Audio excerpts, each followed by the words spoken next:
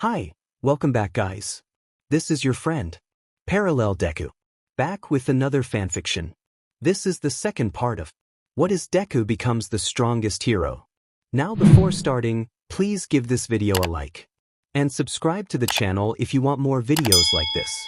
Now let's get into the fanfic. 4 S-class heroes can take care of the enemy on the ground, but the real problem is up there, stated Child Emperor, looking up at the spaceship while he sucked on his lollipop. We can't reach that ship. Any aircraft would be shot down in a matter of seconds. Superalloy Darkshine turned to Deku. Any ideas, Deku? You're the top hero, so I'd like to hear your take on this, he asked, noting how the number 1 hero was no longer smiling. A rare and disturbing circumstance if there ever was one. As angry as he was, Izuku didn't allow his rage to cloud his judgment and thought rationally. Getting angry won't do them any good. With the mysterious being on the ground being dealt with, we should be focusing our efforts on finding and escorting any survivors to the association headquarters. Medical staff will be waiting by the entrance to help treat any injuries. Flashy Flash and Watchdog Man are leading the search, but it would be faster to have others helping out as well. I'll head out and help with the search, told Zombie Man, seeing as how he won't be of much help in taking down the spaceship. He could join in on the fight against the mysterious being on the ground, but having too many S-class heroes fighting the same monster would only lead to them getting in each other's way. He could at least help with digging through the rubble to find survivors. Munch I'll go munch Toots Pig God volunteered, finishing the last of his burgers. Throwing the now empty paper bag over his shoulder, Pig God grabbed a disgruntled zombie man and with a wave to the others, jumped off the Hero Association building. Upon landing on the ground below, everyone on the rooftop could feel the building shake from the impact of Pig God's landing. A normal human wouldn't survive such a fall, but Pig God and Zombie Man were seen running off in search of survivors. Now that's settled, what do you plan to do with the ship? Asked Child Emperor, looking between Deku and the spaceship in the sky. Perhaps we can call in Metal Knight, asked King, who was standing behind the others with his arms folded, looking serious while inwardly freaking out over the current situation. We don't need Metal Knight. Hell, I can handle all of this by myself, scoffed Tatsumaki, disgusted at the thought of calling in Metal Knight for help. Izuku knew Metal Knight's weapons of mass destruction would be a great help in damaging the spaceship, but seeing as the Hero Association couldn't contact him before to attend the S-class meeting, he doubted they could get in contact with him now. We don't have time to wait for Metal Knight. We need to take that ship down, now, declared Deku as he glared up at the offending spacecraft. I want everyone to do what they can to damage the ship from down here. I don't care if you have to throw rocks at it, I want that ship brought down. Tank Top MSTR perked up over the mention of throwing rocks. Of course, Sensei exclaimed Genos, accepting his orders. I wouldn't put it past them to try and fire its cannons when the ship starts taking damage. Tatsu, can I entrust you with making sure no ordnance makes it to the ground? Tatsumaki looked away and scoffed, hiding the tinge of pink that covered her cheeks. As if you have to ask. Izuku smiled in appreciation. Thank you, Tatsu, he said, not seeing Tatsumaki's cheeks glow even pinker. Child Emperor turned to Deku. And what will you be doing, Deku? Deku looked up at the spaceship and Child Emperor noticed how Deku's eyes were starting to glow with power. I'm going to board that ship and take it out from the inside. Superalloy Darkshine laughed in good nature over Deku's statement. That's the number 1 hero for ya, he laughed, slapping Deku's back in encouragement. Go get him, Tiger? Ignoring the throbbing pain in his back, Deku nodded and activated full cowl at 40% power before he jumped straight at the spaceship at blinding speeds. Just as Deku was nearing the spaceship, he noticed a flicker of purple light somewhere under the ship. All of a sudden, Izuku felt danger sense go off just in time to warn him about the massive shell which flew at him. Dodging to the left, time slowed for a second as Izuku looked at himself from the reflection of the giant shell as it flew past him, having just missed hitting him by an inch. So that's what destroyed City, he thought, guessing that the invaders had cannons at the bottom of the ship that could fire more of those massive shells. Time returned to normal as the giant shell flew past Deku and disappeared into the distance within half a second. Several more flashes of purple light warned him of more incoming shells. 8 more shells were fired at Deku with extreme velocity and incredibly accurate aim. Despite that, Deku moved left, right, up, and down to dodge the barrage of shells.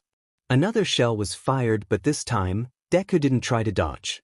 Taking the shot hidden, Deku punched it. The massive shell, which was powerful enough to wipe out buildings, crumpled under Deku's fist. "Take your shell back," exclaimed Deku before tossing the destroyed shell back from where it came from. Being thrown at a greater velocity than when it was fired, the shell destroyed the cannon it came out of, as well as 2 more beside it. Though the damage done to the ship was superficial at best due to its great size. Deku then flew up to the side of the ship, and without slowing down, he crashed straight through the metal hull of the spaceship, resulting in an explosion because of his violent entry. From atop the Hero Association headquarters, Superalloy Darkshine placed his hands on his hips and laughed out loud. "Poor guys don't know what they brought down on themselves. I nearly feel sorry for them." Darkshine gazed at the ruins of City A, where millions of people had lost their lives 15 minutes ago. "Almost. I'll head down and collect data on the battle between the others and the enemy on the ground," told Drive Knight before he stepped off the rooftop. If given the chance, he'll also collect a sample from the alien so he can study its powerful regeneration ability.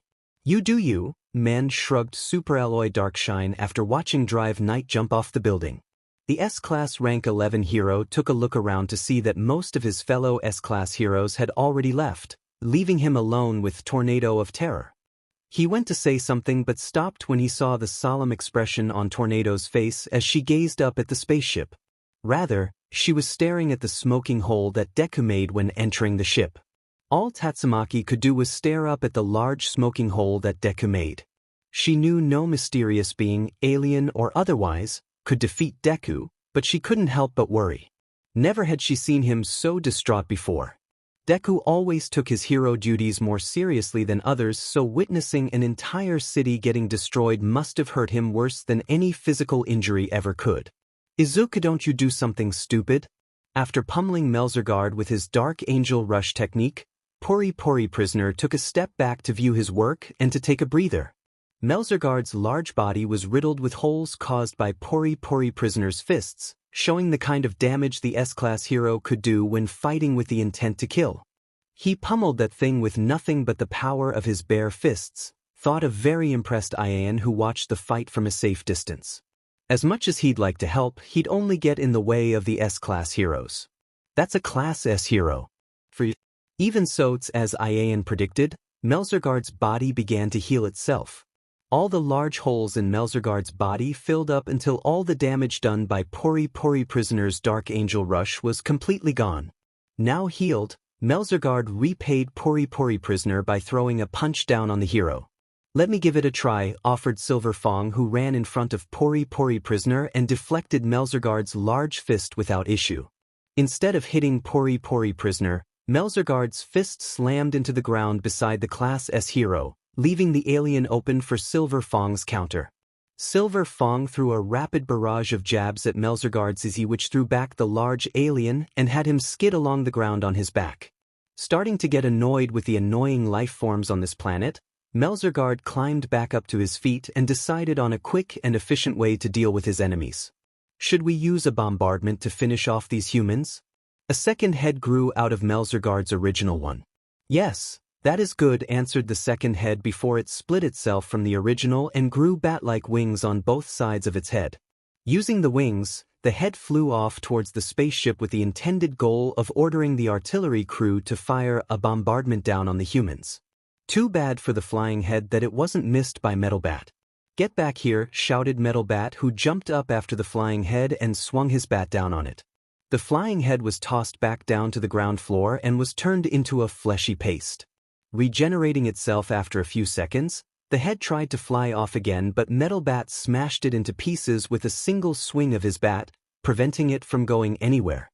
Melzargard glared at the human, preventing his second head from sending his orders to the artillery crew, but stopped when he heard the voice of his fellow general, Geryuganshoop, in his mind. "Melzargard, what are you doing?" "I'm in battle," informed Melzargard through his thoughts. "There's an intruder here," told Geryuganshoop, much to the surprise of Melzargard. "Ridiculous," thought Melzargard, turning to stare up at the spaceship of the dark matter thieves in disbelief. Even if a human did manage to somehow slip by him, the artillery cannons should have shot them down before they got anywhere close to the ship. Its true hurry finished them off, and get up here they're wrecking everything. From Melzargard's point of view, he could see multiple explosions erupt from the bottom of the ship. Once the explosions subsided, a green blur flew out of a smoking hole in the bottom of the ship before it crashed through an intact part of the ship, making another hole that soon exploded. Said explosion was followed by several others. What was that? Dark Matter Thieves' ship, with full cowl at 40% power, Izuku used his own body as a battering ram by literally smashing through everything in his way. The purple-colored metal that made up a majority of the ship was a lot more durable than titanium, but it wasn't strong enough to stop the rampaging S-Class Rank 1 hero. Moving at blinding speeds, Izuku smashed through the ship's structures so fast that the metal glowed red from heat caused by the friction of Deku's movements and the energy cascading off his body. Whatever doors and walls weren't smashed through were all melted and warped as Deku blew by, causing nearby machinery to explode from the intense friction and heat. The crew of the Dark Matter Thieves was ordered by Geryuganshoop to stop the intruder who was damaging the ship, but any alien who attempted to get in the hero's way was killed instantaneously. Deku was simply too powerful and moving too fast for the aliens to stop. Those who tried ended up as bloody smears along the walls after Deku flew straight through them. After 5 minutes of Deku smashing his way through the walls, doors, and machinery, he slowed to a stop in the middle of what must have been once a hallway. It was strong to tell, what with most of the surrounding metal being warped out of shape or on fire. There were also some corpses of aliens littering the floor, a result of his rampage. Deku took in his surroundings and frowned in thought. Despite all the damage he made to the ship, it still wasn't falling out of the sky. The technology of the spacecraft was truly incredible if it could remain afloat even after all the damage he had done to the ship and its crew. Danger sense warned him of a nearby threat behind him. Jumping up and backflipping in the air, Deku avoided a tackle from an alien who ran underneath him. Landing on his feet with a grace that was abnormal for someone of his size, Deku looked at the alien who turned around and snarled at him. Being both large and muscular, the alien lacked eyes on his head, and in place of his hands, he had a mouth with sharp teeth that resembled crab claws. The alien was also wearing a spiked collar around his neck. Deku focused on the green liquid that dripped out of the alien's mouth like saliva and saw how it melted straight through the metal of the floor. This one is different from the rest. Not only does it have a larger build compared to the others, but it appears to secrete acidic saliva. It likely has acidic breath as well, and it may secrete the acid from its claws as well, thought Deku, taking all of 2 seconds to analyze the threat before him. Years of analyzing quirks meant he always had a knack in identifying abilities. In a world lacking in quirks, he now used his analysis skills to study the strengths and abilities of heroes, villains, and mysterious beings. Well done, intruder. You've made it far, but this is the end of the line for you, shouted the alien, confidentially. I am Geryuganshoop, and there's no way you can hope to defeat me, he declared before he charged at Deku as a green mist poured from his mouth. My acid breath, full cowl, spark barrage. A barrage of straight, but incredibly powerful jabs hit Geryuganshoop nearly at the same time, and before the alien could process what just happened, his body exploded in a burst of blood and gore. The walls behind Geryuganshoop were also destroyed by Deku's attack, causing several more explosions to erupt inside the ship. Alright, let's get back in the game, Deku said to himself before he flew upwards, smashing through several floors in the process and causing even more damage to the ship. Dark Matter Thieves' ship control room. Geryuganshoop, who had been watching Deku through the security cameras, gaped in terror and disbelief. This can't be happening. Even the mighty Geryuganshoop, the best warrior we have, was defeated. Geryuganshoop was a large being with dark blue translucent skin, and instead of legs or arms, he had a multitude of tentacles, much like an octopus. He also had an oval head and orange eyes with no pupils. Geryuganshoop tried to find more footage of the intruder, but the human was moving so fast that the surveillance cameras could barely catch a glimpse of a green blur before the feed would cut off. What manner of creature is he? And how did he get on board our ship in the first place? Exclaimed an agitated Geryuganshoop as he looked over the multiple screens before him. The Init Melzargard was supposed to be guarding the ship against any threat. Now he and I are the only elite fighters left to fend off this barbaric biped. The alien crew members sitting by the consoles looked at each other in worry. Defeating one of the three generals was no small feat, and by the footage they watched, the intruder had done so with ease. I bet he's mucking about. I need him now. Curse the bee, complained Geryuganshoop, failing to notice the doors behind him slide open. Geryuganshoop, what is the problem? Geryuganshoop stilled and stopped complaining when he heard the voice of his superior behind him. Lord Boros, sorry, I've made a terrible mistake. I've allowed one of the natives of this planet to infiltrate the ship. He apologized to the leader of the dark matter thieves. Boros was a very tall cyclops-like alien with light pink, spiky hair and bangs that fell over his face. He had sharp teeth and pointy ears which were lined with silver earrings. He had one large blue eye and light blue skin with dark blue crack-shaped markings across his face and body. Boros adorned a set of golden armor which had a spiky design and a red eye in its teeth. The armor also came with a red cape. In the mere 5 minutes since he came aboard, 37% of the ship has been damaged. It seems he's alone, but he has managed to instantly kill every warrior sent to intercept him. I'm at a loss here, continued Geryuganshoop, nearly on the verge of panicking. Do not panic. As long as the power sphere remains intact, the ship will continue to function, said Boros, mildly impressed that a being from this obsolete planet could sneak aboard his ship and cause so much damage in so little time. Still, it was only one intruder. They might be strong enough to defeat his common foot soldiers, but they were no match for his top lieutenants. Boros studied the numerous screens that display an overhead map of his ship. The parts of his ship which have been damaged were displayed in red. The damage thus far seems to be limited to the crew living quarters, but our pawns alone won't be enough. Geryuganshoop, you, Melzargard, and Garou will destroy him. Show him what we're made of. With his order given, Boros turned to leave. Geryuganshoop spoke before Boros could get far. A Garou has unfortunately just fallen, Surt told a nervous Geryuganshoop. Boros stopped and looked at Geryuganshoop from over his right shoulder. He what? He asked, his tone sounding only a little surprised after hearing about the death of one of his top lieutenants. But let me get Melzargard back here. The two of us working together will wipe out the intruder without fail, I assure you, declared Geryuganshoop, hoping to appease Boros. Boros ignored Geryuganshoop and instead turned to the monitor that showed a blurred image of the intruder who defeated Garou. Is this the one that the prophecy foretold of? He wondered, and for the first time in years, he felt a sliver of excitement fill his body. Perhaps he will finally remember what it was like to feel the thrill of battle. City A ruins. While Deku was busy destroying the spaceship, the S-class heroes were still dealing with Melzargard. While Metal Bat prevented Melzargard's second head from flying away, Silver Fong, Atomic Samurai, and Pori Pori Prisoner were fighting Melzargard's body. With a roar, Melzargard threw a powerful punch at the three heroes who all dodged out of the way. The three S-class heroes then charged the alien before they pelted it with a barrage of their attacks.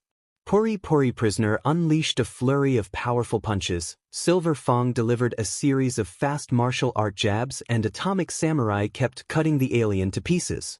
From the sideline, Ian could only watch helplessly as the S-class heroes kept beating the enemy down with their powerful attacks, only for all their efforts to prove fruitless whenever the alien regenerated. Comrades' direct physical attacks have no effect on it. All of our efforts have only been in vain. Let's withdraw for now and think of a way to destroy it. Like with Heech, he called, but was ignored by the S-class heroes.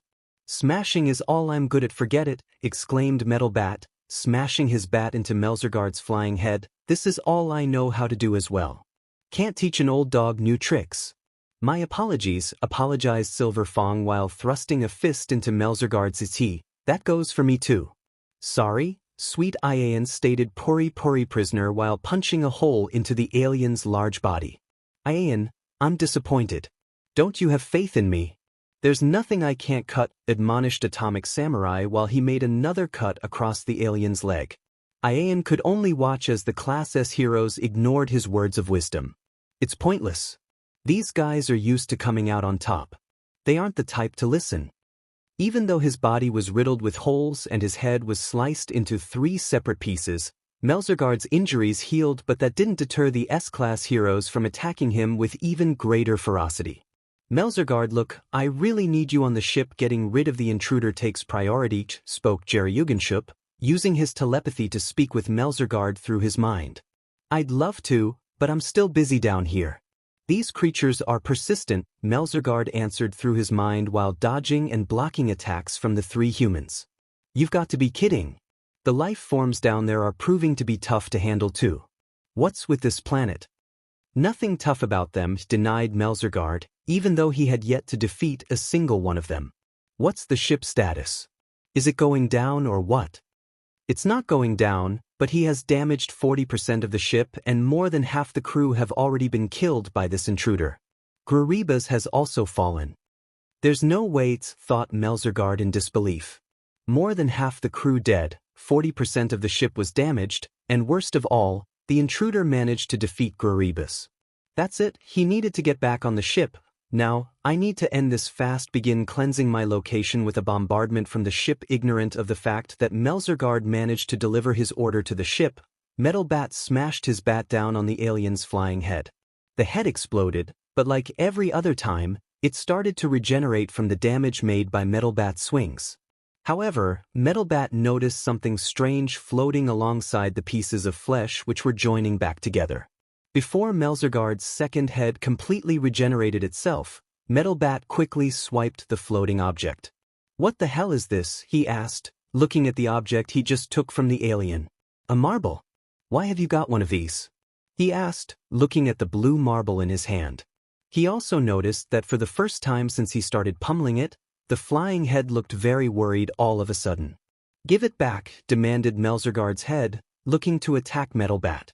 If it was any other class S hero who had found the marble, they might have tried to study it to find out its purpose and discover why the alien wanted it back so badly. When it came to study and research, Metal Bat tended to take a more simpler approach. Sure, here you go. Metal Bat tossed up the marble before he casually smashed it with a one-handed swing of his bat. The instant the marble shattered, the second head of Melzargard turned into a puddle of rotting flesh, dying with a strangled cry. Metal Bat ran up to the puddle to make sure the alien was actually dead. Damn, that's nasty, you nasty beast, you dead? Since the alien wasn't answering or trying to kill him, he'll take the silence as confirmation. Hey, I just discovered something. These guys have a marble thing inside them. Destroy them and they die, he shouted, informing his fellow Class S heroes about Melzargard's weakness. Oh, the smirk stretched across Atomic Samurai's face as he looked up at the tall alien with his katana at the ready. So I just have to keep slicing away at you until I hit this vital marble he's talking about, he stated before he started slicing Melzargard's body even faster than before. Unknown to the heroes, the remaining crew of the Dark Matter Thieves was preparing to launch a bombardment down on their heads, the very same thing that destroyed City A in an instant. Dark Matter Thieves' ship control room, right after he gave the order to the artillery crew to initiate a bombardment down on the enemies giving Melzargard trouble, Geryuganshoop turned his attention back to the security cameras in the hope of finding the intruder. After going through the live footage of literally hundreds of cameras, Geryuganshoop was starting to get frustrated. Where is he? He shouted in frustration while looking from monitor to monitor. The sound of thundering footsteps behind Geryuganshoop made him gulp. CRPing large, thick security doors secured the control room, but they were no match to the bottom of Deku's boot. With a single kick, the large doors broke apart and flew straight at Geryuganshoop, who caught them with his telekinesis. So this is the control room, muttered Deku to himself, surveying the many monitors along the wall and the aliens by the consoles on the lower floor. Strangely enough, this control room was designed very similarly to the one in the Hero Association headquarters. What were the odds? Looking across the platform, Deku eyed the tall alien that resembled a blue-skinned octopus, though the alien skin was starting to turn into a mix of colors whilst, at the same time, heavy pressure started to build up in the room. You dare enter this place uninvited and bust up our ship, roared Geryuganshoop, who very much wanted to show the intruder why he was one of Lord Boros's generals. With the use of telekinesis, Geryuganshoop launched the broken doors at the intruder. Using full cowl at 40% power, Deku easily dodged the doors by bending backwards into a perfect 90-degree angle. The metal doors hit the wall behind Deku, who then used leg strength alone to straighten himself back up. Now Geryuganshoop, the supreme telekinetic power in the universe, will grind you into BLD sausage, threatened Geryuganshoop, whose voice distorted as a result of his calling upon his telekinetic power. Supreme telekinetic power in the universe. I think Tatsu would have something to say about that, thought Izuku in good humor, even though he was facing off against a powerful alien. From the power he could sense coming off the alien in waves, he would measure Geryuganshoop as a dragon-level threat. Telekinetic gravitational wave, roared Geryuganshoop as his body glowed with power. Die! Earthling, the crew who were working at the consoles on the lower floor all tried to run away, but they didn't make it far. The force of gravity exponentially increased within the control room. All the machinery broke under the immense gravitational pressure, and all the aliens who attempted to flee were crushed to death. Not that Geryuganshoop cared. No normal human could withstand such pressure, but Deku wasn't exactly normal. Where the aliens had their flesh and bones crushed into pulp under the invisible pressure, Deku remained on his feet, although his feet did sink into the metal floor, which left him standing in the middle of a crater. The aliens' telekinetic power isn't anything to scoff at.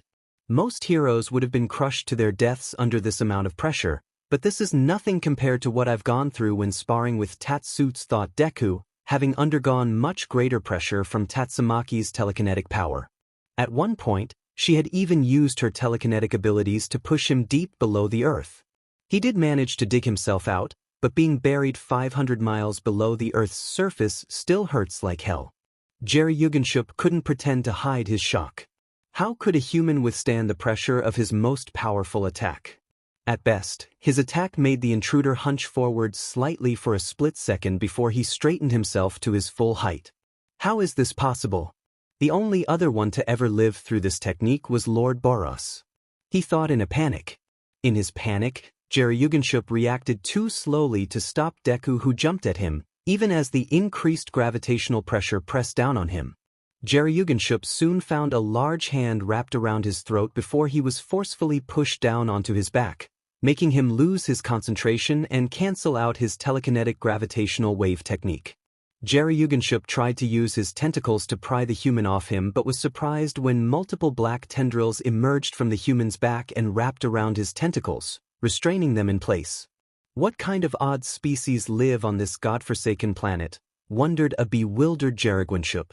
The alien's eyes glowed with power as he attempted to use his telekinetic power to crush the human. Unfortunately, the human squeezed his throat as a warning.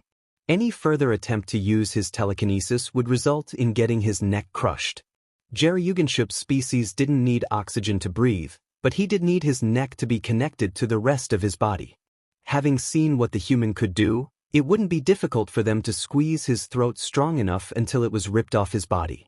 "Are you the one in charge?" asked Deku, simply and to the point. "Two won't tell you a thing, stupid earthling," spat Geryuganshoop in defiance. "When Lord Boros comes for you, you will be begging for a quick death. He will kill you and make an example out of your entire planet." Deku had hoped there wasn't a higher-ranked alien running the ship, but the tentacled alien in his grip just confirmed it. Hopefully, Boros wasn't that much stronger than Geryuganshoop. That's all I needed to hear. Raising his free fist, Deku brought it down on Geryuganshoop's head so he could give it a quick and painless death. At the last second, Geryuganshoop wrapped a telekinetic layer around the human before he pushed his power inwards in an attempt to squeeze the human or at least throw him off. Sadly for Geryuganshoop, his plan didn't work out because when Deku felt the telekinetic energy wrap around him, his muscles tensed up on instinct.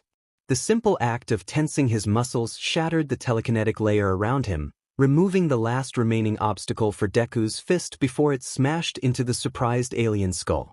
Just like that, Geryuganshoop's life ended in one fell swoop. Retracting his black whips, Deku stood back up and flicked off the dark purple BLD that covered his right glove, splattering the lifeblood of Geryuganshoop across the walls of the spaceship's now destroyed control room.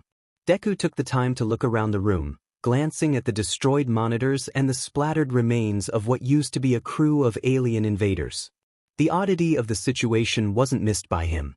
When did my life get so chaotic? Sighed Izuku Midoriya as he wondered how he went from a quirkless nobody to being the #1 hero who fought monsters and aliens for a living. Surely if he hadn't been forcefully teleported away from his original world, his heroic career wouldn't have taken such a bizarre turn, right? Izuku scoffed at the notion. Fat chance. Without warning, Deku turned around and stared out the doorway and the empty hallway beyond it. For whatever reason, danger sense was going off, pulsating every 2 seconds. Almost as if he's calling mean realized Deku, figuring that the leader, Boros as Geryuganshoop had called him, was purposely pulsating his power so he could follow it. It was almost like danger sense was a sonar on a fishing boat, but in this situation, Boros was a fish that wanted to get caught. At least this saved Izuku time from having to search the rest of the city-sized spaceship. Leaving the destroyed control room, Deku headed in the direction of Boros. It was about time he settled the score. Hero Association HQ rooftop. Throughout the alien invasion, every S-class hero played a role of some kind. Flashy Flash, Watchdog Man, Zombie Man, and Pig God were undergoing search and rescue efforts to find any survivors within the destroyed ruins of City A. Any survivors found were then brought back to the Hero Association headquarters for safety and medical treatment.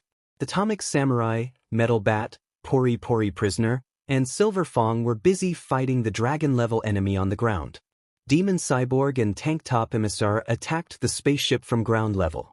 Genos would fire beams of energy while Tank Top MSTR threw large pieces of rubble.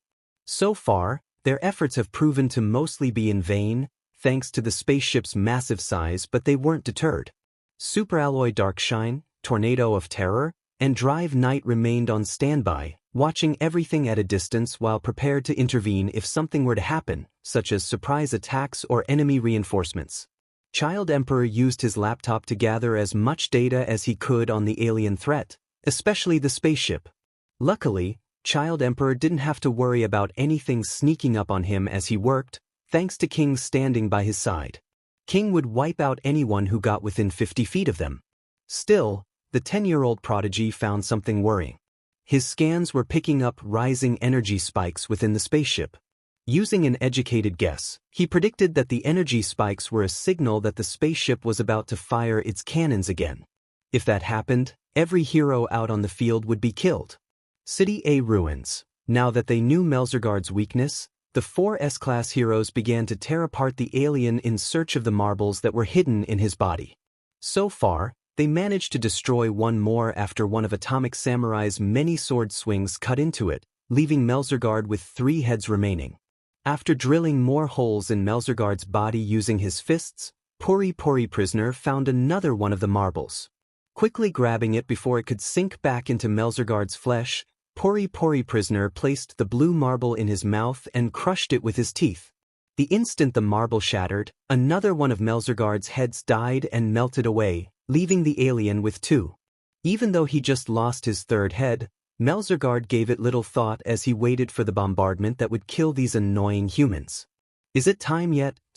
Bombardment coming quite soon. Without warning, the bottom of the massive spaceship lit up with bright purple lights, signaling the commencement of the bombardment. The S-class heroes looked up at the light in shock as dozens, if not hundreds of large shells were fired down on them. Both of Melzargard's heads smiled in smug satisfaction. It's over. You will die. There's no escape. Luckily for the heroes, Tornado of Terror was there to help. Standing several feet behind her fellow S-class heroes, Tatsumaki glared up at the falling shells in contempt. A green aura surrounded Tatsumaki, and with a simple wave of her hand, she caught each and every one of the shells in her telekinetic grip, stopping them all in midair. They just stopped, muttered Pori Pori Prisoner in confusion. Turning around, he and the other S-class heroes realized that Tatsumaki was using her psychokinesis to hold the shells in place. All of you muscleheads would be dead without me. Can't you finish one small fry? Stated Tatsumaki, glaring at her fellow S-class heroes while having her hands on her hips. She then spread her arms out and levitated herself into the air. Maybe you should try starting over from Class C, with her opinion of them told to her fellow Class S heroes. The floating Tatsumaki turned her attention to the spaceship. The Esper raised a single finger and pointed it upwards. The simple gesture willed the captured shells to turn until they were all pointing up at the spaceship. "Hey, aliens, take your shells back," told Tatsumaki, who folded her arms before throwing them outwards. Under the control of Tornado of Terror's psychokinesis, the shells started to spin rapidly before Tatsumaki launched them up at the spaceship with even greater force than when they were fired from artillery cannons. The S-class heroes and a very shocked Melzargard could only watch as Tatsumaki's attack caused widespread destruction along the entirety of the lower half of the spaceship, lighting it up in a series of explosions. Since the shells were launched back to where they came from, they ended up hitting and destroying all the artillery cannons, which left the spaceship defenseless while also killing even more of the crew. Watching the bombardment that was intended for the humans be used to cause widespread damage to the ship only proved to enrage Melzargard. The alien morphed his arms into several large tendrils which he launched at the S-class heroes, hoping to skewer them all quickly. Metal Bat jumped into the air to avoid one of the tendrils. 3 more rushed after him while he was still in midair, but Metal Bat showed that he wasn't defenseless by dodging 2 of the fleshy spears before he ground his indestructible bat along another tendril, resulting in sparks flying as the tendril was rendered useless. Another tendril tried to gut him, but Metal Bat jumped away and swung his bat down it with a loud battle cry. The other tendrils that were intended to kill the other S-class heroes were all caught by Pori Prisoner, who wrapped his muscular arms around them in a tight hold. His feet sunk into the earth as he used his whole strength to keep his grip on the multiple tendrils. It wasn't easy since Melzargard was fighting strong to retrieve his limbs. "Nice catch," complimented Silver Fong when he jumped off the tendrils his fellow S-class hero was holding to attack the alien who was now defenseless. In the blink of an eye and a flash of a blue aura, Silver Fong blurred straight through Melzargard's right head, leaving behind a large hole where his left eye once was. "Found it?" Held between Silver Fong's fingertips was a marble that he had ripped out of the alien's head. "Begone," he commanded, crushing the marble with his fingertips. With a strangled cry, another one of Melzargard's heads was destroyed, leaving him with only one left. "Only one head left," told Silver Fong, who landed on a pile of rubble. With his back turned, Silver Fong didn't see Melzargard morph his tendrils into one big curled-up WP that was then flung at the S-class hero. The quick counterattack caught Silver Fong off guard and gave him no time to dodge, resulting in the attack connecting and tossing the elderly martial artist straight through 3 thick piles of rubble before he was left embedded in a large wall of rubble. "It got Silver Fong," shouted Atomic Samurai in surprise. "Weak, weak," laughed Melzargard before he turned to the remaining heroes. "You are all so weak. Dead after a single hit. A change of tactics was all I needed. If I forget defense and focus on my attacks, this will all be over quickly," he declared with a sadistic grin. "Your next swordsman, I will spring past that blade and squeeze your skull until it pops," he threatened as his limbs began to morph. Atomic Samurai didn't much care for the alien's threats as a vein could be seen pulsating on the swordsman's forehead. "If you think you can do it, then be my guest." Melzargard attempted to do exactly that, transforming his right arm into a razor-sharp blade that he moved down at Atomic Samurai. With a one-handed swing, Atomic Samurai sliced the alien's deadly appendage into pieces, but Melzargard's limb regrew as fast as it was sliced off. Melzargard tried multiple times to stab the human with his bladed limb, but Atomic Samurai kept cutting it off, no matter how many times Melzargard regrew it. Going for a change of tactics, Melzargard reared his right arm and morphed it into multiple spears that he then drove down on the S-class rank 4 hero. Atomic Samurai kept slicing into the spears, but he was eventually overwhelmed by their numbers and was forced to jump away to avoid getting skewered. Melzargard seemed to regard Atomic Samurai's retreat as a victory because he then laughed at the 3 S-class heroes standing before him. In between Metal Bat and Pori Prisoner, Atomic Samurai glared up at the tall alien in exasperation. "BSRD. You sure are making things interesting around here," growled the swordsman, hands clenched around the hilt of his katana. The alien's full frontal assault was proving to be more troublesome than he could have imagined. Melzargard raised his very sharp appendage in front of his face, mocking the humans with them. "I'm beginning to taste victory," chuckled the arrogant alien. "Ah, that's better. The stiffness in my shoulders is gone." Guess I'm a little rusty, sighed a still-alive Silver Fang, rolling his left shoulder while noting that the blow he took earlier knocked the stiffness out of his shoulder. Since his jumpsuit was ruined by Melzargard's attack, he stripped himself of it, showing his scarred and muscular body to the world. Melzargard turned around and couldn't believe his eyes. The elderly human had somehow managed to survive. Besides Boros, no other living creature had ever managed to survive a direct hit from one of his attacks. No, how can you still be alive? With his back now turned, Melzargard didn't see Atomic Samurai's eyes glow a menacing red as he held out his katana. Hey, forgetting something? Realizing his mistake too late, Melzargard widened his eyes in horror. Before he could turn around to defend himself, Atomic Samurai performed one of his deadliest techniques on the alien. Atomic slash 1 second. That was how long it took Atomic Samurai to perform 100 sword slashes, leaving Melzargard in pieces. The scattered pieces of Melzargard evaporated into a mist of blood and flesh that started to spin in a large twister while his regeneration process commenced. Insolence, such complete insolence, undeterred, Silver Fang walked into the twister of flesh and blood. You move that strong marble thing around inside your body in order to hide its location, but your regeneration process always begins with your heads, told Silver Fang, having been studying the creature since the battle started. Now inside the twister, the S-Class Rank 3 hero watched as pieces of flesh built up to make Melzargard's head, though it was only half complete.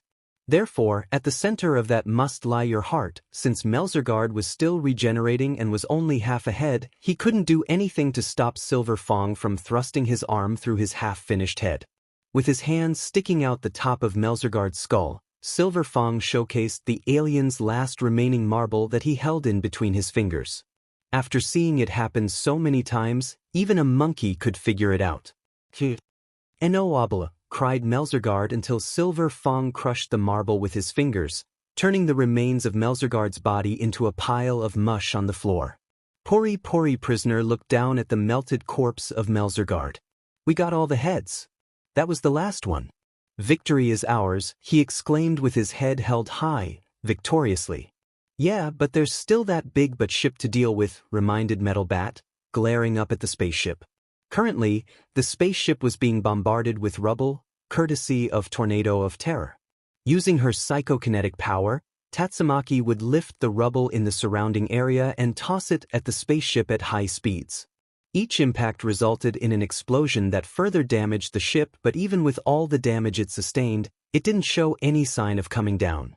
I think it's best if we let Deku and Tornado deal with that, told Silver Fang with his hands clasped behind his back. And where is Deku anyway? Asked Atomic Samurai. Dark Matter's ship throne room. The throne room was a location on the spaceship where only Boros was allowed entry, not just because he was the leader of the Dark Matter thieves, but because it was where the power sphere was kept. If it were to be removed or destroyed, the entire ship would lose all power. The room itself was massive but barren, except for the multiple thick stone pillars that reached the top of the very high ceiling. On one side of the room was a throne that Boros was currently sitting on. Attached to the wall just above the throne was the power sphere which continued to fuel the spaceship with its vast energy.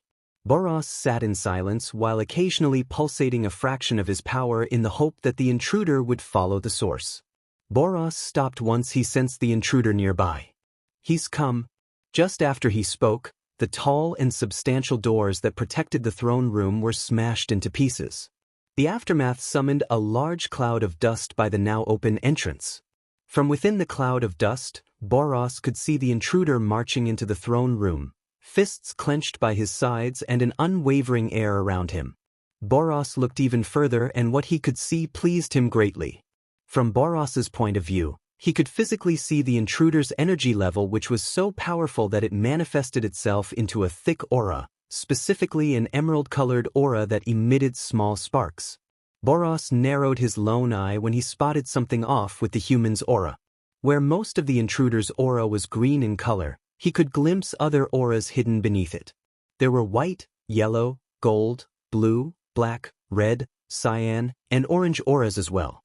With how well blended they were, most wouldn't notice, but his senses were always sharper than everyone else. Still, that begged the question of how the human could have auras that weren't his own. the finest warrior this planet has to offer. I can sense nearly no limit to his energy. However, I do wonder how he holds more than his own aura. But no matter, he thought, gauging the human's immense power while also dismissing the other auras. In the end, the multiple auras did not matter. If they somehow improved the intruder's strength, then even better for him.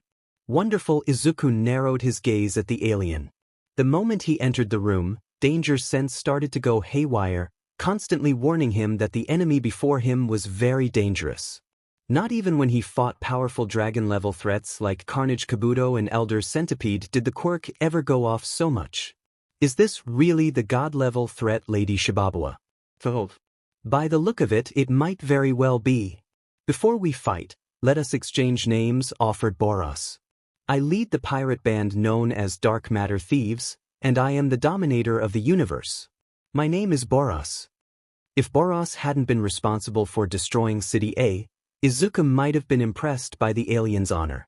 Still, Izuku Midoriya didn't raise a rude child. My name is Izuku Midoriya, but I also go by my hero name, Deku. Izuku Midoriya, repeated Boros with a wide grin, liking the sound of his opponent's name coming off his tongue. The alien walked down the steps of his throne. There exists a prophecy. Prophecy, muttered Izuku, not liking the sound of this already. I was once a traveler, exploring the universe, ravaging everything in sight. But I was too strong. Eventually, I found there were none left who could face me. I came to know the torment of utter, all-encompassing boredom. Then one day, a seer told me, somewhere on a faraway planet, a being exists who is my match, one who could rekindle my passion for battle, told Boros as he walked over to Izuku Midoriya, whose fists were clenched and shaking. That was nearly 20 years ago. Have you any concept of the distance I traveled to get here?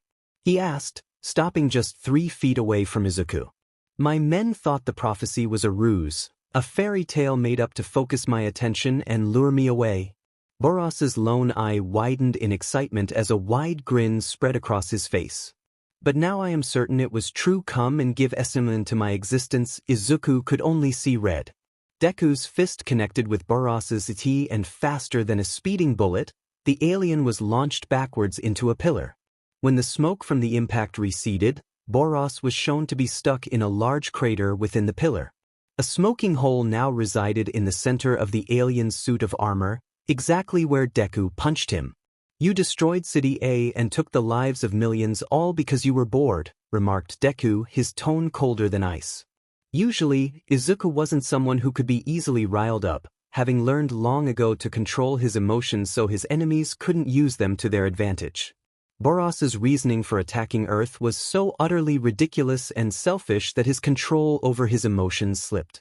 Millions of people were killed, not because Boros wanted the planet's resources or to enslave the human race, but simply because he wanted to cure his boredom. Boros showed his resilience by pushing himself out of the crater and landing on his feet. Despite taking a punch that killed many demon-level and dragon-level mysterious beings in the past, Boros looked no worse for wear. All of a sudden, cracks were quick to spread throughout Boros's armor until it shattered completely, leaving the alien's iti bare. This set of armor, which was used to seal in my immeasurable, irresistible power, has now been broken. Izuku had to forcefully shut off his danger sense quirk just so he wouldn't black out from the intense headache. The moment Boros's armor broke, danger sense started actively hurting his skull, making it feel like a million tiny needles were poking his brain. Right before his very eyes, Boros underwent a grotesque physical transformation. The alien's muscle mass increased as he grew spiky plates. Boros's spine and surrounding tissue exposed themselves while his skin turned from light blue to navy blue with light blue markings that emitted energy. At the center of his iti was a yellow eye that matched the one on his face. Boros's hair also spiked up and became slightly darker in color. Once Boros's transformation was complete, an explosion of energy erupted from him, bathing the entire throne room in a bright pink light. The floor cracked and small pieces of it were blown away by the alien's insane power, with bolts of pink lightning firing off in every direction. Nonetheless, Deku stood tall and remained unyielding under Boros's immeasurable power. With a powerful stomp that shook the room, Deku activated Full Cowl and immediately called upon Full Cowl at 70% power. A powerful flash of emerald light enveloped half of the throne room with the other half still shrouded in the pink light that was made up of Boros's power. Boros watched in great interest as Izuku Midoriya's muscles bulged in size. Powerful arcs of emerald lightning bounced off the human's body, and at the same time, an ethereal shroud of green energy enveloped the human, just like the pink shroud that covered Boros. The human's already glowing green eyes burst with energy, resulting in them shining nearly as bright as a star. The emerald green and pink lights made by the respective energy of Deku and Boros clashed as if to push the other one back. Neither color yielded to the other.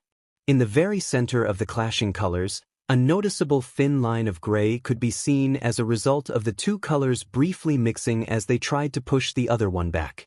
The fight hadn't even started yet, but witnessing the human call upon his power made Boros feel more excited than he ever did in the past 20 years. With a wide, excited grin that revealed all of his sharp teeth, Boros spread his arms out wide. It is time. Shrouded in an aura of their respective colors, Boros and Deku charged at one another at the same time. Within the 10th of a second, both alien and hero clashed at the center of the throne room, and both threw a punch once they were within striking distance. Both fists connected, which resulted in an explosive shockwave that propelled both combatants away in the opposite direction of each other.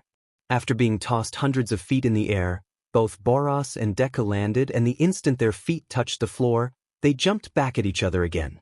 Once they've reconvened in the middle of the room, Deku and Boros headbutt each other. The headbutt conjured a shockwave that cracked the floor beneath their feet and blew a powerful gust of wind away from them.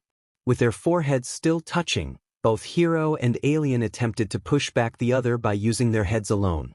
Deku glared at Boros, who grinned in exhilaration.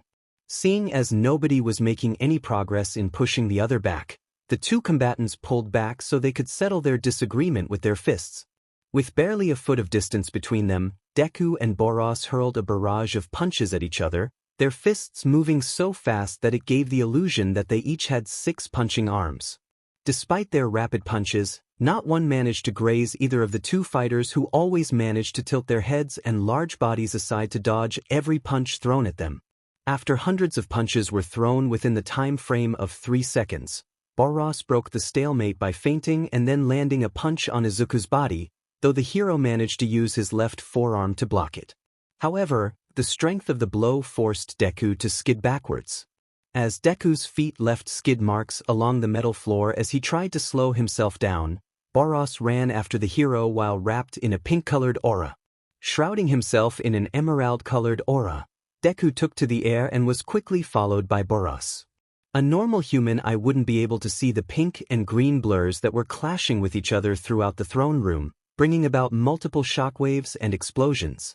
After dozens of impacts, the two blurs collided, and for a moment, a pink light enveloped the room for a second. Once the pink light faded, Deku crashed to the solid floor that cratered beneath his body. Just as fast as his body hit the floor, Deku was already back on his feet and jumping away in time to avoid Boros, who crashed into the crater in an attempt to attack the hero while he was down. If Deku had been slower by even a fraction of a second, he would have been killed then and there. Crouched in the crater that he just made larger, Boros lifted his head to see where Izuku had gone, but seeing as there was a large fist that was an inch away from smashing into his face, he guessed the human hadn't gone too far. With instinct and speed that he honed from many years of training and warfare, Boros tilted his head left just in time to avoid the incoming fist, though a small bit of his right cheek was singed. Whilst Deku's fist sailed over his right shoulder, this left the hero open for a counterattack that Boros took advantage of by throwing an uppercut into his teeth, spitting out saliva as the air in his lungs was forced out. Deku was then tossed into the air and ended up colliding with a pillar. Even before Deku made contact with the pillar, Boros was already charging for a follow-up attack. Running to the pillar, Boros jumped and aimed his next attack to where he predicted the hero would hit the pillar. The pillar cratered from Deku crashing into it, and a cloud of smoke obscured the area, blocking Boros's vision.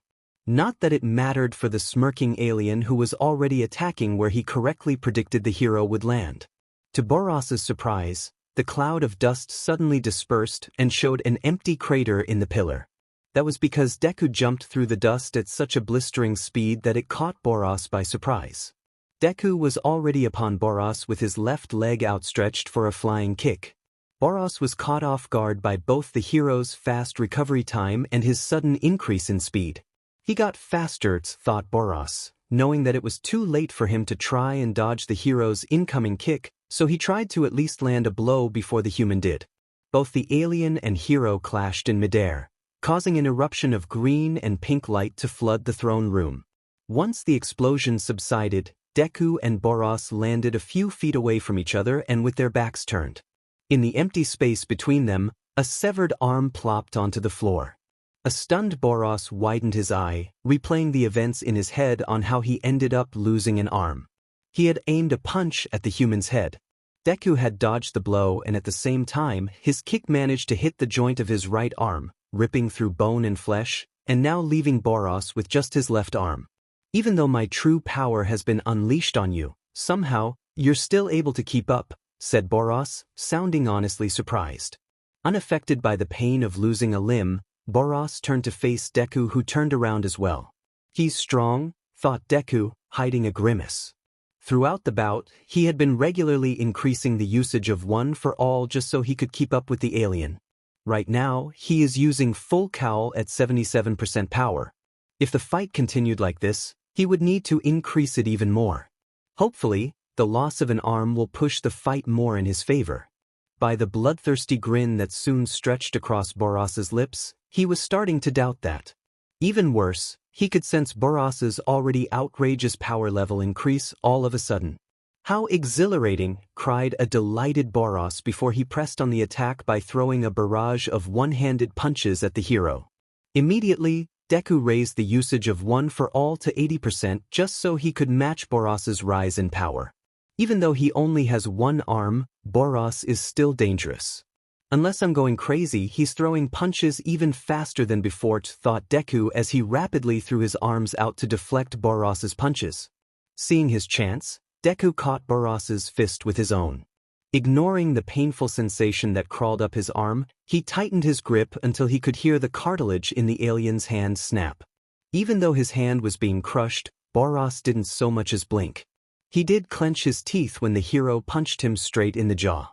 The blow tossed Boros over 100 feet in the air as well as giving him a sore jaw. In midair, Boros backflipped to regain his footing, but a thick tendril of black energy suddenly wrapped itself around his body, squeezing him tightly. The alien followed the tendril and saw that it was protruding out of the human's open palm. These humans are a strange species, thought a curious Boros, right before the tendril swung him down and smashed him into the floor. The ground shook and cracked, and for good measure, Deku repeated the process again and again. When the hero attempted to smash Boros into the floor for a fourth time, the alien's destructive energy erupted outward and obliterated the tendril holding him. Izuku couldn't hold back the wince in pain. Whenever he summoned black whips, they essentially became extra limbs attached to his body. Destroying a black whip was the equivalent of losing an arm or a leg. To put it simply, it hurts like hell. As Boros dropped back to the floor, he noticed the hero's split second of pain, which he was quick to capitalize on. The instant Boros's feet touched the ground, he rocketed toward Deku, moving so fast that it seemed like he teleported. With no time to dodge or counter, Deku could only cross his arms in front of himself to minimize the damage of Boros's incoming blow. Boros's punch propelled Deku into the air at such speed that he was only a blur. The number one hero was smashed through a thick pillar, and another and another. By the fifth pillar, Deku lost most of his momentum, so instead of smashing through it, he cratered it. The previous four pillars toppled to the floor with pieces of rubble falling as well. Gonna be feeling that one in the morning, groaned Izuku, who could feel a throbbing pain in both of his arms and his back. Turns out that being flung through several stone pillars could hurt like hell. Boros's punch didn't tickle either, as both of his arms could attest to. Boros wasn't finished with Deku just yet. With mighty leaps, the alien traveled across the throne room before he jumped for an upward flying kick while surrounded in a shroud of his dangerously volatile energy. Boros plowed through the four falling pillars as if they weren't there, causing the collapsing stone pillars to melt from his energized body passing through them. Even though his body was racked with pain, Izuku charged full cowl to 85% and pulled himself out of the crater to run up the pillar to avoid the attacking Boros who smashed into the crater he once laid. Before the melting rubble could get halfway to the floor, Boros was already chasing Deku with the two of them appearing as green and pink blurs. The two blurs circled the pillar as they traveled up it, moving so fast that the already damaged stone pillar was breaking apart even further just by their movement. Both alien and hero let out battle cries that echoed throughout the spaceship and were heard by the surviving crew members. Once they reached the throne room ceiling, the two threw punches and kicks at each other, seemingly not noticing how they smashed through the ceiling, or through 17 more floors after that. Eventually, the two ran out of floors and eventually smashed through the thick hull of the spaceship, ending up on the very top of the ship where tower-like buildings protruded out like massive spikes that were the size of skyscrapers. The two were in midair while they were fighting, which ended up with the two punching the other in the jaw at the exact same time, launching the other back. Both Boros and Deku landed on their feet and skidded back until they eventually came to a stop. Neither attempted to initiate combat again and instead spent a moment to take a breather and assess the damage done to their bodies. Tasting the familiar tang of copper on his tongue, Izuku spat out the BLD pooling in his mouth. Haven't felt this much pain in a while. Arms throbbed and ached, legs groaned in protest, abs clenched in pain, and he winced when he felt a sharp prick occur in his mouth when he tried moving his jaw.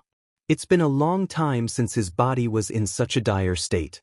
It reminded him of the state his body was in when he first used One for All during the UA entrance exam. Just thinking back on how thoughtless he was back then when using One for All made Izuku chuckle to himself.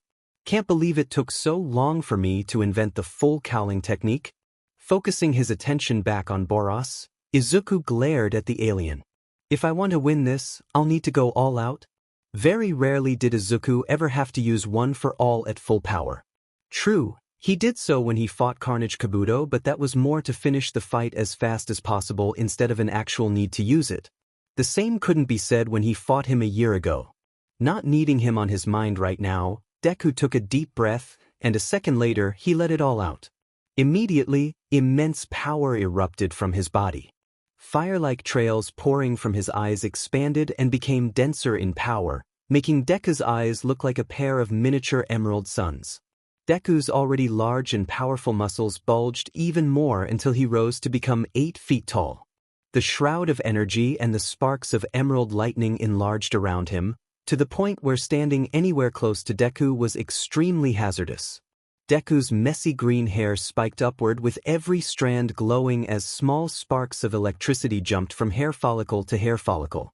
Even though Izuku was just standing, the tremendous amount of energy pouring out of him was causing damage to his surroundings. Bolts of lightning that bounced off his body incinerated the surrounding metal, turning it into molten slag. Even the metal beneath his feet was glowing red from the energy his body was releasing. Many mysterious beings would quake at the thought of facing off against the world's strongest hero when he was using his full strength. Boros was instead filled with excitement over the prospect of his fight with the human getting even better. After 20 years of searching, I've finally found the one to give me a real fight. Boros took a step forward as his shroud of pink energy reignited around him.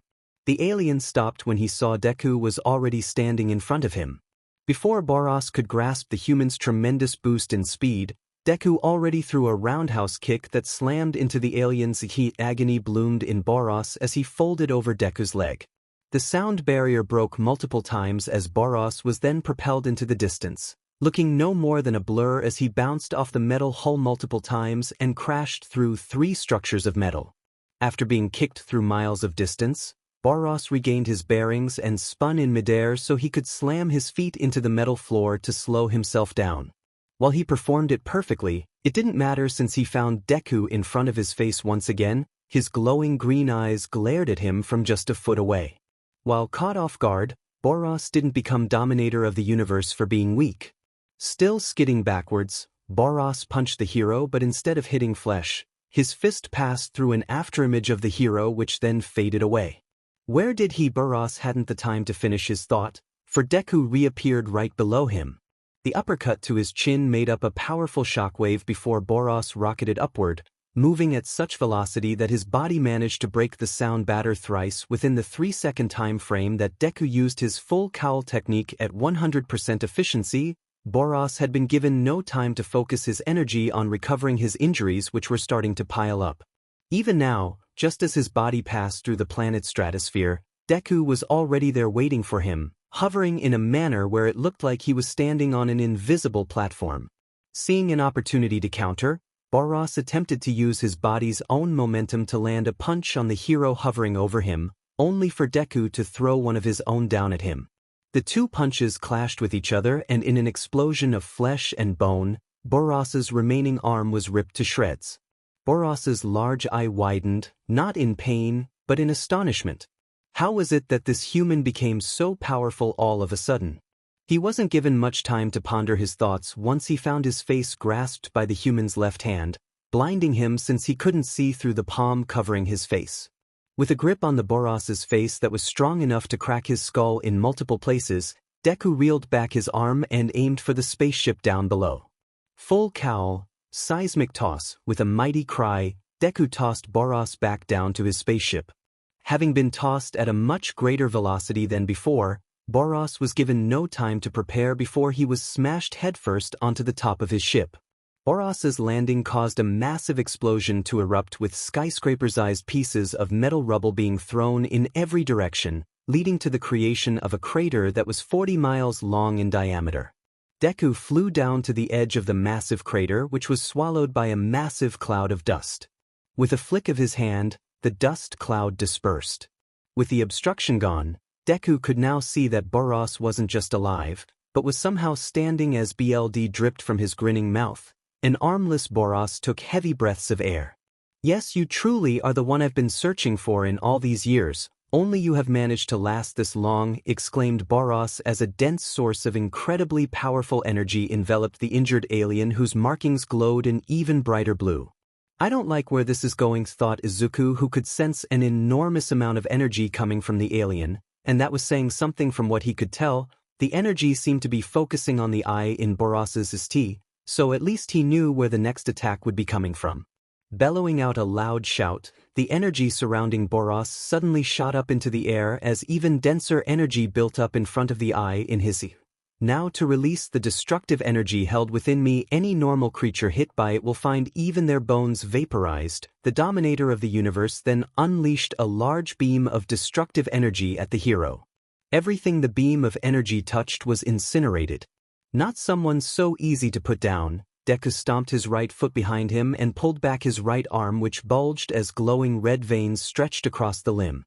His right glove and the material of his costume around his right arm disintegrated from the buildup of One for All into the lone limb. Just as the energy beam was about to hit him, Deku threw out his arm for a singular punch.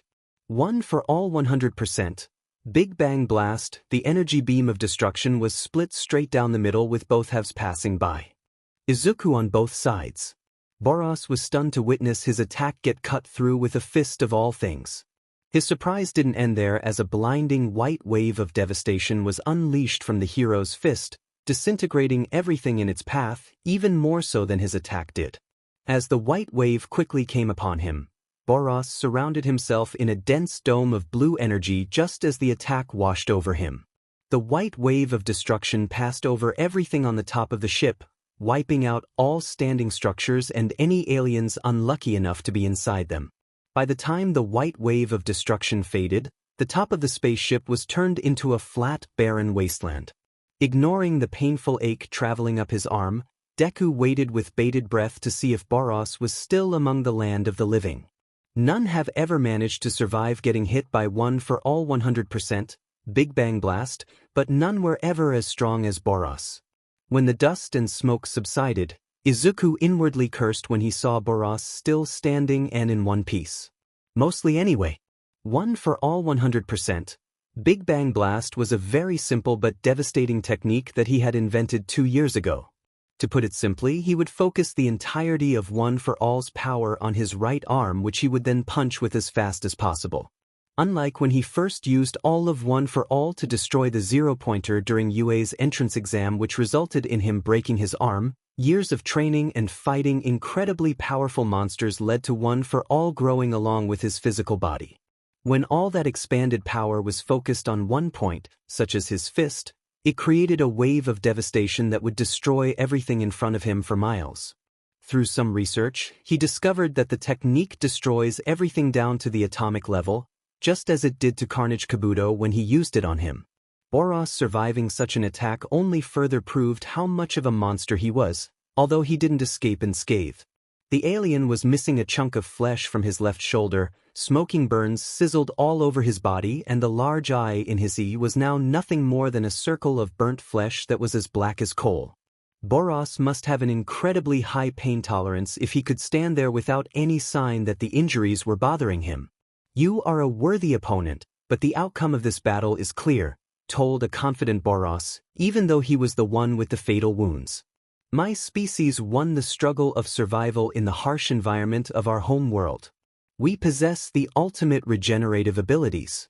I, in particular, have the godlike traits of self-healing, physical prowess, and latent energy beyond your CNCPTN. Wounds like these which would be fatal for you heal on me in mere moments." To prove his point, flesh and bone exploded out of the stumps of what used to be Boros's arms. Within seconds, his arms were restored and his other injuries healed as well. "Good as new," smirked Boros, spreading out his regenerated arms to show off how great his regeneration ability was. "You, on the other hand, will only get injured more, all while your stamina gradually decreases to nothing. You will eventually grow weaker and weaker, to the point where you will become an exhausted mess. So what?" Boros blinked over the human interrupting him and was further caught by surprise when the human smiled. "You might be right. You can heal fast, you're abnormally powerful, and I will eventually tire from all this fighting," admitted Izuku with a wide smile plastered on his face. "Others might see this as an uphill battle that I can't possibly win, but that doesn't mean I'll give up. If you can heal from every attack I land on you, then I'll just have to hit you faster than you can recover. If you can endure my attacks, I'll just hit you harder. I may die here today, but if I don't go plus ultra, then I would have spat on the millions of lives lost in City A today." Deku barely raised his left foot more than 3 inches off the floor before he stomped it back down. Boros suddenly felt his ship tilt downward for a moment before it gathered itself and returned to its previous position. Shifting his legs apart, Deku went into his fighting stance. "Let's finish this." For a moment, Boros could only stare at the human in perplexion over his words. For whatever reason, he felt a pleasurable tingle crawl up his body. It took him a few seconds to recognize what he was feeling. "When was the last time I felt like this? To feel such joy and excitement. Yes, let's finish this." With an urge to go all out on the human, Boros bent his knees, brought his arms to his sides, and released his remaining limiters. A dome of dense pink energy surrounded Boros as he underwent another transformation. Boros's newest transformation drastically changed his appearance. His spiky hair grew long enough to reach his back, his skin and eye turned completely white, his body markings returned to their original shade of dark blue, and his white skin stretched over his mouth which hid it from view. Izuku didn't need danger sense to know that Boros's newest transformation made him an even greater threat than before. The air itself was being saturated with the excess energy that was pouring out of the transformed alien, making his skin tingle at the touch. Crouched with his right hand planted on the floor, Boros glared up at the hero, challengingly. Meteoric burst, moving beyond what the human eye could see and process, Boros dashed at Deku and threw a straight punch at the hero's face. If Boros had used this move on any of the other S-class heroes, he would have defeated them then and there. But Deku wasn't the world's strongest hero for nothing. As much as Izuku hated to admit it, Boros's newest transformation was beyond what he could do with full cowl at 100% efficiency. Years of training and improving One for All simply wasn't enough to defeat Boros as he was now. It was a good thing he didn't just have One for All to help him then. Unknown to Boros, Deku had been discreetly using another quirk throughout their fight. The third's quirk. FA Gene was a quirk that gave Izuku the ability to build up kinetic energy within his body by repeating motions of any kind. That stored-up energy could then be used as fuel to enhance both his speed and strength. Ever since the dark matter thieves invaded, Izuku had been collecting kinetic energy from every punch, kick and throw that he had used and been hit by. Safe to say, he had a nice bit of kinetic energy stored up. Unfortunately, there were two drawbacks when it came to using FA Gene. The most obvious drawback was that once the stored kinetic energy was used up, it was gone forever until he could collect more. The second and biggest drawback was that when One for All and FA Gene get used together, the speed attained becomes very disorienting. While not officially researched, the speed he could move was nearly the equivalent of him running the speed of light. Enhanced or not, the human body wasn't meant to move that fast. It was scientifically impossible for anything with mass to move faster than the speed of light. Seeing as how he had no other choice, Izuku will just have to go beyond what was considered impossible by scientific standards. It was time for him to go plus ultra. Combining One for All, FA Gene, and Danger Sense, Deku could feel his sense of time shift immediately once he gained the ability to move at the speed of light. Other than Boros and himself, time moved so slowly that it practically came to a halt. Just like the one other time he used One for All and FA Gene together, Izuku could feel a sickening feeling throughout his body but did everything he could to suppress it. He'll deal with the fallout once Boros is defeated. Ignoring the sickening pain in his head, Danger Sense warned Deku exactly where Boros's attack was coming from.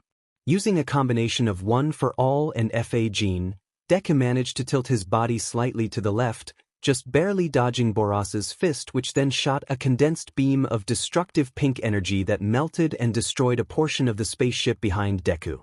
The pink energy beam left a trail of destruction across the ship, destroying many of the lower levels and killing any of the remaining crew members in those areas. Boros didn't grieve or acknowledge the damage he caused to his own ship and crew, preferring to focus on the human who somehow managed to dodge his attack whilst he was in his Meteoroic burst form. To check to see if it was a fluke, Boros launched a volley of punches at Deku, and to his disbelief, the hero managed to dodge every one of his attacks by tilting his body away, if barely. Still, some of his attacks did manage to hit close enough to the human's face and torso where they left behind sharp cuts and burns. "How is it that you can still keep up with me?" demanded Boros in a mix of confusion and annoyance. The stubborn human was starting to get on his nerves. Punching even faster than before, he eventually managed to land a hit on the human's stomach, launching the hero away in an unseen blur. Boros disappeared in a pink blur and reappeared behind, who was still flying through the air. With his hand flat like a blade, Boros moved it down at the airborne human in an attempt to gut him. He missed when Deku kicked off what seemed to be an invisible platform. "Impossible!" exclaimed Boros, who flew after the human. Time went by incredibly slowly as streaks of pink and green flew all over while moving at the speed of light, though the green one was noticeably slowing down at times. Even when using Danger Sense, this is difficult to keep up, thought Izuku, finding it strong at times to see, think or even breathe when moving at the speed of light. Often, he had to slow down a little so he could take a breath of air and gather his wits, but he struggled to keep it going. It would take the barest minuscule of a second for Boros to catch him off guard. "The energy shunted from my body transforms into a propelling force, elevating speed and power to a level beyond the limitations of living flesh. So tell me, how is it that a simple human like you can achieve the same level as myself?" demanded Boros as he flew after Deku, the two of them moving so fast that when they flew by the flattened top of the spaceship, the structure for miles shattered into pieces of rubble that then detonated into molten sludge. Deku had to slow down for a moment to take another breath of air, but Boros appeared above the hero with his hands clenched together and raised over his head. "Tell me," he roared as he brought his arms down on Deku's back, launching the hero back down onto the ship. While a devastating blow, Deku managed to flip his body before he collided with the ship and landed on his feet, though the S-Class Rank 1 hero was forced to bend his knees upon landing since Boros's attack had more power in it than what he was used to being hit with. Not even Tatsumaki's psychic attacks or Darkshine's physical blows have ever hurt him this much. Deku's landing on the ship caused one side of it to tilt downwards, which wasn't missed by the heroes standing below it. "City A ruins. Whoa, what's going on up there?" wondered Metal Bat, holding his bat over his left shoulder while he stared up at the ship which seemed to be tilting. "That would be Deku's doing if I didn't know any better," stated Silver Fong, who frowned as he watched the ship tilt. It doesn't usually take this long for Izuku to deal with a mysterious being, dragon level or not." Silver Fong wasn't the only one with that same thought. Tatsumaki headed straight for the spaceship with the intention of aiding Deku. The only reason she stopped was that Silver Fong was the one who asked. "You best leave him be, Tornado. We need you here in case the ship has any more cannons to use," said Silver Fong with a serious expression. The number of people whom Tatsumaki allowed to give her orders could be counted on one hand, and she would still have fingers to spare. Silver Fong just so happened to be one of those lucky few people. But have faith that Deku can handle this on his own. "He hasn't let us down yet, has he?" told Bang with a confident smile.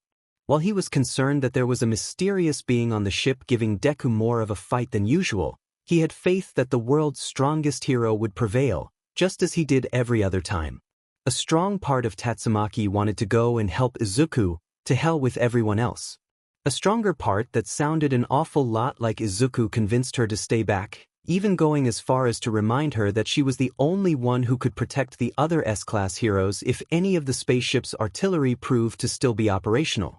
"If the others weren't so weak, I could help you," Izuku thought Tatsumaki, inwardly cursing at the uselessness of her fellow S-class heroes. Sadly, she had no choice but to stay where she was. Dark Matter Thieves' ship. While he was still on his knees, Deku had to cover himself with his arms as multiple pink blurs continuously hit him from every direction. Boros was striking at him so fast that it looked like there were 4 of him. With how fast he was getting beaten, Deku couldn't use FA Gene to get away and recover. All of a sudden, BLD splurted out from Deku's gritted teeth. Finally, Izuku's injuries were starting to pile up, and Boros's constant barrage of precise and powerful attacks wasn't helping.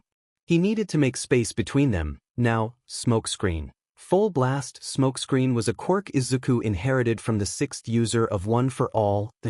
From his body, Deku unleashed an explosion of purple smoke that quickly spread out to cover more than half the spaceship. Boros stopped beating on the human to look around at the thick cloud of purple smoke which was obscuring his vision. "Smoke," muttered Boros, holding his hand up to watch the smoke drift through his fingers.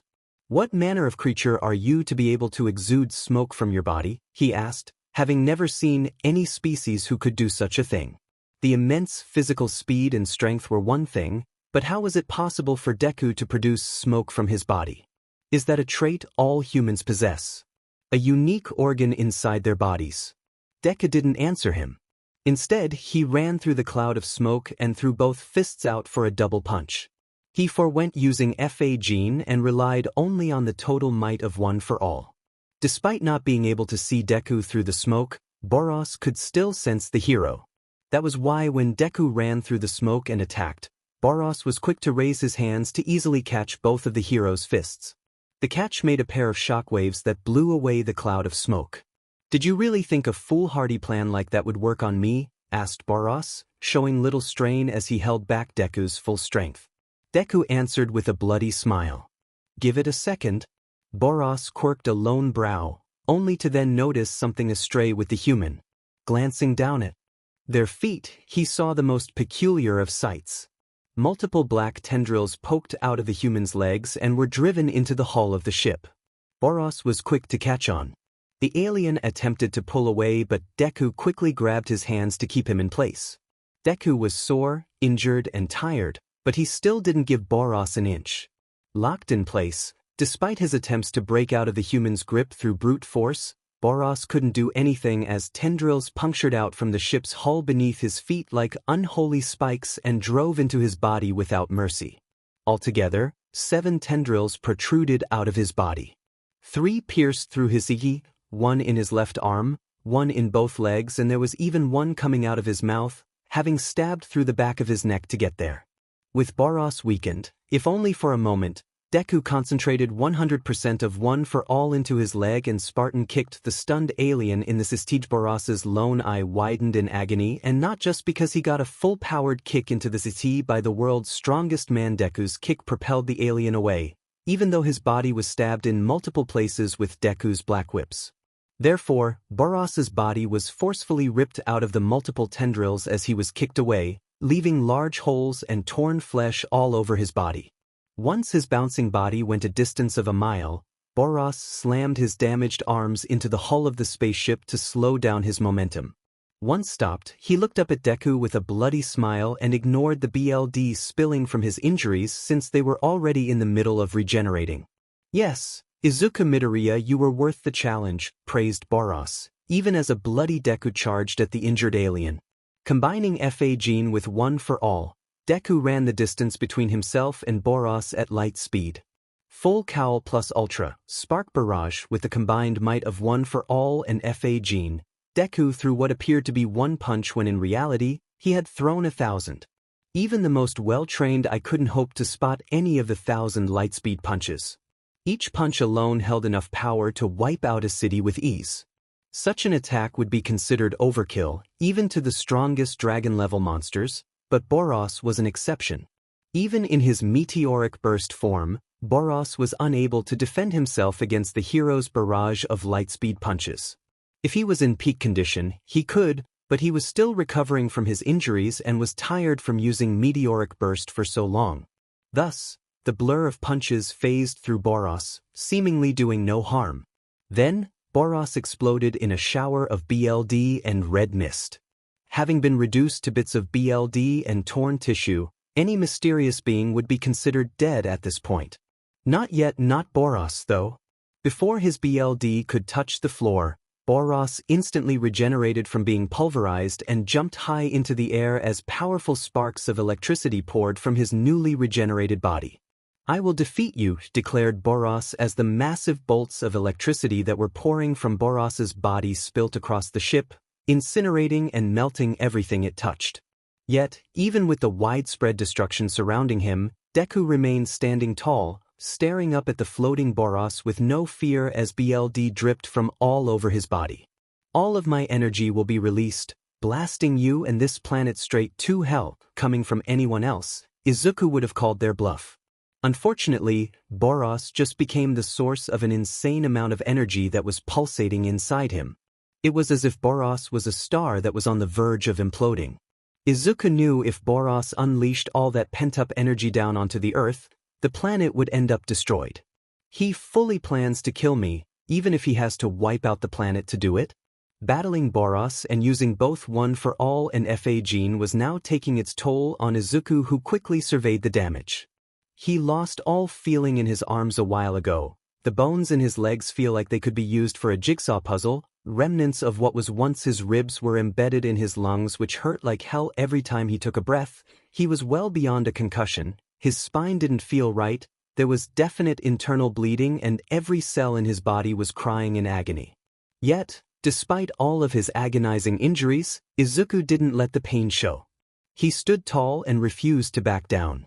As Izuku stared at the glowing form of Boros floating in the sky, his vision suddenly turned completely black. Subconscious realm. When his vision returned, Izuku found himself standing in a room with no doors and 9 thrones surrounding an empty space. This was the subconscious realm of his own mind, where echoes of the previous One for All users reside. It was because of these echoes that Izuku was able to use the quirks of his predecessors, having inherited them at the same time he inherited One for All from All Might. It was only when he learned to better control One for All did he learn to use the other quirks. Izuku recalled the first time he was taken to the subconscious realm, being the first user of One for All to do so while still alive. At the time, he could only use full cowl at 10% power, so when he first came to the realm, he could only materialize the upper portion of his head. While it allowed him to see and hear the echoes of his predecessors, he couldn't respond. Now that he had complete control over One for All, he could materialize his whole body without incident. Sighing, Izuku fell back into the empty throne he knew was behind him. The S-Class rank 1 hero rubbed his forehead with his left hand and groaned a little. While his physical body's injuries couldn't be transferred over to his subconscious body, the headaches from using danger sense somehow could. Fourth, I mean this in the nicest way possible, but your quirk is a pain. I'm afraid that's the entire point of it, Ninth remarked the fourth user, Hikage Shinomori, who sat on his throne alongside the other past users of One for All. Not like Ninth can afford to not use it, stated the second user, Kudo, as he idly scratched the large scar on his face. It's do or die at this stage. Boros is a being that far surpasses anything we or the Ninth have battled before. I wouldn't even class him as a dragon-level threat at this point, stated the fifth user, Diagoro Banjo, who folded his arms across his T. If what Boros says is true about destroying the planet with his next attack, then I very much believe that he is the god-level threat that Lady Shibabawa mentioned, nodded the third user, Bruce, in confidence, his gray ponytail bouncing from the action.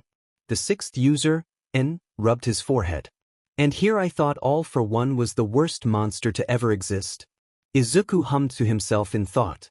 Years ago, he had been informed of All for One by his predecessors, most of whom were killed by said villain over the years.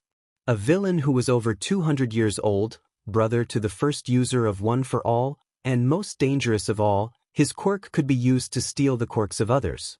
In his home world, he could imagine how All for One became such a huge threat. The echoes were nice enough to tell him that All for One was the one who permanently injured All Might in their fight years ago. All Might succeeded in ending All for One for good, but at the cost of his respiratory system.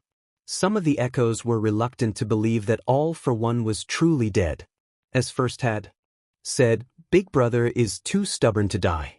Still, Izuku wasn't worried. Even if he somehow managed to return to his original world and All for One was still miraculously alive after getting his head smashed in by All Might, All for One was no real threat. All for One couldn't steal One for All from him, and strength-wise, his predecessors ranked him as a demon-level threat. Izuku didn't want to sound arrogant, but his strength had grown well beyond that of his predecessors. All for One might be the most fearsome and influential villain in his original world, but in this one, there were heroes and mysterious beings who were much more powerful. Over the years, he battled many mysterious beings who could crush All for One like a bug. Izuku couldn't imagine All for One being able to beat the likes of Elder Centipede or Carnage Kabuto.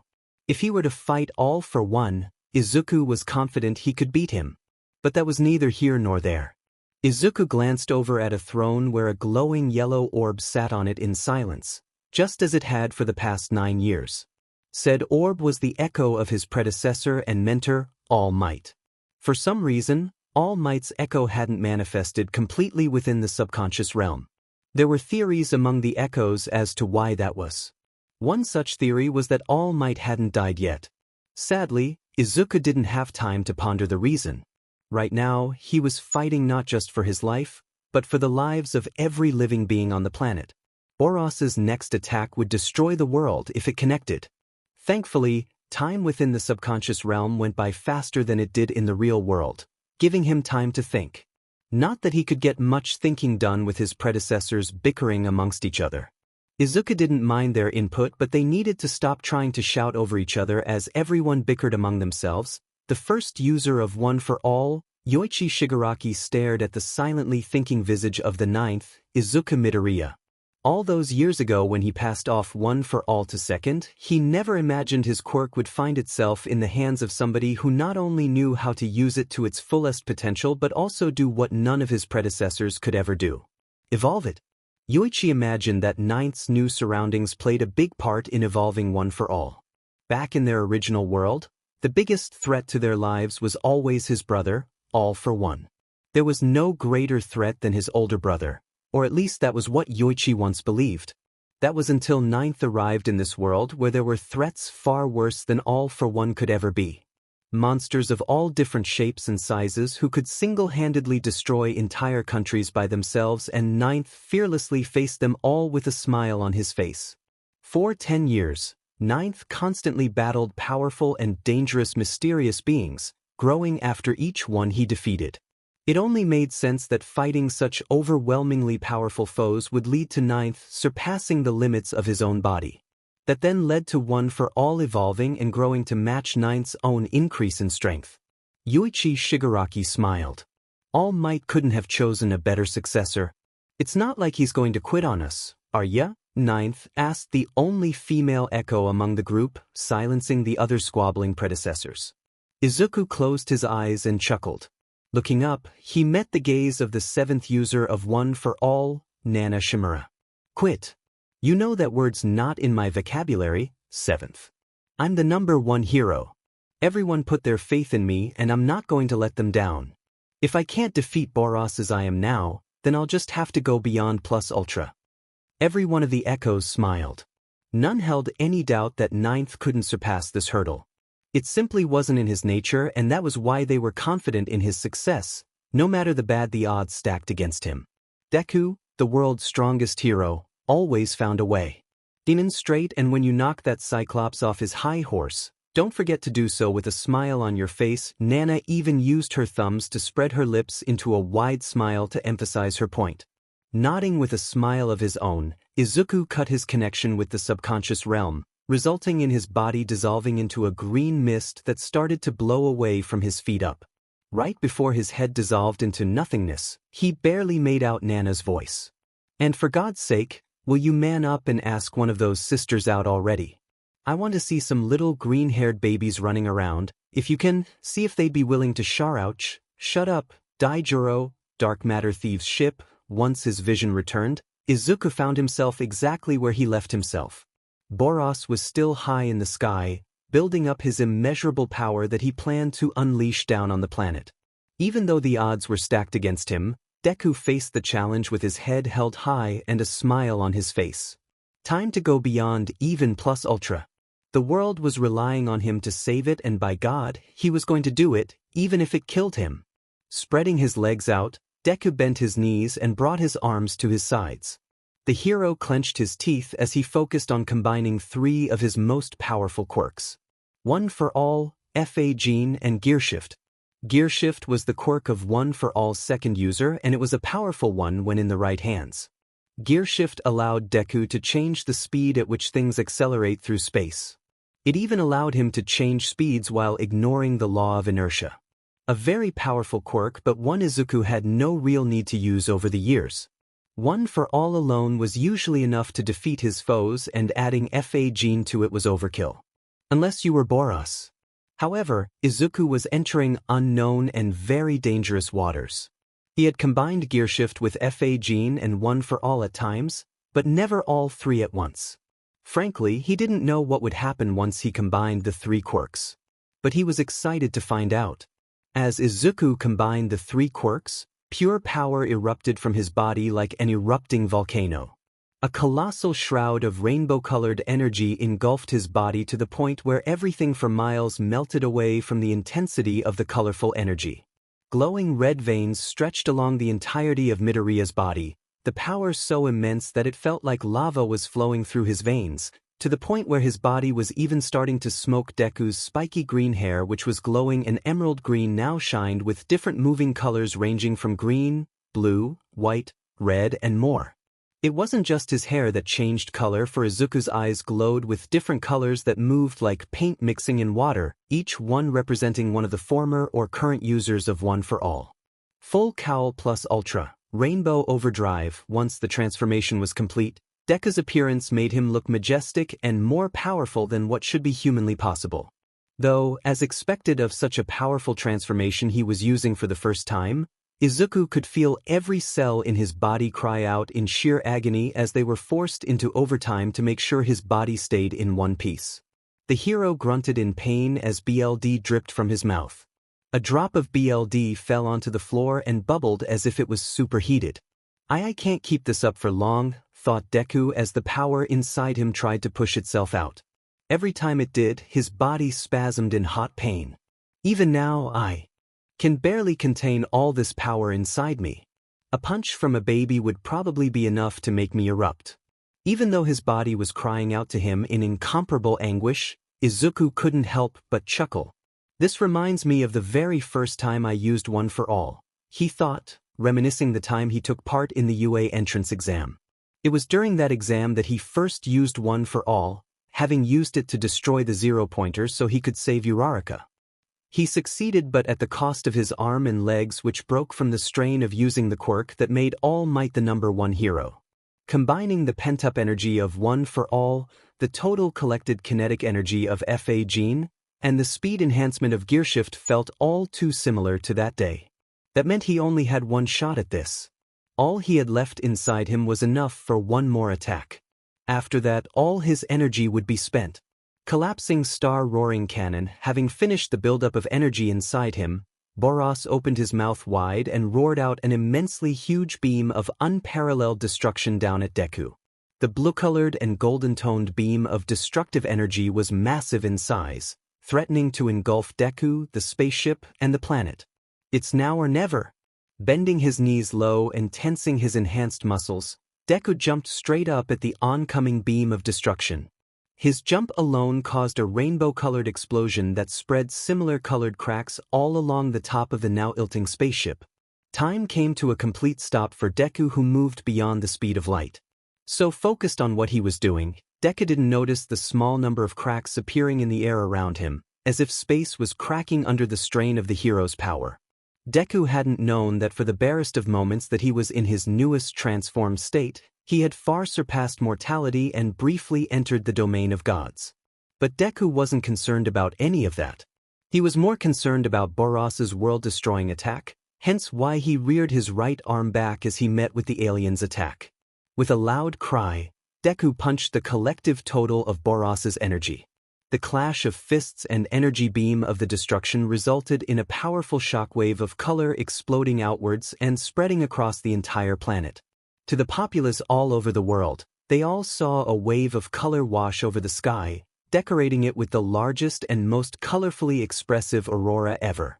Billions were awed at the sight, allowing the beauty of it to distract them from the alien invasion and the destruction of a city, even if only for a moment. As Deku tried to push through Boros's attack, time returned to normal now that he was no longer able to move beyond light speed. For what felt like hours when it could have been seconds, Deku fought against Boros's beam of destructive energy with all of his might. In normal circumstances, Deku's body would have been turned to dust from this attack, but the colorful shroud surrounding him was preventing most of the beam's destructive energy from incinerating him. Not to say he wasn't affected, seeing as the skin of his fist was blackening and his flesh was being cooked. Still he fought on. Deku gritted his teeth as more of the destructive energy passed through his shroud. His durable skin bubbled under the power. Despite all of that, Deku fought through the pain and pushed even harder against the beam of destruction. Eventually, one of the two had to give. "I'm nearly there," thought Deku, urging his body forward, even if it worsened the damage done to his body. After pushing through a mile's worth of blue and golden energy, Deku widened his eyes in sheer joy when he finally came across Boros at the end. The sight of the alien so close spurred the hero further with a battle cry that echoed throughout the ruins of City A. Deku smashed through what remained of Boros's attack until he was floating just a mere 2 feet away from the alien.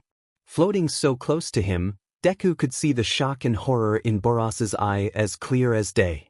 Deku was beyond injured, severely burned, and more exhausted than he had ever been in his life, but he smiled through it all nonetheless.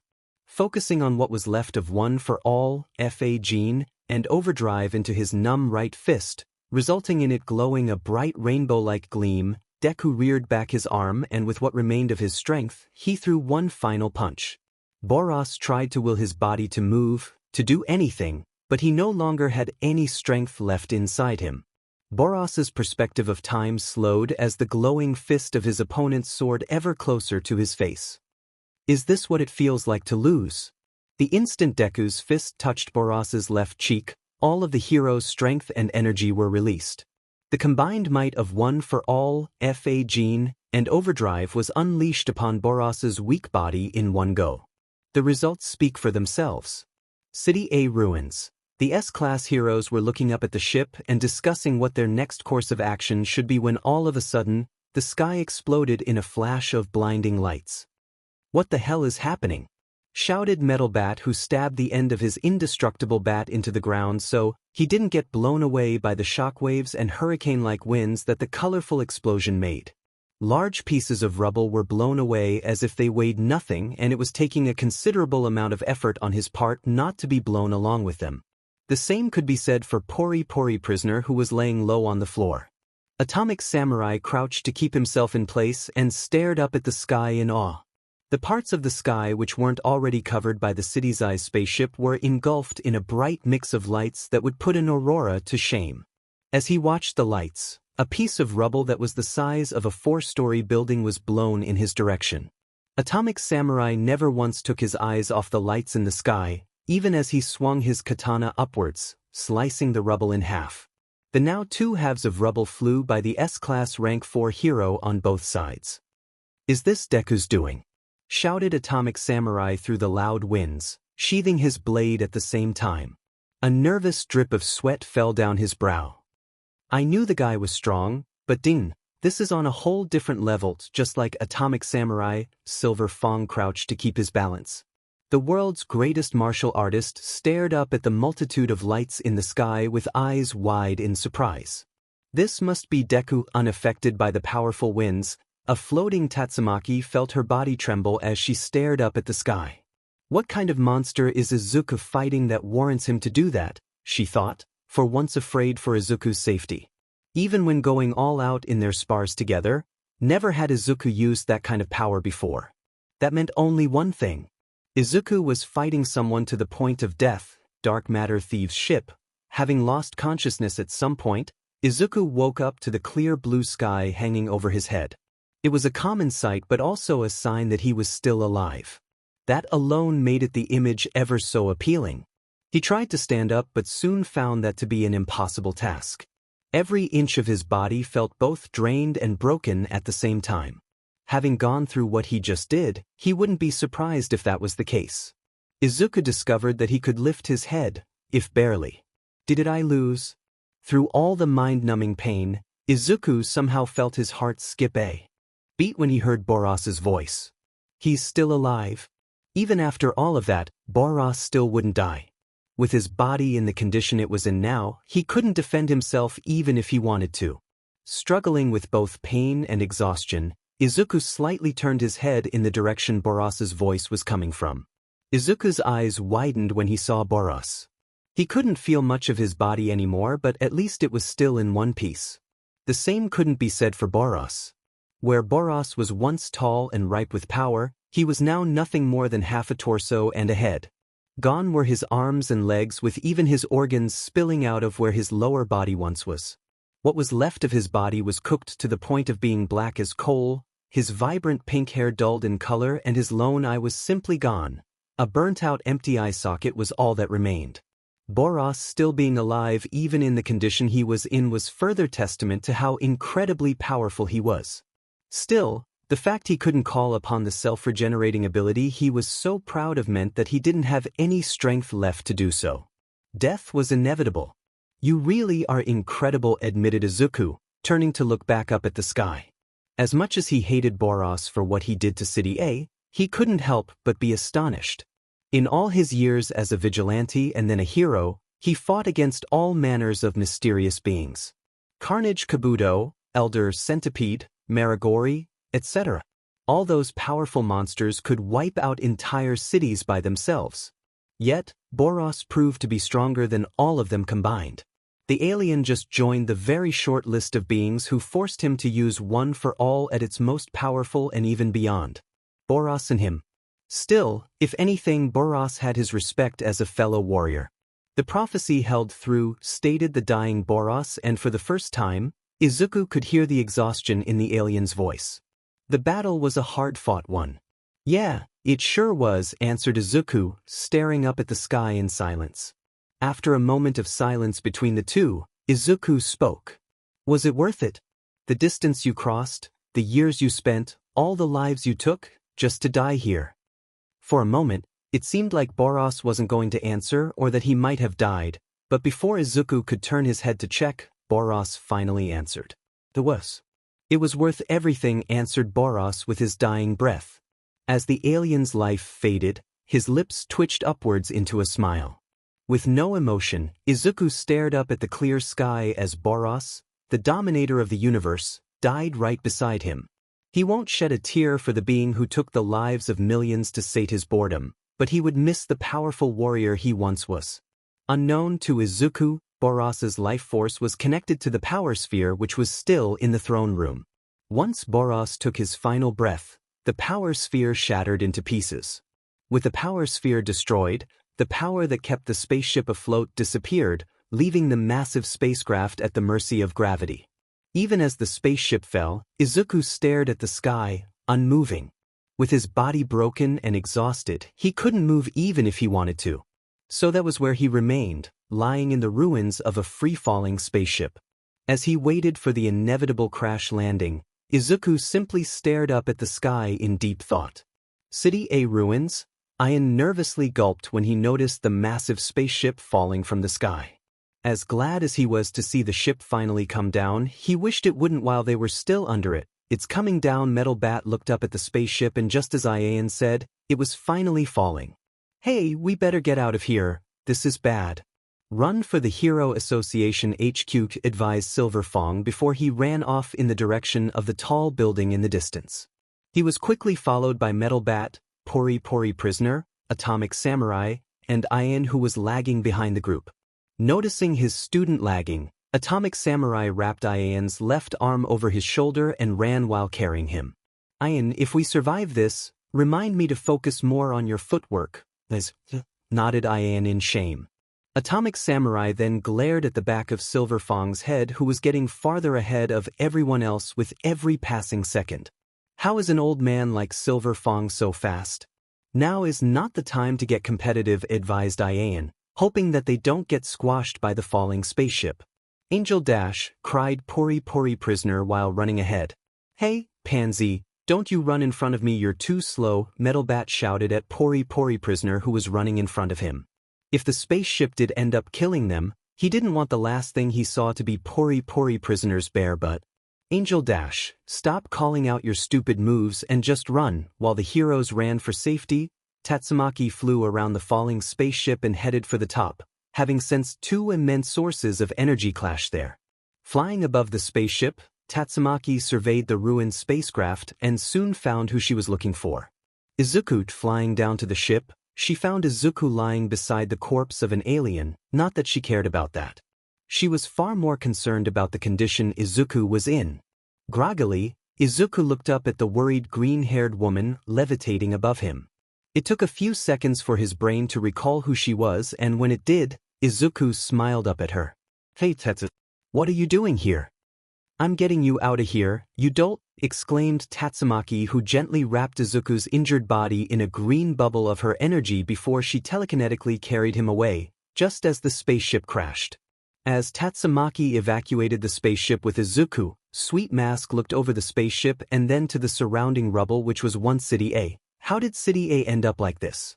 All of Class S was meeting here today, muttered the A-Class Rank 1 hero, looking none too pleased with the devastation that was wrought down upon City A. Sweet Mask spotted the majority of Class S grouped up together nearby, missing only Deku, Tornado of Terror, Metal Knight, and Superalloy Darkshine. Seeing as most of the S-Class heroes were here, he could get the answers to his questions from them. Care to enlighten me on this, Metal Bat? Metal Bat and the rest of the S-Class heroes turned around to see Sweet Mask sitting on a pile of rubble, conveniently high enough so he could look down on everyone from his high perch. Explain it to me so I can understand, asked Sweet Mask, although it sounded more like a command in everyone else's ears. Handsome Cayman Sweet Mask, muttered Metal Bat. Where in the hell did you pop up from? I was filming a TV drama in the next town over. There was a loud roar and tremors, so I came to check things out, only to find City A destroyed, explained Sweet Mask. Since Sweet Mask answered his question, Metal Bat saw no reason not to answer his. Monsters on this big butt ship behind me came and attacked us. They fired artillery and did all this, but we still took care of it. Sweet Mask didn't much care for Metal Bat's answer as his eyes widened and turned bloodshot in rage. Took care of it, you say? Really? You call this devastation victory? Asked Sweet Mask, spreading his arms out to emphasize the destroyed city.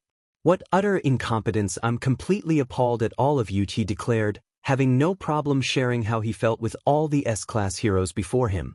Some of the Class S heroes like Pori Prisoner, Tank Top Mstr, Silver Fong, and Pig God frowned in annoyance over Sweet Mask's words.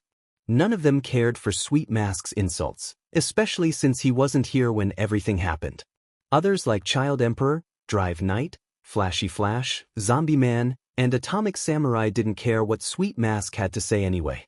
Then there was Metal Bat, who was just angry. Hey, you didn't even show up until this was over, so get off your high horse? Yes, it's true that I didn't make it here on time, but every single one of you did correct, admitted Sweet Mask, staring down the S-Class heroes. And you didn't save a single brick. Sensing the tension, Atomic Samurai stepped up to explain to Sweet Mask what happened. We were having a meeting inside the HQ building when it all started. We went outside when we heard the enemy attacking, but the city was already reduced to ruins, explained the swordsman, resting his left hand on the hilt of his sheathed sword. And so what? You think if you just say that, the media will just let this go? Asked Sweet Mask coldly. Pori prisoner glared up at Sweet Mask. Hey handsome, whose side are you on here? We worked together and did our best, he stated, unhappy with how Sweet Mask was belittling all their strong work and effort in battling the alien invaders. Yes, the city was destroyed, but they weren't clairvoyant. Despite their roles as heroes, they couldn't save the lives of everyone in danger. Not even Deku.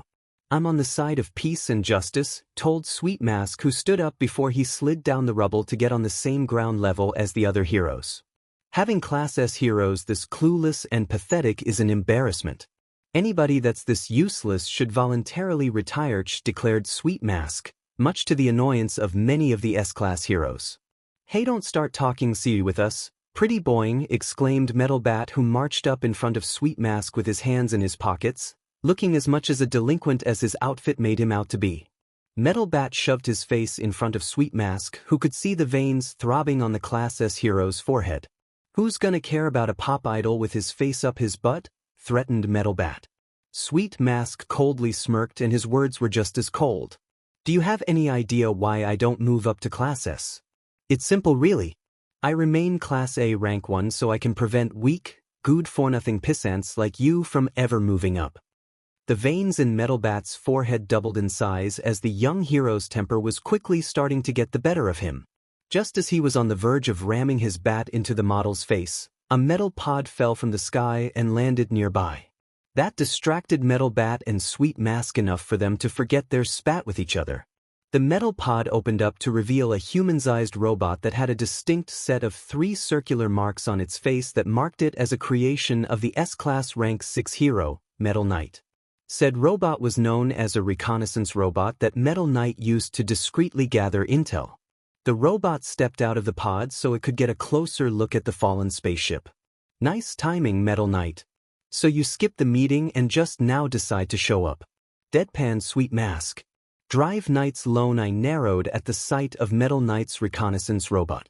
Metal Knight heard Sweet Mask but ignored him in favor of scanning the technologically advanced spaceship. This is magnificent, Metal Knight nearly sang in excitement, already thinking of different ways he could implement the alien technology with his own. Metal Knight. The reconnaissance robot turned its head to look up at Genos, who was looking down at the robot from atop a piece of uneven rubble. What exactly are you doing here? The battle is already over, asked Genos, narrowing his eyes in suspicion. During the battle with the alien invaders, Drive Knight had spoken with him privately, informing him that Metal Knight was actually his enemy, although he didn't give much when it came to evidence as to why that was. It's Genos, right? Asked Metal Knight, recalling the cyborg's name, if barely. Do not tell me you have come to recover the spaceship.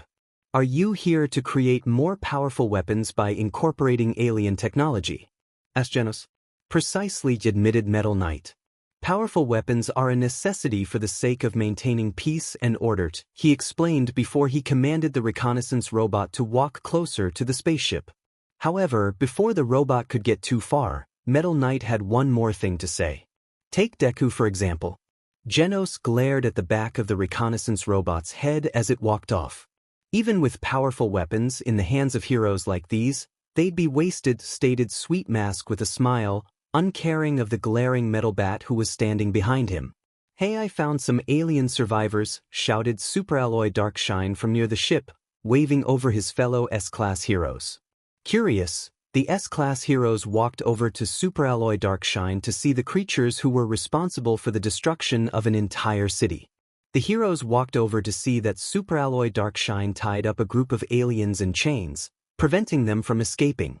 But none of these aliens appear to be of the same species, thought Drive Knight, noting that all of the aliens were different when it came to appearances.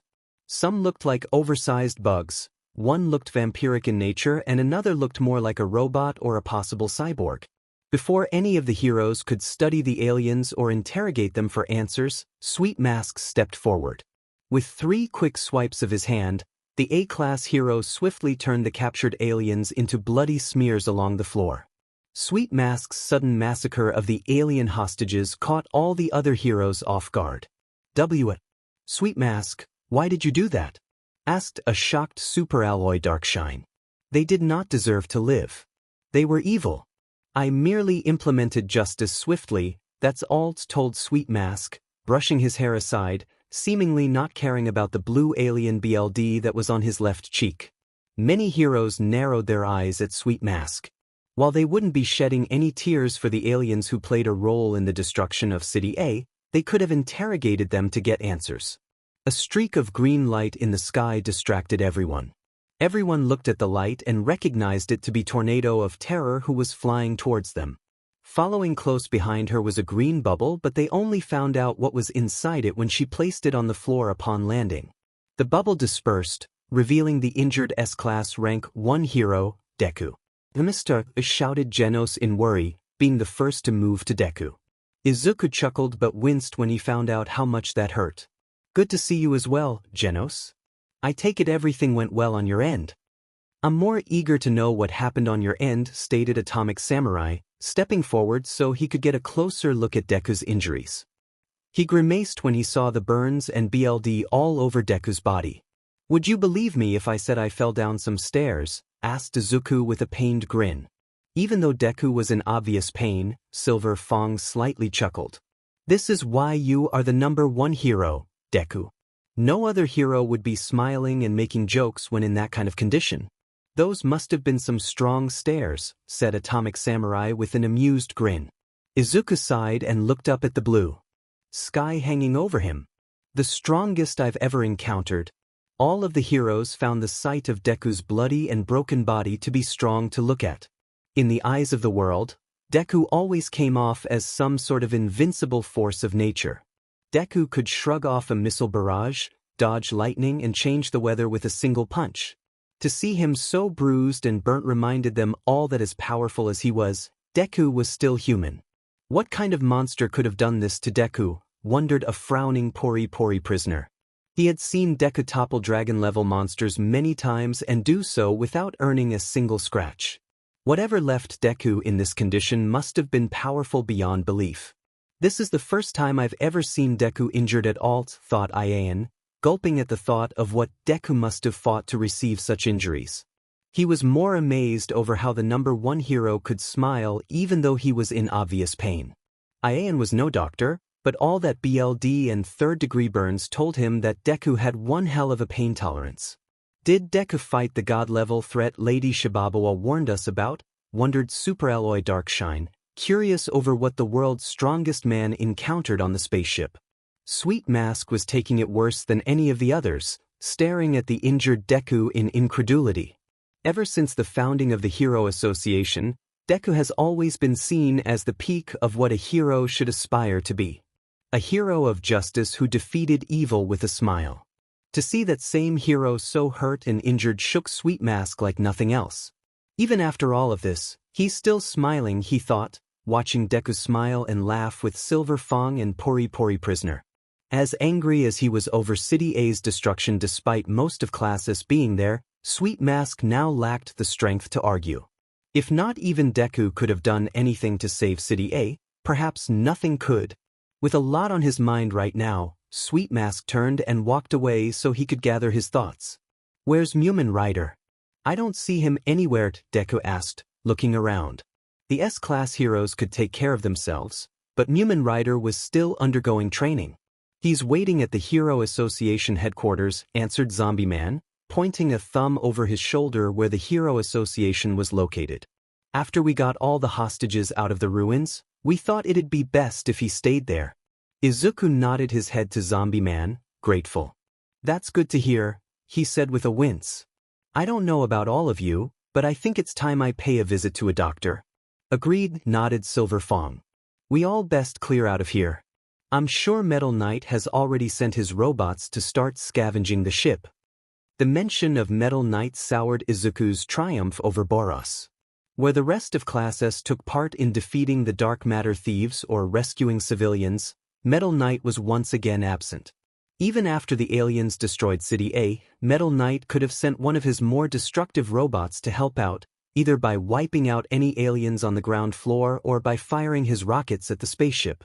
I'm gonna need to have a word with Metal Knight soon, thought Izuku, but as Tatsumaki levitated him off the floor and flew him towards the Hero Association headquarters for medical treatment, he focused his efforts on recovering from his injuries first.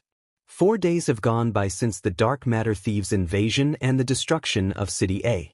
Within that time, the invasion and loss of City A became history-making events that every news outlet in the world made their top story. The world mourned those who were lost during the destruction of City A, but at the same time, the public was grateful to all the heroes who played a part in stopping the Dark Matter Thieves from destroying any more cities. Some tried to make the heroes out as the bad guys for failing to save City A, but Sweet Mask's surprising support for the heroes silenced any who attempted to badmouth the Hero Association. None dared to argue with Sweet Mask, who held a lot of influence, not just with the Hero Association but also with the media. Such were the advantages of being a famous hero, model, musician, and actor. To cross the world's most popular star was the equivalent of committing career suicide. For the heroes who played a part in defeating the alien invaders, they were all given mandatory checkups by the Hero Association doctors. The Hero Association didn't want any more of their best heroes to be sent to the hospital since it made them look weak in the public eye. The loss of an entire city sunk a lot of the association's credibility, which they needed to build back up fast. That was why they wanted the S-Class heroes to be in top condition, just in case another powerful threat emerged from the shadows. After a series of tests, all the heroes were given a clean bill of health, even Silver Fong. That was a surprise to the Hero Association executives since they heard from Atomic Samurai that Silver Fong got hit by a powerful dragon-level threat and didn't have a scratch to show for it. It was further testament that the elderly hero was worthy of his rank. Despite that, the Hero Association had no choice but to inform the public that the #1 hero was hospitalized and being taken care of by the best doctors in the Hero Association HQ infirmary. As much as the executives would have loved to keep Deku's hospitalization a secret, that was impossible. Deku was a public figure who patrolled cities almost every day. The world would know something was wrong if they stopped seeing him on patrol, especially right after the alien invasion. That was why Sitch gave a press conference to inform the world. The news may have shocked the world, but it helped calm the public for the most part. The official news about Deku's whereabouts helped to keep civilians from spreading their own wild theories about Deku, like how he died fighting the aliens. News on Deku's status prevented people from going into too much of a panic, though criminals took this opportunity to spread out their criminal operations. The rise in crime wasn't missed by the Hero Association. Heroes from every class were sent out to curb the rise in crime, led by Zombie Man and Demon Cyborg. While Sitch informed the world about Deku and how he was injured during the invasion, he didn't go into specifics about how injured Deku was or how great of a threat the Dark Matter Thieves actually were. Officially, the Dark Matter Thieves and its leaders were all ranked as dragon-level threats.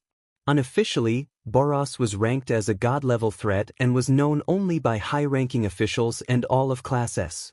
Still, the world moved on despite the many lives lost that day. There were more battles to come, and the Hero Association hoped that it would be ready for them. Speaking of battles, there was a fierce one taking place just outside Izuku's infirmary room.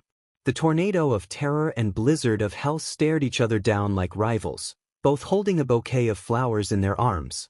The doctors finally permitted Izuku to receive visitors, and neither of the sisters was going to waste a single second. Neither of the psychic sisters planned to visit Izuku at the same time, but unfortunate luck and timing led to the two women walking up to Izuku's door at the same time but from different directions. This was what led to Tatsumaki and Fubuku glaring at each other with sparks shooting from their eyes. King walked around the corner with it. Get well card for Izuku, but upon seeing the psychic sisters looking ready to start a fight in the middle of the hallway, he made a quick 180 turn and walked off before either of them could spot him. I'll give him the card later. Hello, sister. You've come to visit Izuku as well, I take it. Fubuki asked, already knowing that was the case. Still, she attempted to make some sort of professional conversation with her older sister, even if they had their differences. Or maybe it was because they have the same specific interest. Tatsumaki eyed her younger sister while holding a bouquet of daisies in her hands. I am, she answered simply. Tatsumaki narrowed her gaze at the bouquet in Fubuki's arms. You bought Izuku carnations? Fubuki didn't miss the accusing tone. And what if I did? I wish for Izuku to get well soon, and no better flower represents healing than carnations, she answered, yet there was a knowing glint in her eyes. Tatsumaki's own eyes narrowed even further. They also represent love, if I'm not mistaken? A coy smile graced Fubuki's lips. They do. Why, I had no idea. No idea my butt, thought Tatsumaki, who was very tempted to tear apart Fubuki's bouquet with her psychokinesis. No matter. Izuku will prefer my daisies over your carnations anyway, she stated, turning her head away in an arrogant manner. Are you sure about that? You do know that Izuku isn't 10 years old, right? Asked Fubuki, covering her mouth with her right hand to hide her haughty smile, which Tatsumaki could see from a mile away. Tatsumaki's right eye twitched. Well, unlike some people, Izuku has a refined taste, and I don't just mean flowers. Tatsumaki slapped her curvy left hip to emphasize what she really meant. Fubuki scoffed in her sister's face. You're right, he does have a refined taste, but it isn't for chicken bones.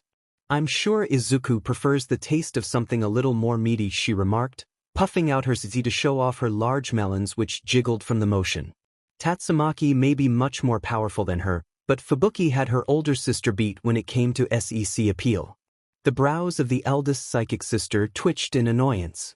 If there was anything that could rile up the world's strongest woman, it was the reminder that her body wasn't as mature as other women her age. Worst of all, her own sister 5 years her junior had melons that were the size of her head. How was that fair? Before she could retaliate, either verbally or physically, the door to Izuku's room suddenly opened to reveal Mumen Rider without his bike helmet or goggles.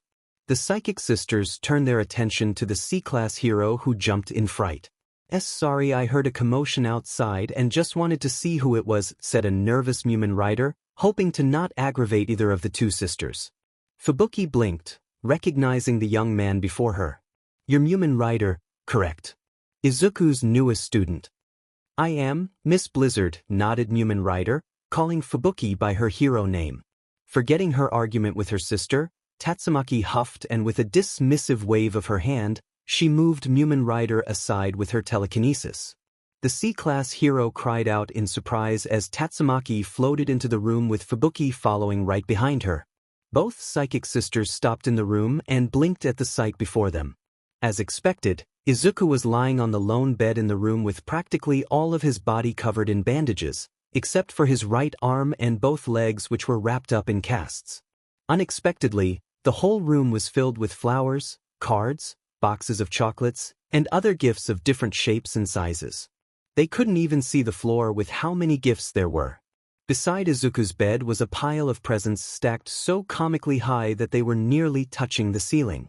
Once they saw all the gifts, Fubuki and Tatsumaki realized how pointless their argument was over their flowers. Izuku, who was writing a letter with his left hand, looked up at the sisters and smiled.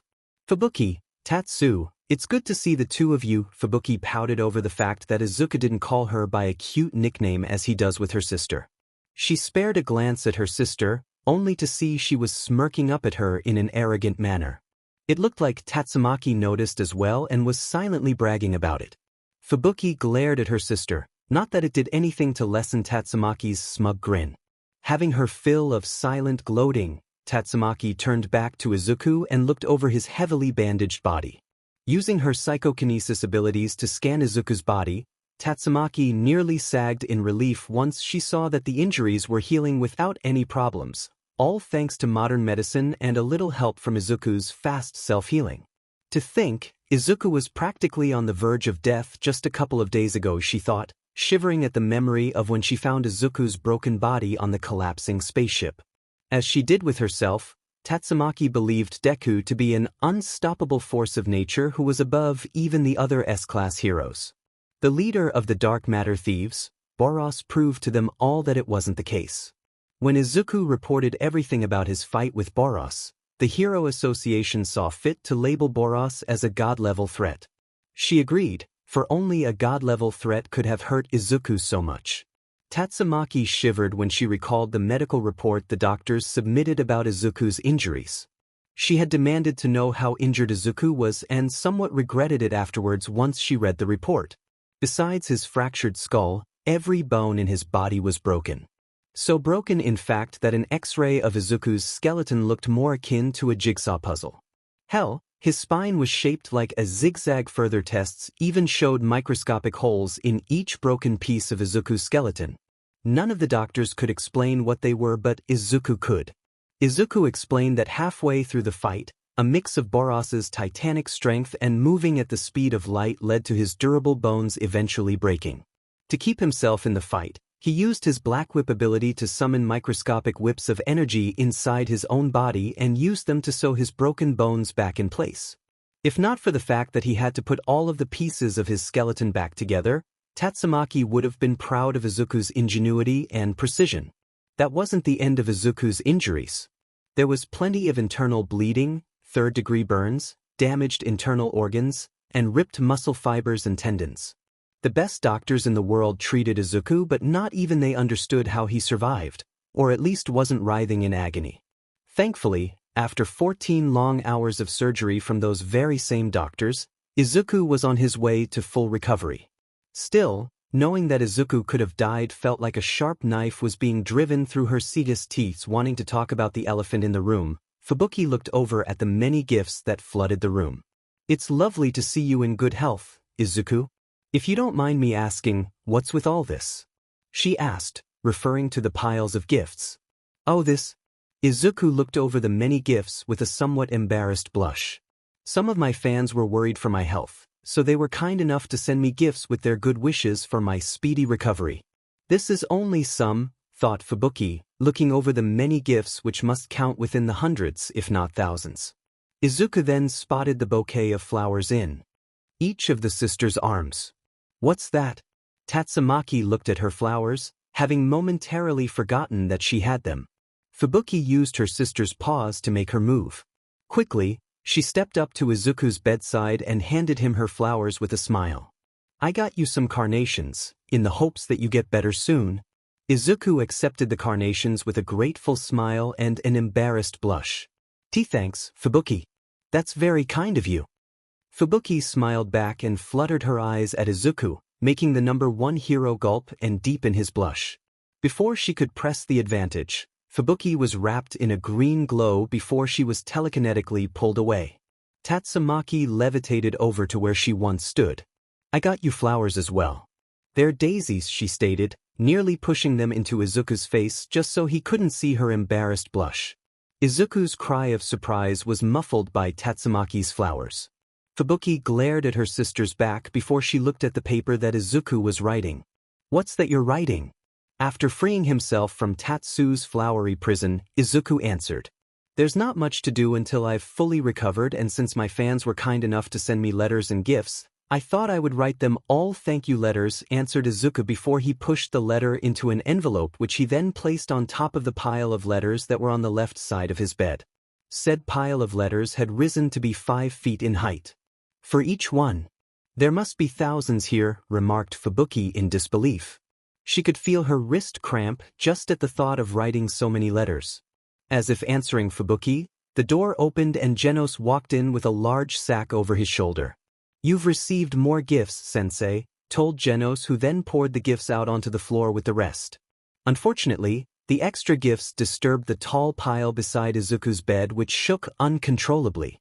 With his body weakened, Izuku could only let out a startled cry as the pile of gifts toppled over right on top of his bed, burying the world's strongest man in a pile of cards, flowers, and boxes of chocolates. "Sensei," cried a worried Genos, who ran over to the buried bed and started to take off the gifts. Genos lifted a fancy box of chocolates to reveal Izuku's deadpan face. "Are you alright, sensei?" As much as she shouldn't, Fubuki couldn't help but giggle at the comical sight. Defeated by a pile of chocolates and flowers. "How will I ever live this down?" sighed Izuku, dramatically. The door opened once again with bearded worker stepping into the room with a folder in hand. The association employee stopped and blinked at the odd sight of Deku buried under a huge pile of gifts while Blizzard of Hell and Mumen Rider laughed. Neither Tornado of Terror nor Demon Cyborg were laughing, but they were both smiling, finding the sight amusing in their own way. Honestly, it was a strange sight to see such a mix of heroes together. 3 S-class, 1 B-class, and 1 C-class, seemingly having fun. It made him hate himself for having to interrupt them. "Excuse me," he coughed, silencing the laughter as everyone turned to look at him. "Sorry if I'm interrupting, but if you don't mind, I have some paperwork to go over with you, Mr. Deku." A nervous bearded worker quickly found a levitating tornado of terror in his face and glaring down at him. "Izuku is injured from his fight with those stupid aliens, and you have the audacity to ask him to do paperwork while he's still bedridden," she exclaimed in sheer outrage, even throwing her arms over his head to emphasize how much that annoyed her. Bearded worker nervously took a step back, knowing that an emotional tornado was a dangerous tornado. Thankfully, Deku was in the room. Injured or not, he could still calm the world's strongest woman. "It's alright, Tatsumaki. It's part of the job and I'm not that bad," told Izuku, honestly. If he was in his original world, Izuku would be lucky if the doctors could get him to walk again. Izuku read the doctor's report and knew how much he broke his body during his fight with Boros, and honestly, he didn't believe the world's best doctors with Recovery Girl's quirk could have done anything to help him. At best, he would have ended up in a weakened state like All Might, if not worse. The fact he was going to make a full recovery with hardly any scarring was a testament to the advanced medical and technological achievements this world had to offer. Or maybe it was a testament to how lax his own world had become ever since the discovery of the first quirk. After all, nearly 300 years have gone by since the beginning of the quirk phenomenon, and technology remained mostly the same. Other than the development of hero support equipment, technology as a whole remained stagnant for 3 centuries. Child Emperor and Metal Knight would absolutely hate it. Using her psychokinesis, Fubuki levitated all the gifts from the bed and floor, stacking them in neat piles on the other side of the room.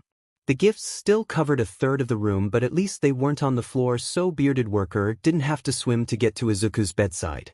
Sending Blizzard a nod of thanks, Bearded Worker walked over to Deku's bedside and offered the number 1 hero the folder.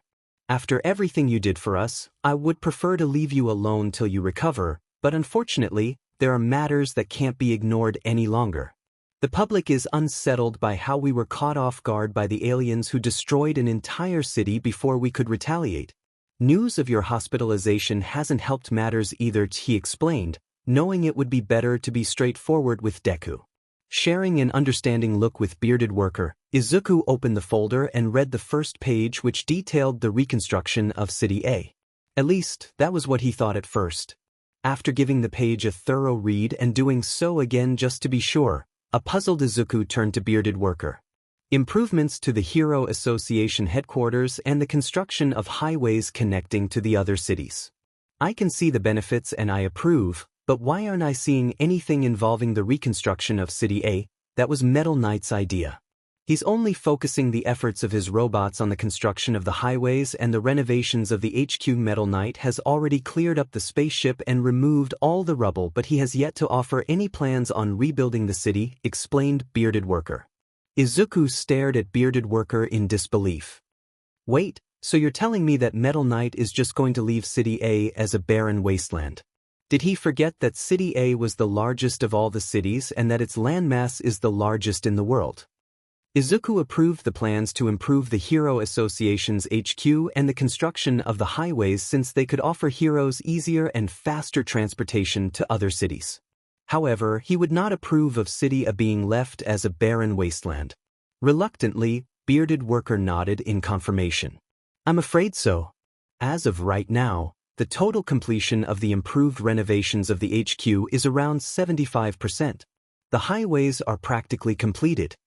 Looking over the specifications of the renovations, Izuku saw that Metal Knight was making the Hero Association headquarters into an impenetrable fortress, even more than what it was before. Once upon a time, Izuku would dismiss the thought that such large and intricate renovations could nearly be completed in just 4 days, nor that an entire alien spaceship and the rubble of an entire city could be cleaned up within that same time frame. Usually, it would take an army of construction workers to do all of that, and they would still require months if not years to complete it all. That was unless the army of construction workers happened to be highly advanced robots. Specifically, Metal Knight's robots. With his army of robots, Metal Knight cleaned up the rubble and the spaceship in a single day. After another 3 days, they constructed highways that connect every city in the world and were nearly finished with the HQ renovations. With that kind of efficiency, Izuku predicted that Metal Knight could reconstruct all of City A within the week, 2 at most. Remind me to have a chat with Metal Knight sometime in the near future, sighed Izuku, now adding something else to argue with the S-Class Rank 6 hero. Bearded Smile looked amused at the thought. Of course, sir. Speaking of the renovations, the executives wanted your input on the matter, you being the #1 hero after all. Tell them that I approve of the HQ renovations and of the construction of the highways, but we'll need to discuss the reconstruction of City A. Even if we have to do so without Metal Knight's help, we can't let the land go to waste. Bearded Worker wrote down Deku's words. Once he finished, Izuku turned to the next page and read it. The page focused on some new regulations and future improvements of the Hero Association. At first, he didn't find anything wrong with them. That was until he came across something strange regarding the association improvements. Heroes from Class A and Class S will be given the option to live in the Hero Association headquarters. What about Class C and Class B? The specifications on the renovations show that there are more than enough rooms for all the heroes. Fubuki and Mumen Rider smiled, happy over Izuku's consideration for the lower-ranked heroes. Genos nodded in approval, having nothing against the lower-ranked heroes. Tatsumaki looked at Izuku like he just grew another head. And why should they be allowed to stay? Honestly, I'm disappointed that the Class A weaklings were being given the same privilege as S-Class. Izuku patted the top of Tatsumaki's head and shook his, making the Esper puff her cheeks out in annoyance. Oh, that's it. Someday you'll learn. Ignoring Tatsumaki's glare, Izuku turned to Bearded Worker. There's already enough tension between the higher-ranked heroes and the lower-ranked, and this won't help at all. It's no secret that low-rank heroes are unhappy with how those from S-Class get more media attention, pay, and other benefits. Only permitting S-Class and A-Class heroes to stay in the refurbished HQ will only annoy them further. Mumen Rider agreed. Whilst he didn't become a hero for fame or riches, he wasn't nearly naive enough to believe that every hero was the same. Heroes from every class often do become popular in the city they operate in, especially if they were to rise to the top 10 of their class, but that kind of fame was nothing compared to the international coverage that the S-Class heroes always get. Many within Class C, Class B, and even Class A mentioned the unfairness over how the S-Class heroes get special benefits like Child Emperor getting his own lab or Pori Pori Prisoner being allowed to come and go from prison whenever he wanted. The loudest protester was often the A-Class Rank 8 hero, Death Gatling. Actually, the reason for that was because the executives were considering offering the rooms to high-paying civilians to purchase or rent. With the recent rise of monster attacks, they believe they can convince wealthy individuals to stay at the Hero Association headquarters by offering them the protection of the S-Class and A-Class heroes who'll be staying there as well, explained Bearded Worker, who then took a step back when he saw a spark emerge from Deku's eyes. Izuku pinched the bridge of his nose and took a deep breath to calm himself down. He couldn't stop himself from shaking his head in disappointment though. Sometimes, he wished the executives wouldn't try so strong to divide the heroes who were supposed to be working together to protect the world from all manners of threats.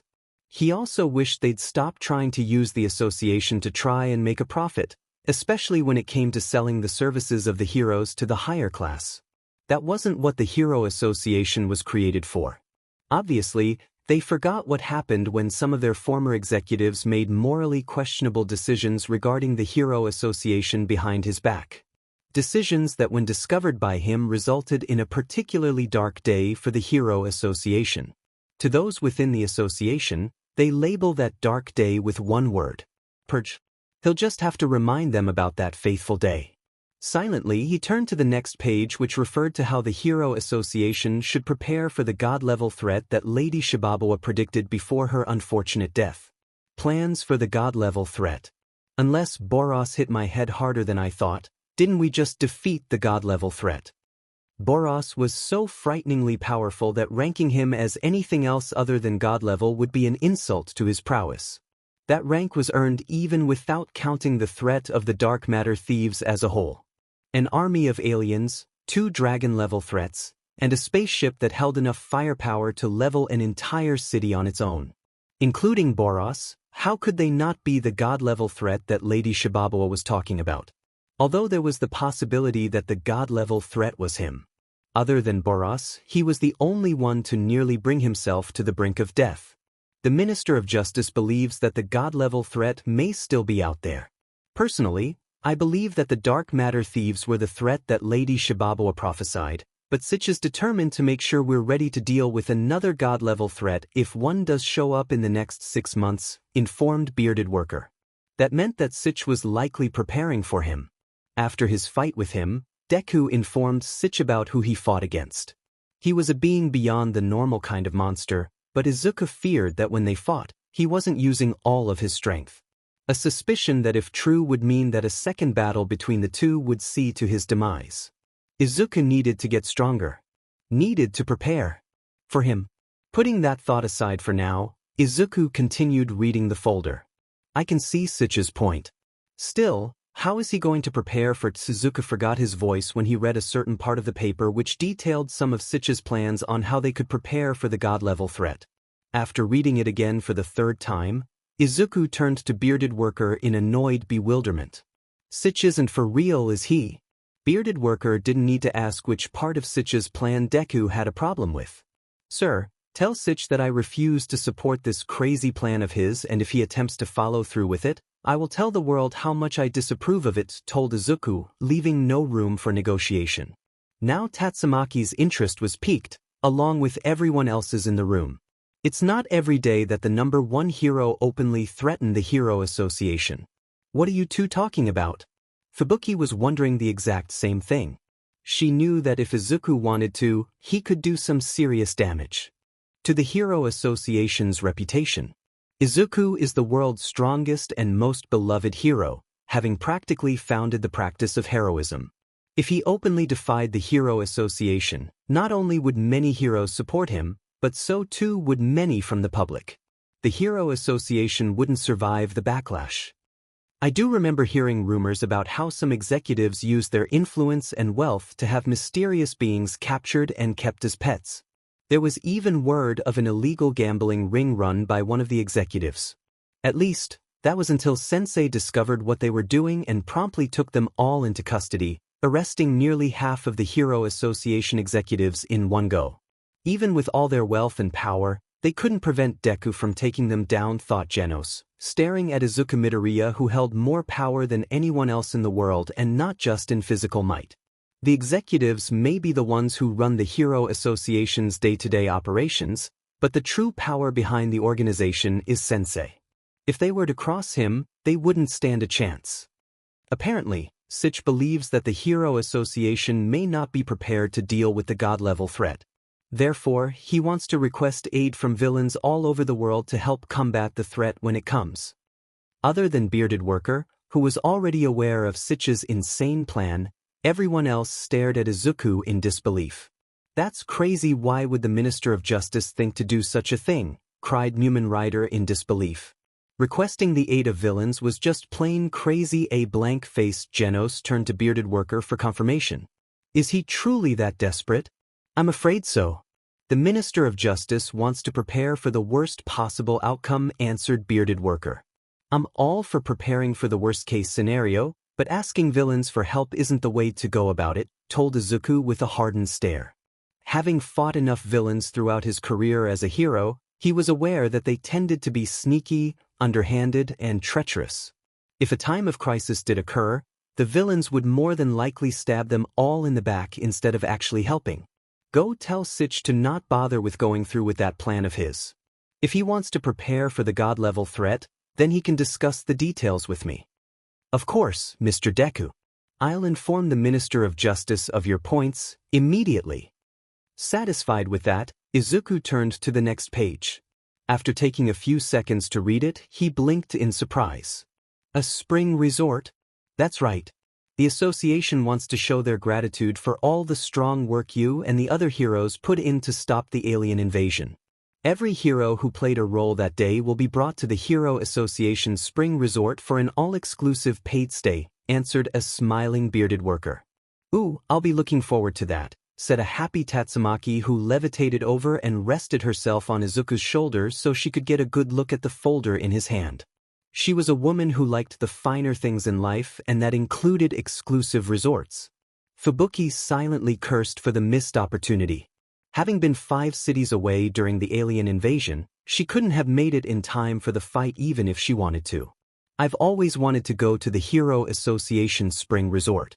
Their hot springs are world famous, but only the well-connected or incredibly wealthy are able to get a room there, she thought in disappointment.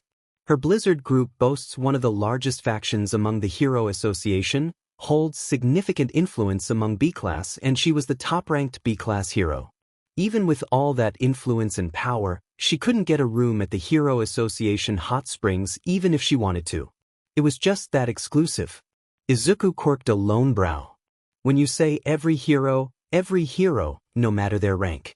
Sitch was insistent on rewarding every hero who helped out on that dark day, no matter how small their role was. Good. Hear that, Mumin. Hope you're ready for a day of relaxation because when we get back, I'll be running you ragged, told Izuku while pumping his left fist in cheer, much to Mumin Rider's embarrassment once everyone's attention moved onto him. To his relief, Genos took the attention off of him. But sensei, what about Hero Academy? Aren't you required to be there? Izuku shook his head. Hero Academy will be closed for the next 2 weeks. The students need time to come to grips with what happened to City A. Many had family or friends living in the city when the dark matter thieves attacked. They'll want to attend their funerals. Oh, muttered Genos, only now coming to grips with the full severity of what happened to City A dozens of times. He witnessed mysterious beings spread death and destruction whenever they went on a rampage, but never has the death count been in the millions. It was so easy to forget when you didn't have to see the bodies, which were either buried under all the rubble or erased entirely by the bombardment. Speaking of which, if you turn to the last page, it contains details of a memorial monument that the association plans to build on the outskirts of HQ. The name of every man, woman, and child will be etched onto the monument as a way to remember them. Izuku took his time to read over the last page, which detailed plans for a large monument to be built on the outskirts of the renovated Hero Association HQ. It'll be placed where anyone could go to pay their respects to the dead. That thought alone brought a bittersweet smile to his face. That would be nice. A moment of silence was spared to mourn to millions of lives that were cruelly cut short. 3 days later, Hero Association HQ. Feels good to finally get out of bed, sighed Izuku, who happily stretched his arms over his head, relishing how he was able to move them once more. Once the doctors gave him to go ahead, Izuku was quick to shed his bandages and casts, having literally broken his casts with a slight tension in his muscles. No longer garbed in medical wrappings or a hospital gown, he replaced it all with a pair of black shorts that had a green outline, a sleeveless white t-shirt with the words "T-shirt" written on the front, and a pair of red sneakers. With nothing else covering his body, anyone could see his recent scar. Having destroyed his body, to such an extent, he was lucky to get away with a few scar lines along his arms, though the worst was focused on his right hand. Said hand had noticeable scarring which started at the back of his hand and ended across the entirety of his palm. Thanks to modern medicine, the scarring was more artificial than actually detrimental. He could still fight with the hand without issue. Still, the scars were to be a reminder that despite what everyone might think, he wasn't invincible. The S-Class Rank 1 hero was looking out of a window to check out the newest renovations to the Hero Association headquarters. Izuku had to give it to Metal Knight, the man knew his stuff. Where just a few days ago, The Hero Association HQ was a tall skyscraper. It was now an impenetrable fortress of steel made up of buildings of different shapes and sizes. The reconstructed HQ was now surrounded by a deep trench filled with water and who knows what else. With the high walls and trench, it meant the only to get into the Hero Association HQ was by going through one of the many connected highways or by air.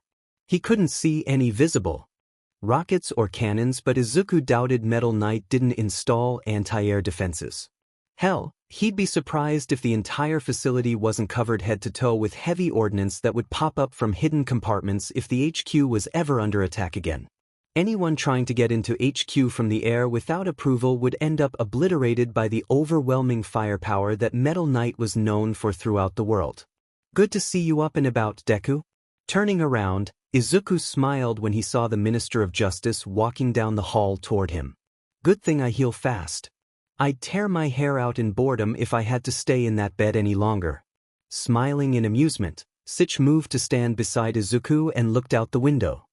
Either way, it's reassuring to see you recovered. The media have been hounding us with questions about your health. With your return, it'll hopefully placate them enough to disperse. Izuku doubted that. If there was an animal he would compare news journalists to, it would be a shark. Like when a shark smells BLD, when the media smells a story, they'll hunt it down with every fiber of their being.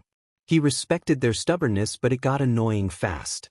If they weren't shoving microphones into your face or asking very personal questions, they were making stories up to sell. A memory of one such story from 2 years back resurfaced in Izuku's mind. A journalist had spotted Izuku and King walking together. For whatever reason, that simple walk led to the news agencies spreading a rumor that they were secretly lovers. He wasn't sure how or why the rumor spread, but enough people believed it or wanted it to be true for whatever reason. The rumor was noticeably popular with the female population, although not everyone was happy about it. It took an awful lot of effort on his part to stop Tatsumaki from tearing down the news agency's building, brick by brick. Sich turned serious. I hear you disapprove of my plan moving forward. Which one? The one about only allowing Class A and Class S heroes to live in headquarters? Or are you referring to the one where we ask actual criminals to help us fight a god-level threat? I didn't take you for the sarcastic type. Neither did I, but then again, neither did I think I would be trying to convince the Minister of Justice to not ask villains for aid, remarked Izuku with a quirked brow. And how would you prepare for the god-level threat? What if the threat we're waiting for is him? Asked Sich, waiting to hear if Deku has a plan. I know the plan is crazy. It might even sound stupidly insane, which it does. But we're out of options. Your fight with Boros shows we're not prepared to face off against a god-level threat. You might have won, but only by the skin of your teeth, and we still lost City A. If the god-level threat is who we think it is, do you believe you can win against him? Izuku couldn't answer that because he'd be lying if he said he could. It took everything for him to beat Boros, but it took all of that just to repel him, not beat him. Somewhere out there, he still lurks, and Izuku couldn't say in full confidence that he could beat him as he was now. Sich took Deku's silence as all the confirmation he needed. Yes, the plan's crazy, but when faced with a being that threatens all life on Earth, criminals will fight alongside us, even if it is just to save their own skin. Izuku could somewhat understand where Sich was coming from, but he was giving too much credit to the criminals. I understand where you're coming from, I do, but I wouldn't feel confident facing any kind of threat with villains lurking behind me. No hero would. I do think I have a solution to our problem. What kind of solution? Asked Sich, hoping that it was a good one. The number one hero raised a finger. For starters, we can request the aid of those who aren't villains. There are plenty of capable people out in the world who aren't affiliated with either the association or with villains. Dr. Casino, for instance. The Minister of Justice blinked, finding that idea to be a good one. A great one even. The Hero Association wasn't lacking in scientists, but none stood out like Metal Knight or Child Emperor who used their inventions to defeat mysterious beings. Sich was aware of Dr. Casino and his exploits. He was a scientist known as the Scientist of Justice whose brilliance could be compared to the likes of Metal Knight and Child Emperor. After all, he was the scientist who made Genos the powerful S-class cyborg he is today. Having his aid would be a great boon against the god-level threat. He could even enhance any other heroes who use cybernetics. There are also other noteworthy individuals and organizations who could offer their aid. Bang mentioned that he has an older brother who's a MSTR martial artist as well. There's also the Council of Swordmasters who are world-renowned for their skill with the blade. Atomic Samurai being a member could convince them to help us, offered Izuku in confidence. It also wouldn't hurt to request every hero, from Class C to Class S, to up their training and improve their fighting skills. Of course, we'll have to inform them of the possible threat, so they know what to expect. Sitch couldn't help but use his hand to rub his face as if it would hide the embarrassment he felt. Of course, you of all people would offer reasonable and worthwhile solutions while the rest of us fumble in the dark. There was no heat in his words, just disappointment with himself. The Minister of Justice felt Deku pat him on the shoulder. You're under a lot of pressure, Sitch. You put too much pressure on yourself to try and ready us for a god-level threat we don't even understand. The villain idea isn't your best idea by far, but that wasn't you talking. That was the man who placed the world on his shoulders and was desperate for a solution.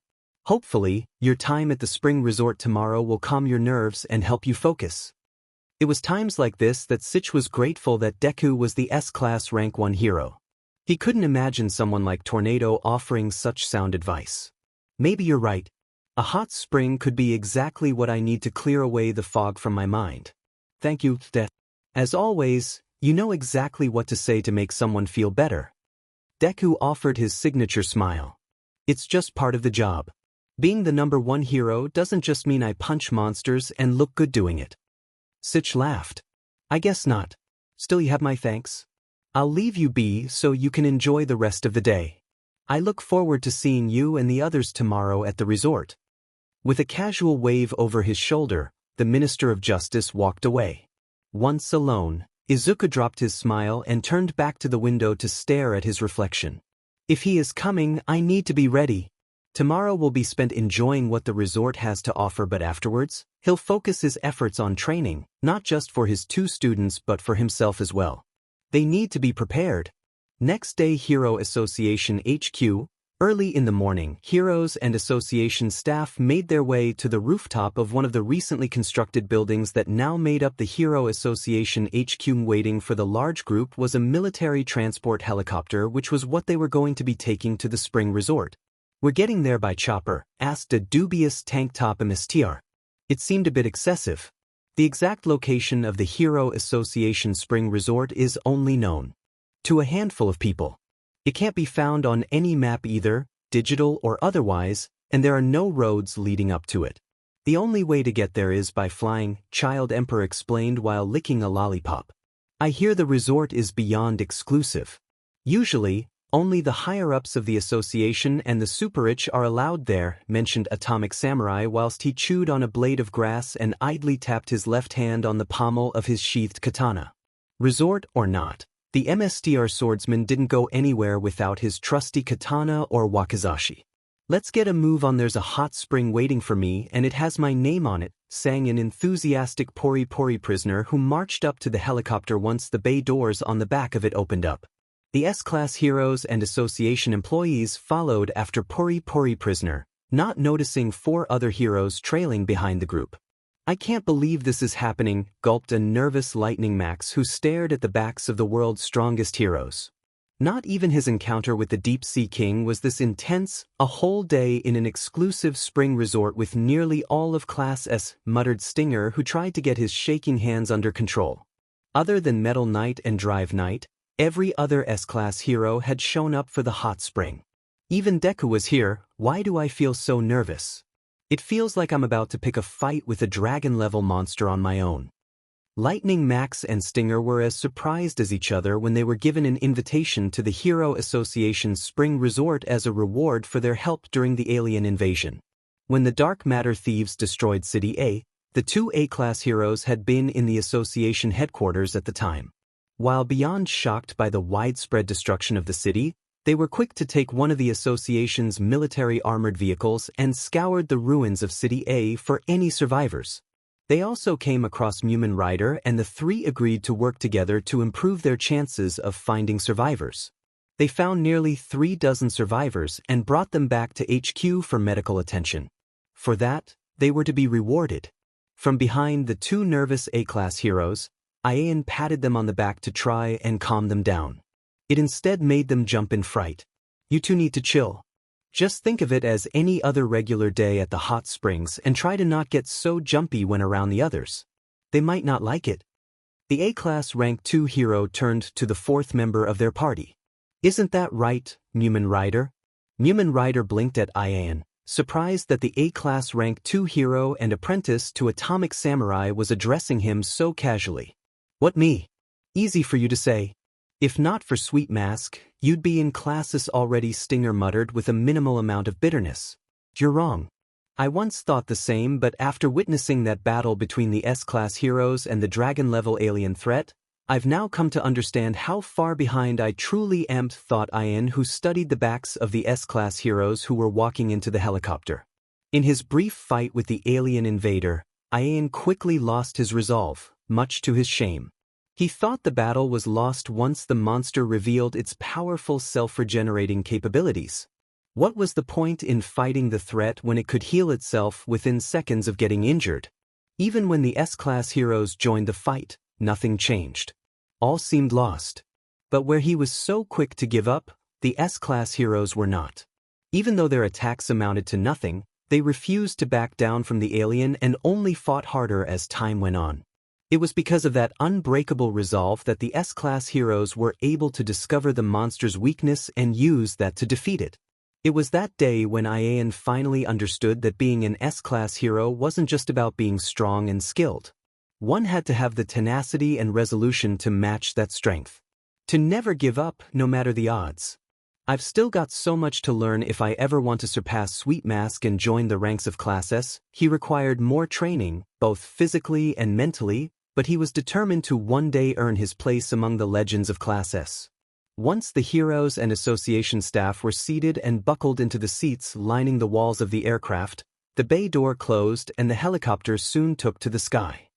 Why do Deku and I have to take this rust bucket to get there? We could have flown there and back 10 times by now, complained Tatsumaki as she folded her arms across her CC in irritation. Usually, the glare of the world's strongest Esper would come off as intimidating, but it was strong to see it that way while she sat beside Deku. Deku was over 7 feet tall and packed to the brim with muscle. Tatsumaki was barely 5 feet tall and had a lithe figure. The staggering difference in size was only made more apparent not that they were sitting next to one another. It made for a comical sight. Even their personalities were the complete opposite of each other. True, but we didn't want the manager of the resort to have to go through introductions and rules more than once, answered Sitch, who sat across the wall opposite Deku and Tornado. He was seated between Atomic Samurai and King. Sitch's reasoning was understandable, which meant that Tatsumaki could only scoff and brood to herself in silence. 2 hours of flying and idle chatter later, the helicopter finally made it to the spring resort.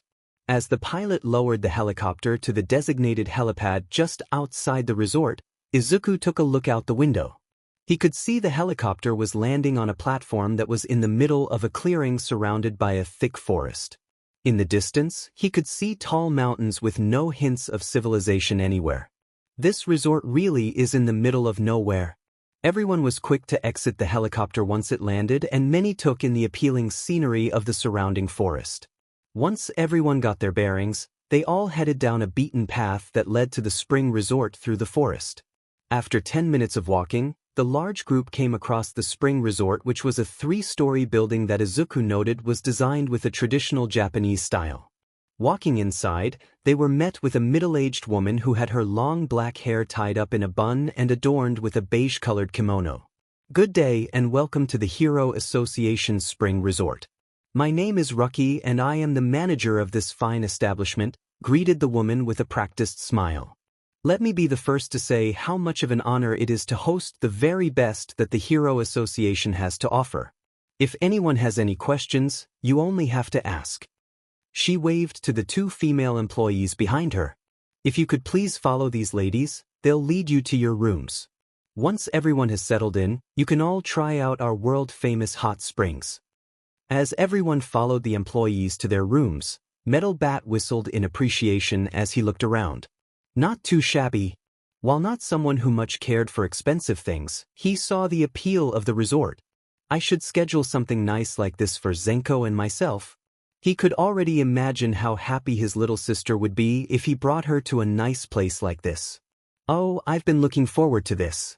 I hear the water cleans out the pores, leaving immaculate smooth skin, stated Pori. Prisoner with an excited smile. I'll just be happy to get the time to relax in the hot spring. Some of my muscles are still aching. A groaning Izuku rolled his right shoulder to try and ease the ache. He may have recovered from his injuries, but his muscles were still a little tender. He hoped a nice dip in the hot spring would help soothe the aches. The last time I saw you, you were beaten black and blue and coughing BLD. I'm honestly amazed you can walk, commented Bang, who looked Izuku up and down. He broke his body while fighting a god-level threat, and a few days later, he's walking around as if nothing happened. Youth is wasted on the young. None noticed Tatsumaki flinch when she heard Bang's comment. Perhaps you should stay in your room and rest, sensei. The last thing we want is for you to strain yourself, offered Genos, remembering how shocked and worried he was when he saw the condition Izuku's body was in after his fight with Boros. He worried that his sensei was overestimating the strength of his body and that his injuries might have left permanent residual damage. While touched by his student's concern, Izuku waved him off. No need to worry, Genos.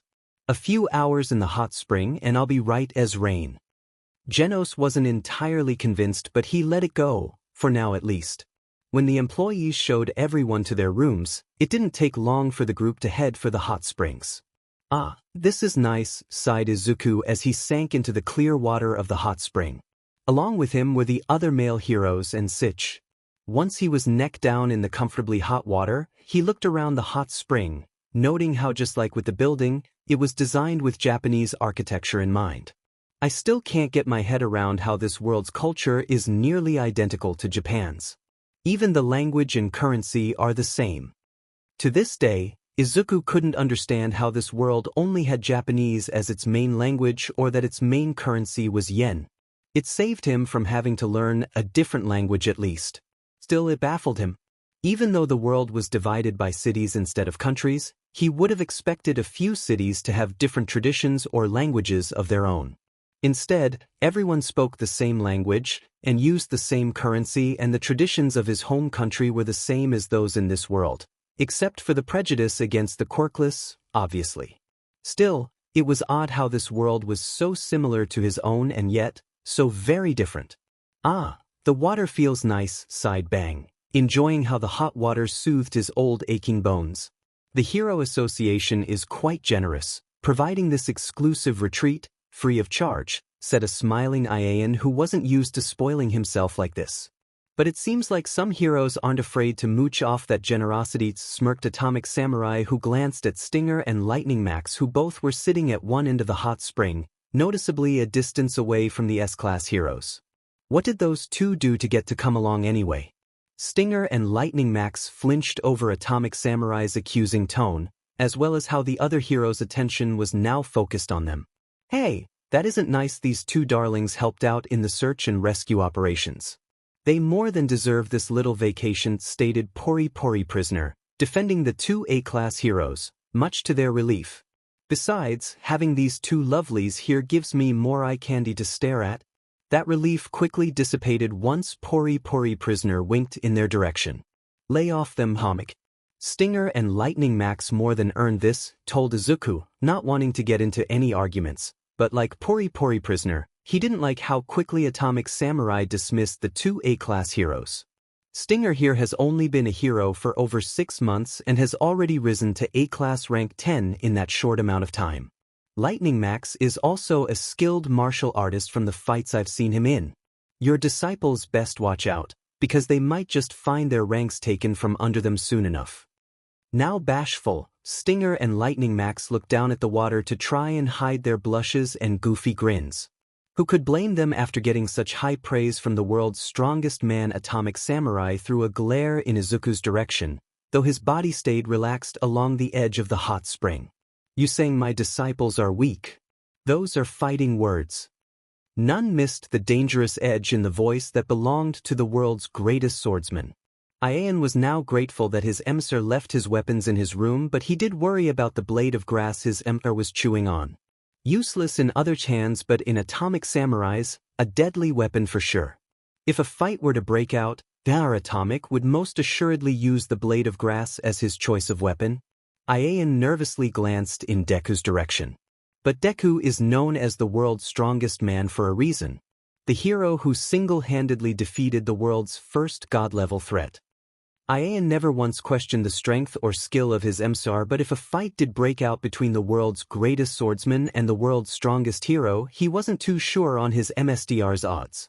After all, Deku was known to be the living embodiment of every natural disaster packed in one big muscular package.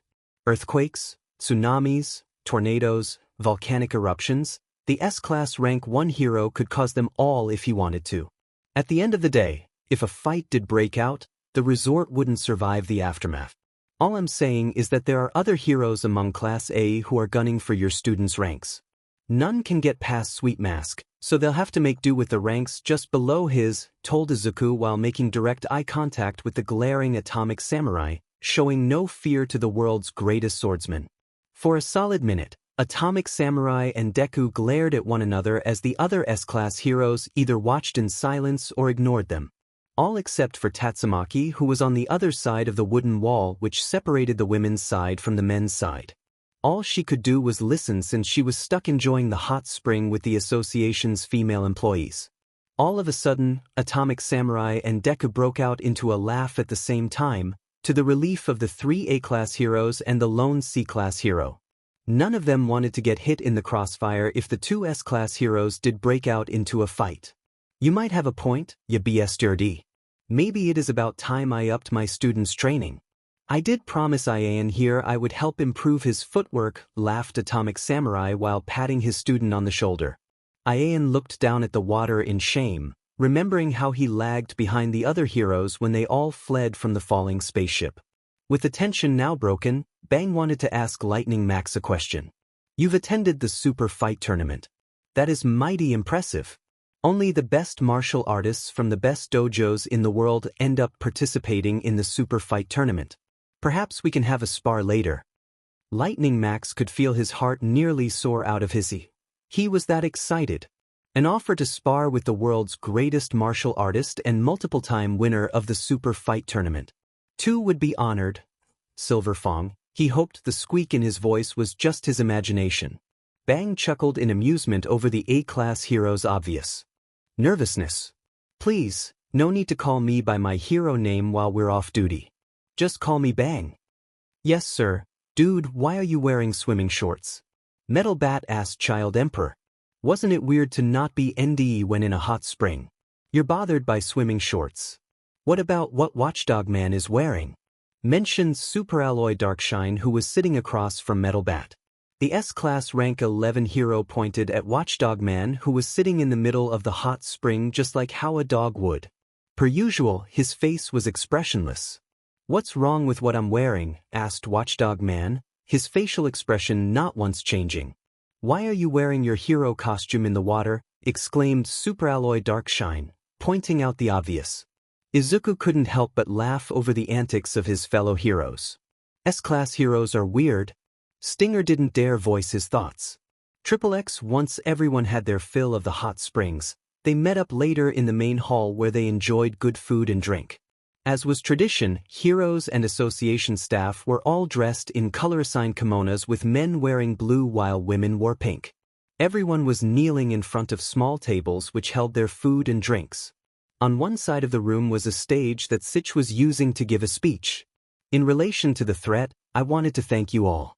I am grateful for all of your strong work the other day. Today, I want all of you to let go of all your stress and burdens and just enjoy the night to the fullest. Sich raised his glass of beer. Cheers, everyone responded by raising their drinks. Cheers, with that out of the way, everyone dug into their food and drinks. Izuku nearly choked on a piece of expensive sushi when he laughed at the sight of Watchdog Man eating his food like an actual canine. Sensei, are you all right? Genos asked from his right. Swallowing the sushi stuck in his throat, Izuku laughed again. Yeah, I'm fine. Just saw something funny, that's all. He laughed, having found Watchdog Man's antics to be hilarious. Feeling parched, he downed some sake. This is good sake. What brand is this? It's Dragon Slayer sake. High-quality stuff that's brewed in City D, answered Tatsumaki from Izuku's left. It has quite a distinct fruity flavor and is quite strong. That is why it's so pricey. Due to how strong it is, she only took small sips. Izuku blinked at Tatsumaki. I'm honestly surprised you know so much about sake. I never pegged you for the drinking type. Tatsumaki held her nose up high. I'm not, but I do enjoy the finer things in life. That just so happens to include having a bottle or two of Dragon Slayer sake, if I feel like I'm in the mood. The same could be said about fubuki. Having seen the highly fashionable clothing and jewelry that the sisters like to purchase, Izuku couldn't help but agree. The psychic sisters might be different in a lot of ways, but they both shared the same interest in the finer things life had to offer. Even their hero costumes were made up of the best material money could buy. A tinge of pink colored the number one hero's cheeks as he thought of the 4 high-cut leg slits of Tatsumaki's form-fitting costume, which showed off a lot of her legs and her figure. Fubuki's own costume lacked the slits but was tight enough to show all of her curves. Before his thoughts could devolve any deeper into the psychic sisters' SNSL taste in fashion, Pori Prisoner stood up and shed off the top of his kimono, showing off his impressive pecs, abs, and muscular arms. From the blush on his cheeks and the way he swayed while standing, it was obvious he got deep into the bottle pretty fast. I've got an idea. How about we finally find out who truly is number one? Pori Prisoner twirled to the center of the room, impressing Izuku that he could still keep his balance while very drunk. The S-Class rank 17 hero started to pose and flex his powerful muscles before the unsuspecting audience. Tank Top MSTR and Super Alloy Darkshine caught on fast and joined Pori Prisoner. They both shed off the top of their kimonos and began making poses as well to show off their own powerful muscles. Of course, Tank Top MSTR is wearing a tank top under his kimono. Izuku wasn't even surprised at this point. Bah, those cocky muscleheads are getting too big for their shoes. Go and show them why you're the number one hero, Deku commanded Tatsumaki, pointing a shaking finger at the 3 posing heroes, as if expecting him to follow her orders. Izuku didn't miss the shaky finger nor the pink coloring of her cheeks. He guessed Tatsumaki must have drunk a lot more than she could handle. Wanting in on the fun and knowing that Tatsu wouldn't be happy unless he defended his title, Izuku downed the rest of his sake before standing up. As he made his way to the center of the room, Izuku stripped himself of the top of his kimono, revealing his own muscular upper body and fresh scars to the world. Oh, a challenger approaches, hiccuped Pori Prisoner, who raised his arms to show off his biceps. You dare challenge me, mortal? Going along with it, Izuku tensed his muscles and held up his left arm to show off his bicep. I dare. 4 who knew how long, Deku, Pori Prisoner, Super Alloy Darkshine, and Tank Top Mster did a mix of drinking and posing. The female association employees and resort employees saw no reason to not enjoy the show, some even shouting words of encouragement to their favored muscular hero. Whistles were thrown in for good measure. Tatsumaki enjoyed the show as well, though her eyes were solely on Izuku's flexing form. Why must I be surrounded by idiots? Flashy Flash sighed to himself before he took a bite of his salmon. Child Emperor shrugged, not caring what the others did. The next couple of hours were spent with the heroes and association employees celebrating and having fun. Mumen Rider, Lightning Max, and Stinger faced off against Pori Prisoner in a 3-on arm wrestling match. Yet, even with their numerical advantage, the 3 couldn't bring down Pori Prisoner's hand. All their strength and weight combined, and they still couldn't make the S-Class hero's hand budge an inch. Thinking he teased them enough, Pori Prisoner brought down his hand and won the match. Unfortunately, he accidentally used too much strength and ended up tossing the 3 heroes into a nearby wall, much to his embarrassment. Child Emperor and Zombie Man were conversing with each other while trying their best to ignore the loud antics of everyone else.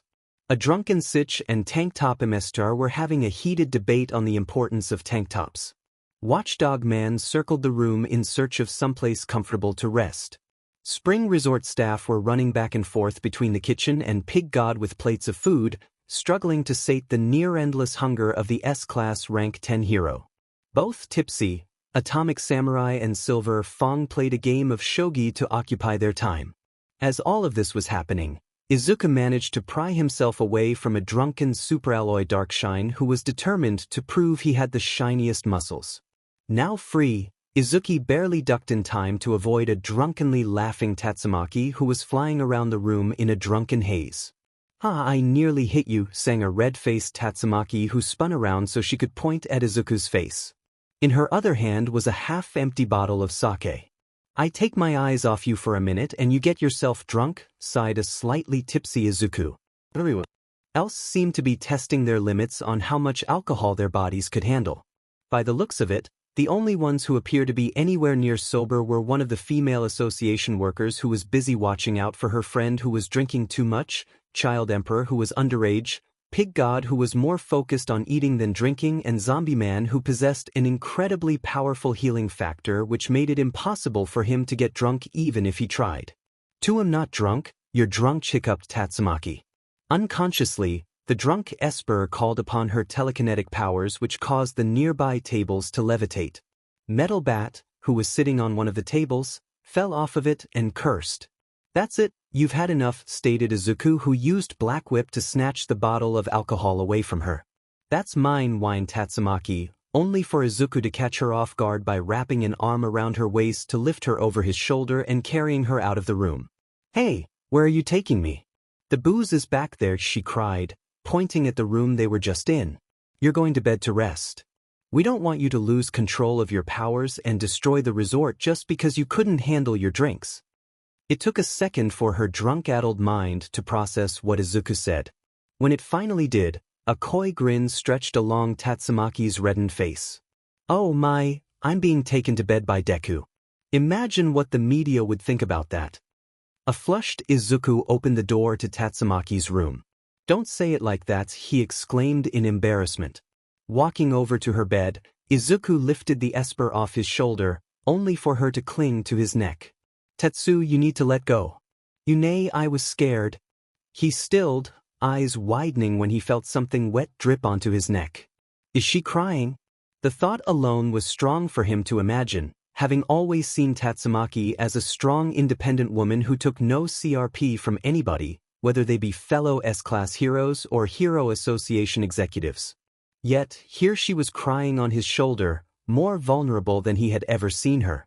"When I saw you on that ship, thought you were dead," sobbed Tatsumaki who clung onto Izuku's shoulder as if her life depended on it. "Why you looked so weak. So broken." There was BLD everywhere, her grip tightened to a painstaking degree but Izuku didn't so much as flinch. "Why are you supposed to be strong? Like me if you were to die." Closing his eyes, Izuku took a deep breath out of his nose and gently patted the emotional tornado of terror on the back. It felt selfish of him to never suspect how much Tatsu worried about his well-being. Pretty much being her only friend, seeing him so injured after his fight with Boros must have pained her deeply. He'd feel the same if their roles were reversed. Looking at his right hand which he was using to pat Tatsumaki on the back, he spotted the scar on his hand that he earned from his battle with Boros. He'd be covered mostly in scar tissue if it wasn't for the very advanced medical technology of this world. Gently wrapping his arms around Tatsumaki's lithe form, he brought her into a comforting hug. "It's all right, Tatsu. I'm not going anywhere. You can count on that." Izuku could hear her sniffle.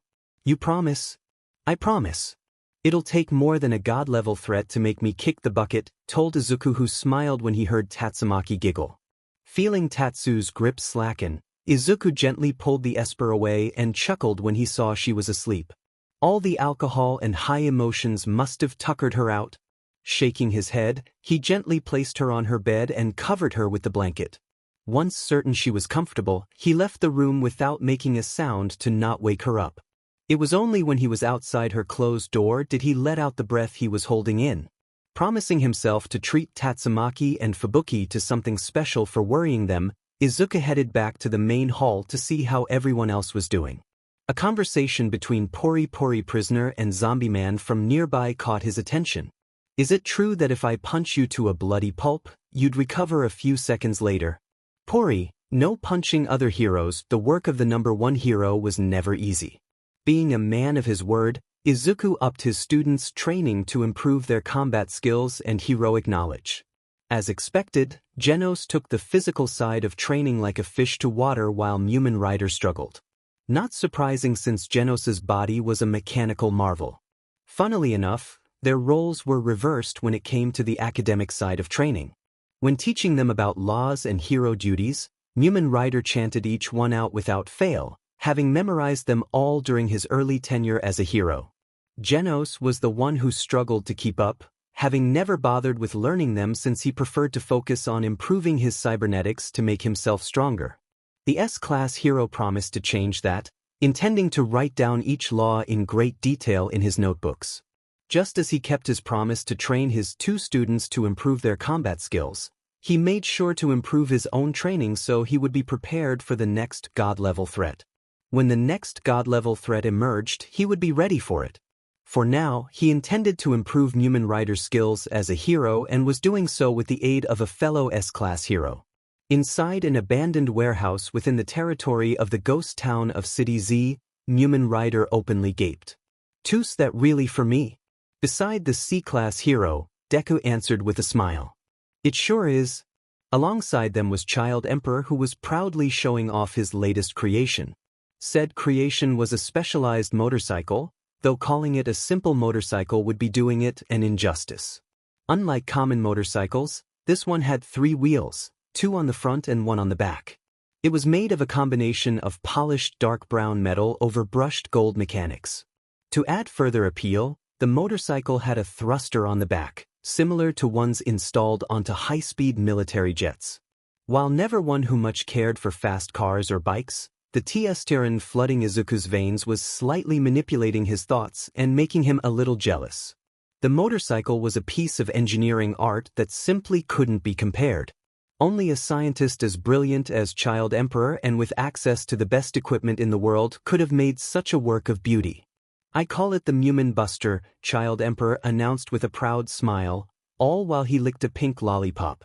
"It can go over 300 miles per hour, is made up of the same reinforced metal that was scavenged off the alien spaceship, and is fitted with so many gizmos and weapons that it would take most of the day for me to explain them all to you."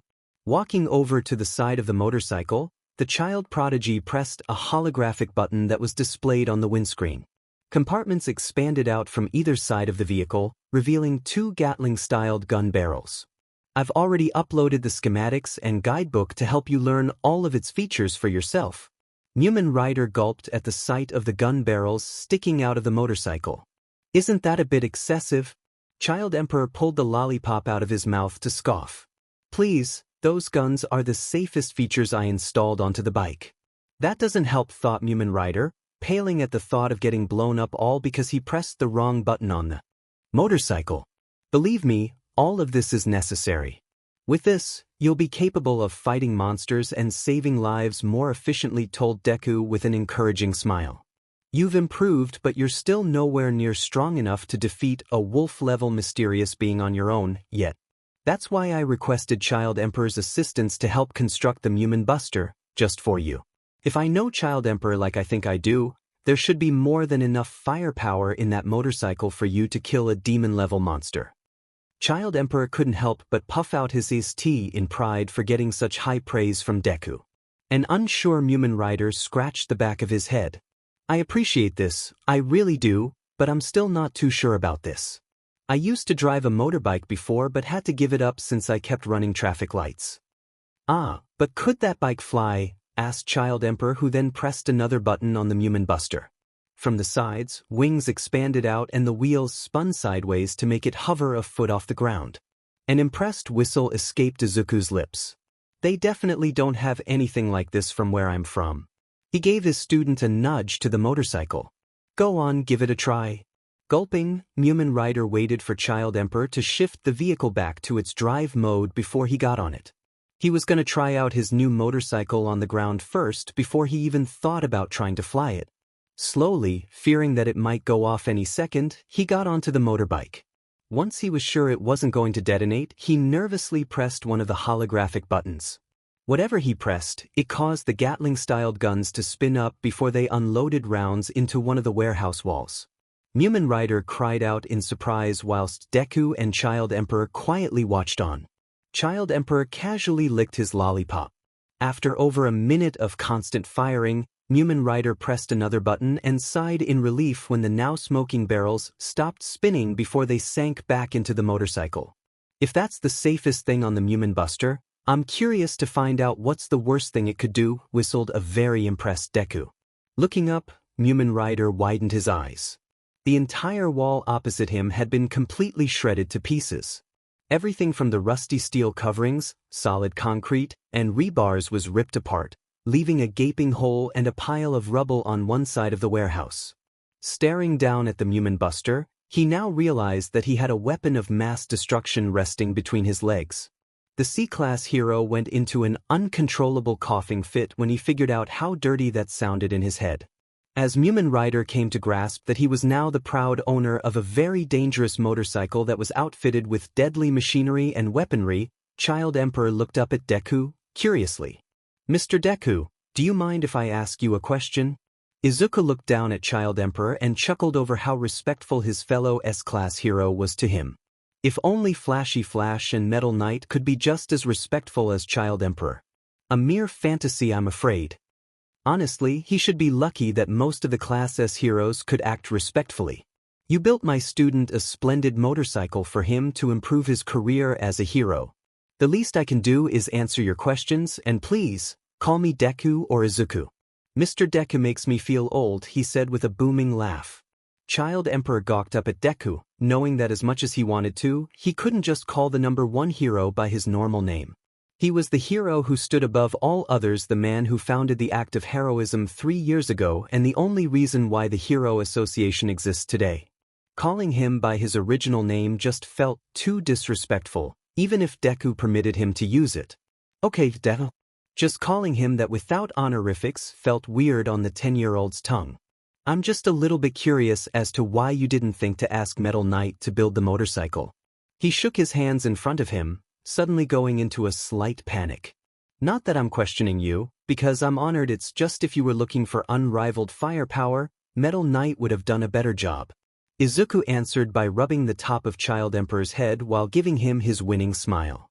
Don't sell yourself short, Child Emperor. You are a brilliant inventor and an even better hero. If there's anyone who could have helped me, it was you. Being a child prodigy, Child Emperor was a lot more mature than any other kid. Where children may like getting patted on the head by someone they liked, Child Emperor found it an invasion of privacy, and if anyone were to do it to him, other than his parents, he would snap their wrist without a second thought. I guess I can let it slide this one time, he thought, looking down at his feet so Deku couldn't see him blush in both embarrassment and delight. He may be a child prodigy, but he was still a child who looked up to Deku, just like everyone else, so earning such praise from Deku was a dream come true for him. Izuku took away his hand, much to Child Emperor's hidden displeasure, and looked over at Mumen Rider, who was in the middle of looking over the different features of the Mumen Buster.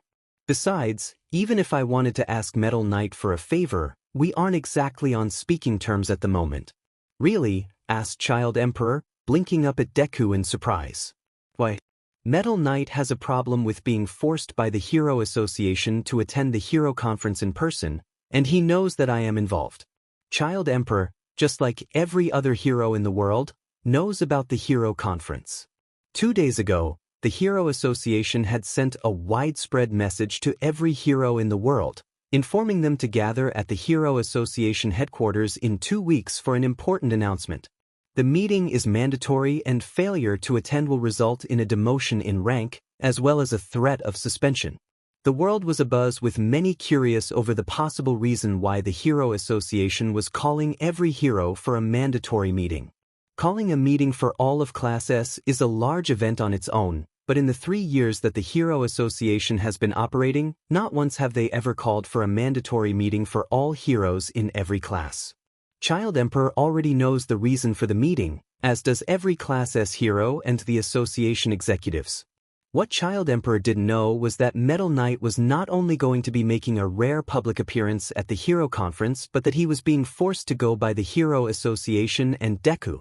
Is there a reason why you're making Metal Knight show up in person? At the Hero Conference, Sich will be explaining the possible god-level threat that could show up at any time in the next 6 months. Most of our fellow heroes will get nervous since none of them have ever witnessed a god-level threat before. That's why, when Sich gives the meeting, all of Class S will be standing alongside him on stage, as a show of unity against the god-level threat. Metal Knight being there in person will display a strong message to everyone there as well. I never actually thought about that. Showing that all the top heroes are prepared to fight together to defeat a god-level threat will be good inspiration for the lower-ranked heroes. Metal Knight being there in person will also help prove the severity of the situation and also improve the image of unity, thought Child Emperor, understanding Deku's plan to inspire the heroes, even at a time of possible crisis. That, and Metal Knight was the only S-Class hero to not take part in the battle against the Dark Matter Thieves. This is his punishment for not attending the S-Class meeting and for not helping out in the fight. Looks like the number 1 hero can be a bit spiteful like the rest of us, thought Child Emperor, looking up at Deku with a deadpan stare, trying to not point out the clustering aura surrounding the still smiling Deku, although his smile nearly looks strained. 5 days later, abandoned quarry. You're gonna need to be faster than that, Genos. Yes, Sensei. From atop a cliff beside an abandoned quarry, Fubuki watched as Izuku sparred with Genos. So, this is a spar between 2 S-Class heroes, she thought, trying her best to keep track of the 2 S-Class heroes as they blitzed across the quarry at insane speeds. While her eyes couldn't physically follow the speed of the 2 Class S heroes, her psychic powers were able to sense where they were, most of the time anyway. Izuku hasn't thrown a single punch. He's just dodging. When you said that we were going to have a learning experience, I never once thought you meant this. Miss Blizzard stated eyelashes, who was sweating over the intensity of the sparring match between the demon cyborg and Deku. They're moving too fast for me to see, cried Lily, who could barely make out 2 blurs moving in the abandoned quarry. How's she supposed to learn if she can't even see the 2 S-Class heroes spar? What's he doing? Asked Mountain Ape, pointing down at the other side of the quarry where they could see Mumen Rider driving his new motorcycle. Izuku wants Mumen Rider to grow accustomed to driving his new motorcycle, explained Fubuki, not once taking her eyes off of Deku and Genos' spar. It wouldn't do for him to drive a vehicle he isn't familiar with. That's a nice bike and it has some serious speed to it, stated eyelashes, who watched Mumen Rider make a sharp turn. Where'd he get the bike anyway? He asked, not believing that Mumen Rider could afford to buy a custom-made bike for himself, and the Hero Association wouldn't just make the bike for a Class C hero, even if he's ranked number 1. A gift from Deku to help improve Mumen Rider's career as a hero. It was designed and built by none other than Child Emperor. The 3 B-Class heroes gaped at Fubuki, finding it incredible that Mumen Rider was riding a vehicle which is not only a gift from the S-Class rank 1 hero, but also built by the child prodigy, Child Emperor, the S-Class rank 5 hero. A muscle in Fubuki's hand twitched as the spar between the 2 S-Class heroes came to an end. As she expected, Genos was panting from exhaustion, but was unharmed, since Deku had only been testing Genos' speed and reaction time. Genos was fast and powerful, but none of his attacks touched Deku, who was unharmed and not even sweating as expected from him. Izuku patted Genos on the shoulder as the pair walked towards the cliff where Fubuki and her group were waiting for them. You've improved, Genos. You're faster and wiser than when we first sparred. Keep this up and soon, you may just land a blow on me yet. I've only improved because of your wise guidance, Sensei. Don't forget Dr. Casino, remarked Izuku, pointing a finger at Genos. If not for all his strong work and effort on fixing and improving your body, you wouldn't be where you are now. Genos had the decency to look ashamed for forgetting all the work Dr. Casino put in for him. He made a point to show his thanks to the scientist the next time he saw him. Of course, Sensei. By the way, have you spoken with Dr. Casino about the invitation? I did, and he has graciously accepted, answered Genos with a smile. Izuku returned a smile of his own, inwardly relieved to hear that Dr. Casino would be coming to the Hero Conference, which would occur at the Hero Association headquarters. It was agreed upon by Sich and the other executives to invite every hero to the Hero Association headquarters for a meeting to discuss the possible god-level threat in the next 6 months. It wasn't a simple affair to get over 500 heroes from all over the world to meet up at the association headquarters, so it was decided that the meeting would take place in 2 weeks. A week went by, so the heroes still had some time to handle their affairs and to find transport to City A. However, it wasn't just the official heroes who have been invited to the meeting. As recommended by Izuku, the association sent out invitations to powerful individuals and organizations who were not aligned with them, such as Dr. Casino, Bomb, and the Council of Swordmasters. Hearing the roar of an engine, Izuku and Genos stopped and watched as Mumen Rider drove in their direction before he stopped in front of them. "How's the bike treating you, Mumen?" "Still takes a while for me to get used to its speed, but I'll get there," answered Mumen, confidently. The Chizuku was interrupted when something heavy crash-landed a couple of feet behind him. Mumen Rider gasped in surprise while Genos and Izuku turned around and took fighting positions. Izuku narrowed his eyes once he saw a large shadow rise from within the cloud of smoke. Target found. A large metal arm swung out of the cloud of smoke and dispersed it, revealing a very large and chunky humanoid robot. The robot was designed with lavishly decorated ornaments and plating while also adorning a royal fur cape and a crown. Standing at 32 feet 10 inches, the robot towered over everyone, basking the 3 heroes in its large shadow. "A robot," muttered Genos in surprise and wariness. "I am Machine God G4. You are the strongest hero, Death. I have come to eliminate you." From the back of Machine God G4, a sword hilt popped out, allowing the robot to reach up and pull a giant sword out from its back. The robot then pointed the large sword at Deku, who calmly looked at the point of the sword which was only 2 inches away from his face. "Well, before you eliminate me, can I ask who sent you?" asked Deku, looking away from the sword and up at the robot's one glowing eye. Once upon a time, he may have been surprised by being suddenly attacked, but he quickly learned that being the number 1 hero came with some slight disadvantages, assassination attempts being one such disadvantage. Mysterious beings and even hitmen from criminal organizations have all attempted to end his life at some stage, but all have failed. He always wondered if All Might had to deal with this kind of negative attention back in his world. From the way G4's eye glowed a bright sinister purple, Izuku predicted the robot would answer his question with violence. Classified, bellowed G4, who swung his giant sword from his left, intending to bisect Deku in one fell swoop. Deku didn't move a muscle to stop or avoid the attack, and yet, the sword didn't so much as graze him.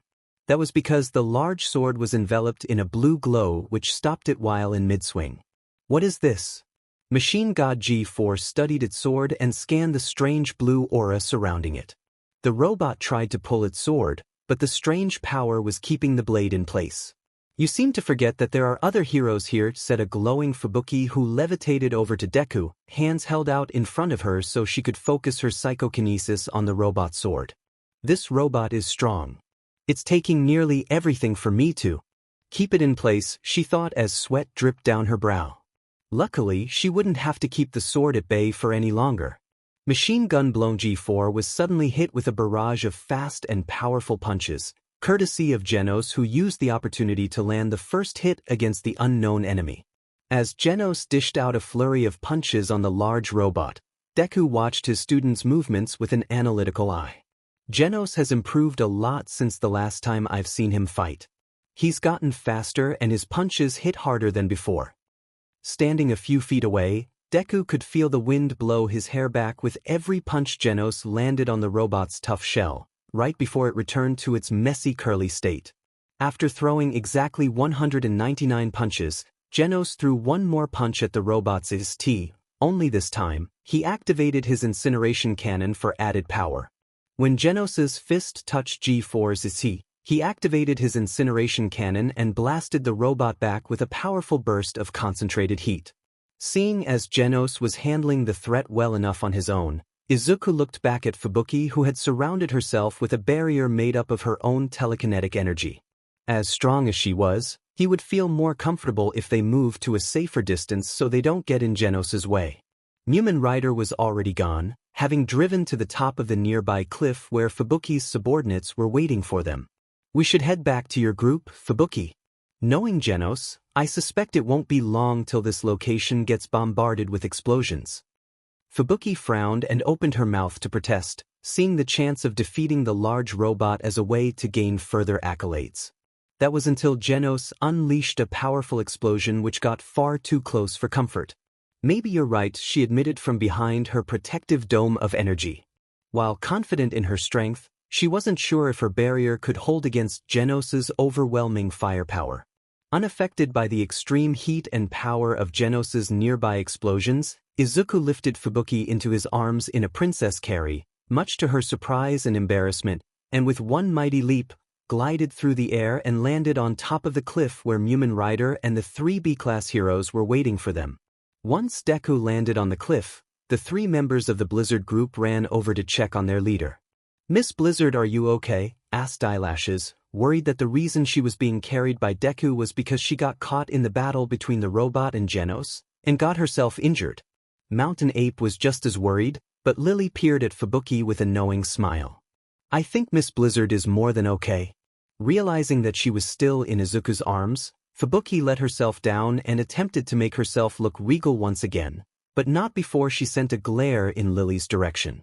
Izuku's attention was focused on the fight between Genos and G4, and he was pleased to see that for the most part, Genos was on the attack and winning. A good defense makes a good offense, but Genos does it the other way around, he thought, noting how Genos's constant barrage of attacks was giving G4 very little time to land a counterattack. The large robot sometimes got a hit in, but Genos was quick to return fire, giving G4 no time to capitalize. "Amazing," muttered Mumen Rider, walking up to Deku's side so he could get a closer look at the fight. "So this is what S-class heroes can do. What threat level would you think the robot is?" Izuku rubbed his chin in thought as he watched the cyborg and robot fight. "If I could hazard a guess, I believe G4 to be a demon-level threat, although nowhere as powerful as the Deep Sea King. As much as Genos has improved, he would still struggle to defeat that monster." Mumen Rider felt his heart quicken over the memory of the Deep Sea King. The C-class hero had yet to meet a mysterious being as bloodthirsty or as powerful as the Deep Sea King. "God, I'm lucky to be alive after my encounter with him," he thought, knowing that the only reason he wasn't dead was because the Deep Sea King didn't take him seriously. After wiping the knowing smile off Lily's face over the threat of retribution, Fubuki stepped to the other side of Izuku, having been listening in on his conversation with Mumen Rider. "You afraid that Genos might lose?" "In our line of work, losing is always a possibility," remarked Izuku. "Still, I'm not worried. G4 is strong and surprisingly fast," he said, just as G4 used the jet boosters on its back to launch itself into the air above Genos so it could stomp down on the cyborg, but Genos dodged and fired more bursts of explosions at the robot. But that's mostly because of his size and mechanical body. Just by watching, you can tell that Genos is faster and stronger than his opponent. Everyone watched, just in time to see Genos stop G4's SW sword with his bare hands, right before he broke the tip of the blade with pure physical strength. After throwing away the broken sword piece, Genos aimed his left fist up at the robot's face. Thrusters built in the arm activated and fired Genos's mechanical arm, which was still connected to the rest of his body through a cable. The flying arm smacked G4 right in its lone eye and threw the large robot backwards. Yet, G4 quickly regained its balance and slammed its feet into the ground to slow itself to a stop. Genos glared at the robot while he used the cable to pull his arm back and reattach it back into place. "None of my physical attacks can get through its thick shell," thought Genos as he thought up a plan to defeat G4. Genos bent his knees as G4 rushed the cyborg and threw down a punch, only for it to smash the ground since Genos jumped over the attack. Spinning in midair, Genos landed on top of G4's back and planted both of his hands over the gaps in between the robot's heavy metal plating. "In that case, I'll just have to melt your circuits until there's nothing but slag, heat, and electricity built up in Genos's hands," before he unleashed a powerful burst of fire that filtered through the gaps of G4's armor. G4 could only struggle as the flames of Genos's incineration cannons melt its internal circuits to the point where boiling sludge spills out of its armor gaps. Satisfied that he destroyed the enemy, Genos jumped off G4's back and watched as the large robot's body collapsed into a puddle of melted sludge. Wow. None of the demon cyborg's attacks could scratch that robot, so he instead uses his intense firepower to melt the robot from the inside out, remarked Eyelashes, looking very impressed. He always thought that the S-class heroes were more brawn than brains, but Genos just proved him wrong. Fubuki nodded her head in respect to Genos. Impressive indeed. Guess Genos truly did earn his S-class ranking. Izuku folded his arms across his seat as he stared at the puddle of melted sludge that Genos just made with G4's body. The fight isn't over yet? Everyone turned to Deku in confusion, unsure of what he meant by that. I don't know about everyone else, but it looks over to me, sir, said Mumen Rider as he glanced at the puddle of sludge of what used to be a large robot. The robot's body was just turned into a puddle. Izuku glanced over at his second student with a knowing smile. Was it? Genos took 3 steps towards the direction of the cliff where everyone was waiting for him, only for his sensors to detect an energy signature right behind him. Specifically, in the puddle of melted sludge. Widening his eyes in surprise, Genos barely got out of the way in time to avoid a series of laser beams that fired out of the puddle. Sliding to a stop, Genos crouched on one knee as he narrowed his eyes at the puddle of sludge. From the puddle, a smaller robot with black plating and rounder features stepped out. So you were hiding your true body all along, stated Genos, who stood up, studying the real body of G4. You are not my target. Get out of my way, shouted G4, sounding frustrated with Genos's persistence. From its smaller body, G4 fired multiple laser beams at Genos, who jumped away to avoid said lasers. As Genos continued his fight with G4, Izuku and Fubuki were having a conversation with each other. Did you hear the news about the hero hunter? Asked Fubuki, curiously. Izuku frowned in distaste over the mention of the recent villain who was making a name for himself recently, the hero hunter, Garou. A martial artist who has been attacking heroes recently, but unlike most villains, he doesn't kill the heroes he defeats, just sends them to the hospital with broken bones and broken pride. I've heard that his latest victim was Tank Top Vegetarian. Knowing them, the Tank Topper army will be on the lookout to get revenge. Of course, it didn't need to be mentioned that Tank Top MSTR would be the one leading the hunt for the hero hunter. That man always held a sweet spot for his underlings. With the Tank Topper army looking for him, it shouldn't take too long for them to find the hero hunter. It'll either end with the hero hunter behind bars or it's. Izuku didn't like to think about the possibility that the hero hunter could defeat Tank Top MSTR. If the villain were to defeat an S-class hero, he'd be far too big of a threat to be left alone in the world. Hopefully, Tank Top MSTR and his crew can handle him on their own. Fubuki glanced away from the fight between the robot and cyborg to look at Izuku. Have you heard anything about what Silver Fang is going to do about him? Izuku rubbed the back of his head. Bang is going through motions, he said awkwardly. Saying that Bang was going through the motions was putting it lightly, seeing as he recently shut down his dojo and kicked out all his students, including Shirenko.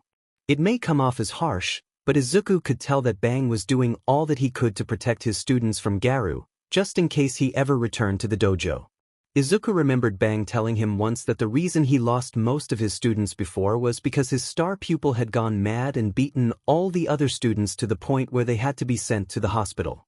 From what I hear, Bang has gone to search for Garou and has enlisted the help of his older brother, Bomb. Fubuki closed her eyes and shook her head while not even bothering to pay attention to the explosion in the quarry which blasted hot wind into her face and blew her hair back.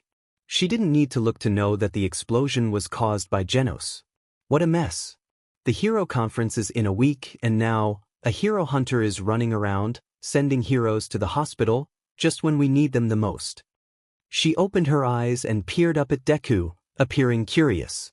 You gonna look for the hero hunter as well? She asked, knowing that Izuku took his job as a hero a lot more seriously than most others, hence why he was S-class rank 1. As much as I would like to, I wouldn't even know where to start. Garou has attacked heroes in different cities with no discernible patterns, so his movements can't be predicted. He could be anywhere in the world right now, answered Izuku, who watched a victorious Genos walk in their direction while carrying something in his left hand. Besides, Bang wouldn't appreciate it if I were to hunt down Garou as well. However, if I do come across him, I will put a stop to him. The conversation came to an end once Genos jumped to the top of the cliff where everyone else was. A quick look over of the cyborg showed that he suffered little damage from his fight with G4, other than a few scratches and scorch marks where some of G4's laser got too close for comfort. Well done, Genos, you defeated a demon-level threat and suffered little to no damage. It shows how far you've improved since the first time we met. While taking heavy breaths, Genos held a proud smile on his face.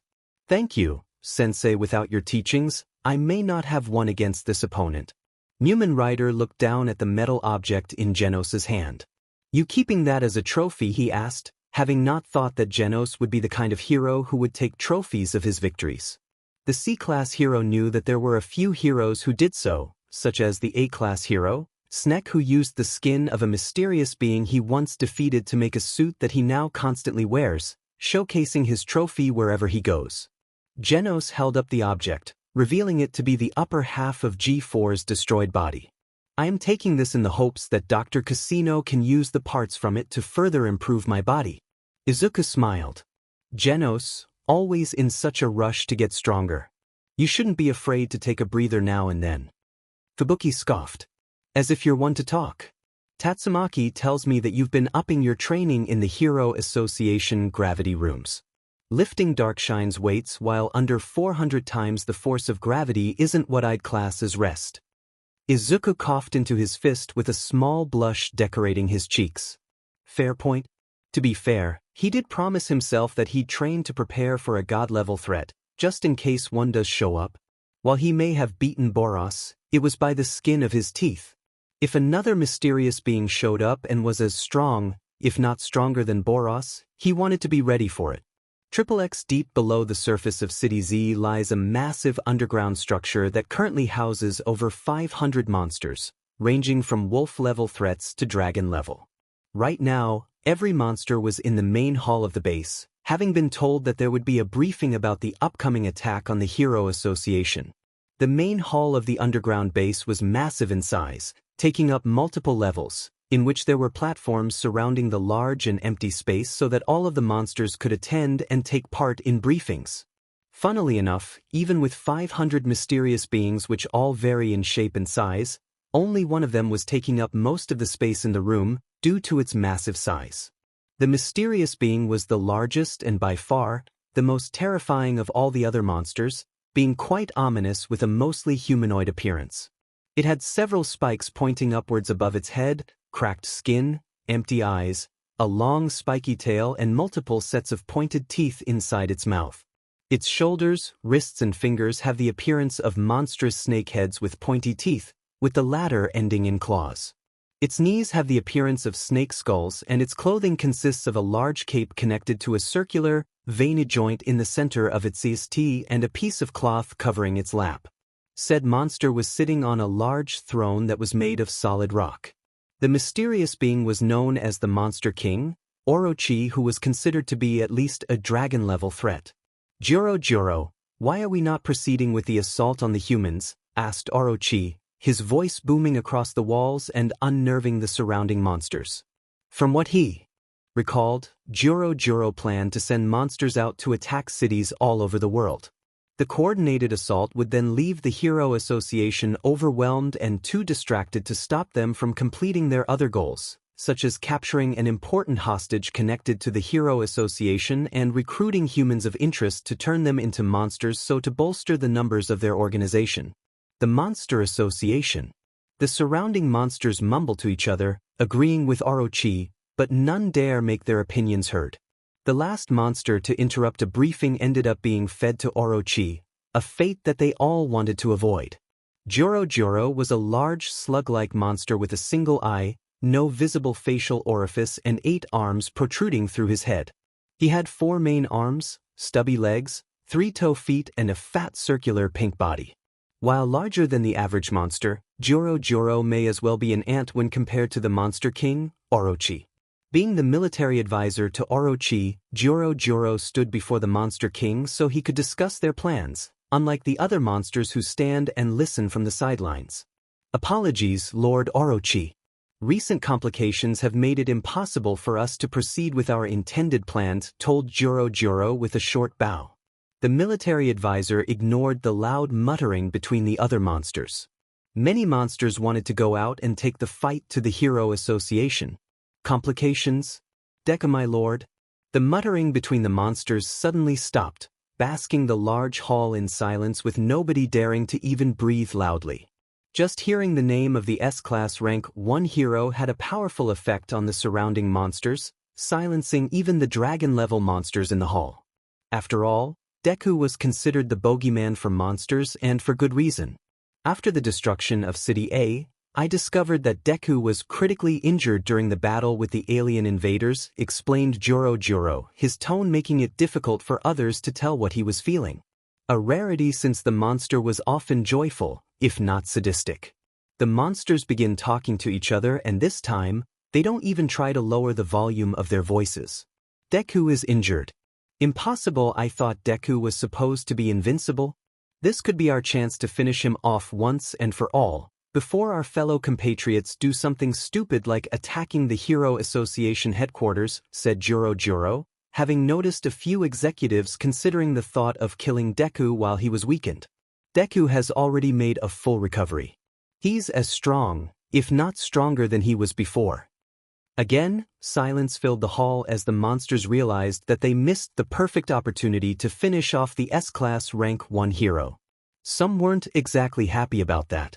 Why tell us now when you could have told us while he was still weak? Joro turned his body to look up at one of the platforms where one of the executives of the Monster Association waited for an answer. Blackism, by the time I discovered Deku was injured, he was already halfway through his recovery. In the time it would have taken for us to gather the necessary monsters to stage an attack on the Hero Association headquarters, Deku would have already recovered. To put it bluntly, we would have been slaughtered. Blackism was an odd-looking humanoid monster of small stature. He had a completely black body and a pale white face with black eyes and a tail-like protrusion on the top of his head. Compared to other menacing-looking monsters, Blackism didn't seem like much, but there was a reason why he was an executive of the Monster Association. Orochi's gaze leveled at Blackism, and where other monsters would cower and whimper, Blackism returned the look without a shred of fear. Blackism then gazed down at Joro with a contemplating frown before he nodded in acceptance. I guess I can see your point. Excellent, cheered Joro, who raised his arms over his head in joy. As I was saying before, I had discovered that Deku was injured from his fight with the alien invaders. I was hoping to use Deku's weakened state to commence with our plan, but his fast recovery has only derailed them. If we were to continue with our plan now, we would only lose more monsters than we could recruit, nor would we be able to capture a hostage from the Hero Association. What now, then? Asked Orochi, wondering what his second-in-command was planning. If we are to swell our numbers, we need to proceed with a more subtler approach. City C, you're going to the Super Fight Tournament, asked King from Izuku's left. The S-Class Rank 7 hero was wearing a baseball cap and had the hood of his hoodie up so to hide his appearance from the public. Being in Class S was enough to get widespread fame and attention on its own, but it was even worse when you were known as the rival to the world's strongest man, Deku. Yup, Silver Fong was supposed to attend as a judge, but he cancelled on them, so they asked me to come in his place. I don't think they were expecting me to say yes. You should have seen their faces when I did, chuckled Izuku, wearing a hoodie of his own to hide his hair and face, although his was a light green with the word hoodie printed on the front of it, unlike King's simple gray hoodie. Are you sure about this, sensei? With your hero work, your training regime, duties as principal of the Hero Academy, and now this, are you not overworking yourself? Asked Genos from Izuku's right. Unlike his fellow S-Class heroes, Genos wasn't wearing a hoodie to hide his appearance and was, of course, recognized by the surrounding public. Still, unlike with Deku where people felt comfortable getting close and asking him for an autograph or a picture, Genos's cold stare discouraged people from getting too close. It also meant that everyone's attention was more focused on Genos and not the two large hooded men beside him. Don't fret, Genos. It's gonna take a lot more than that to overwork me. Besides, We might spot some fighters who could be possible hero material, answered Izuku, feeling only slightly guilty for dropping his paperwork on his assistants at the Hero Academy. With everything going on, he had little time to do much of his paperwork at the Hero Academy, and to be fair, if the other S-class heroes could skimp out on their paperwork, what was the harm of him skimping just a little? Well, I wish you luck, said King, patting Izuku on the back before he turned down a different path. You're not gonna come and watch the super fight tournament with us? Asked Izuku, surprised that King would turn up the chance to see the best martial artists in the world fight.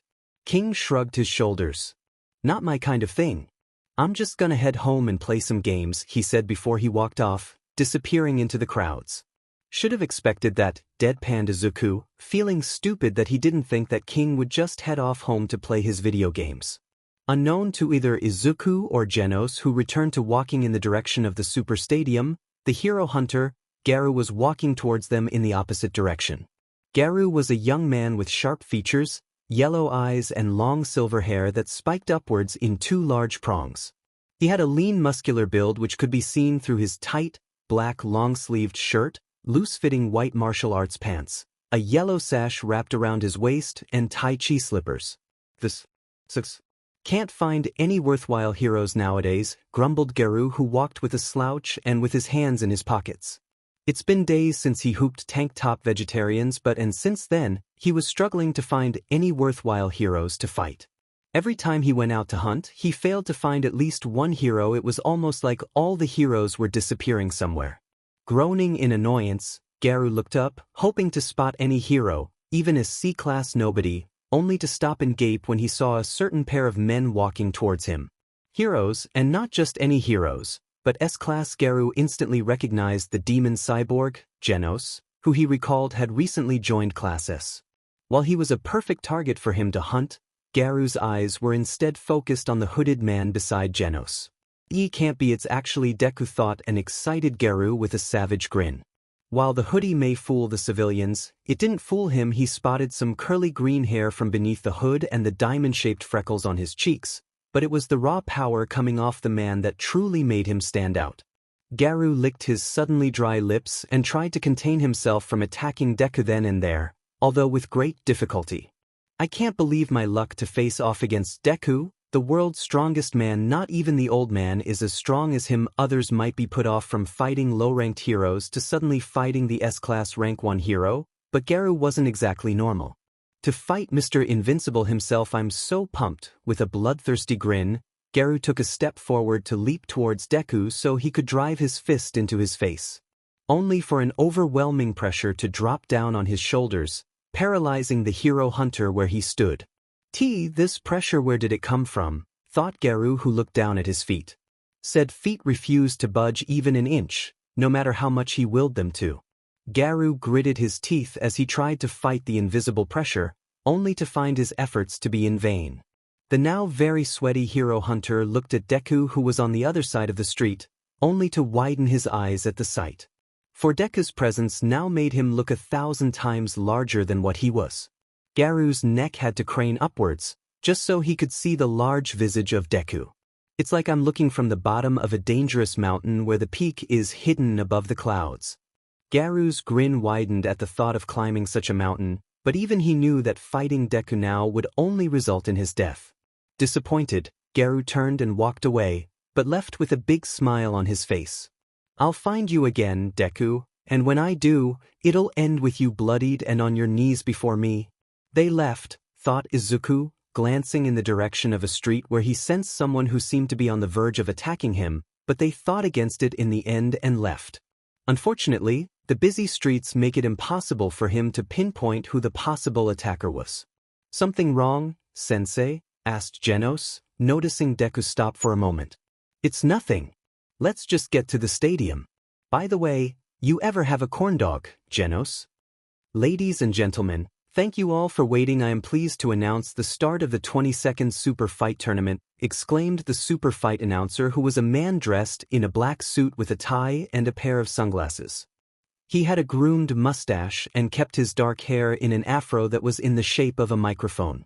The announcer was standing in the arena in the middle of the stadium as the thousands of people who were watching from their seats all cheered in excitement for the upcoming fights.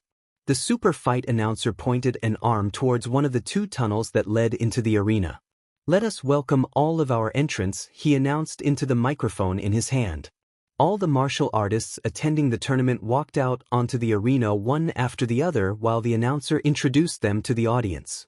First up is the Class A hero, Lightning Max, who has entered the Super Fight Tournament for the very first time. Max of the Hyper Karate style, dressed in a personalized white and black karate gi instead of his usual hero outfit, Lightning Max walked out onto the arena while he waved to the audience. "I can only see myself winning," he said, confidently. Next is our only female entrant. Her lightning speed attack could be considered a form of art. It's Lin Lin of the Palm's Bell Fist. "Hurry it up, I want to fight already," mumbled an impatient Lin Lin. Lin Lin was a young and small girl with a lean build and a slender figure. She had red eyes and dark braided hair tied into loops with bangs that covered her forehead.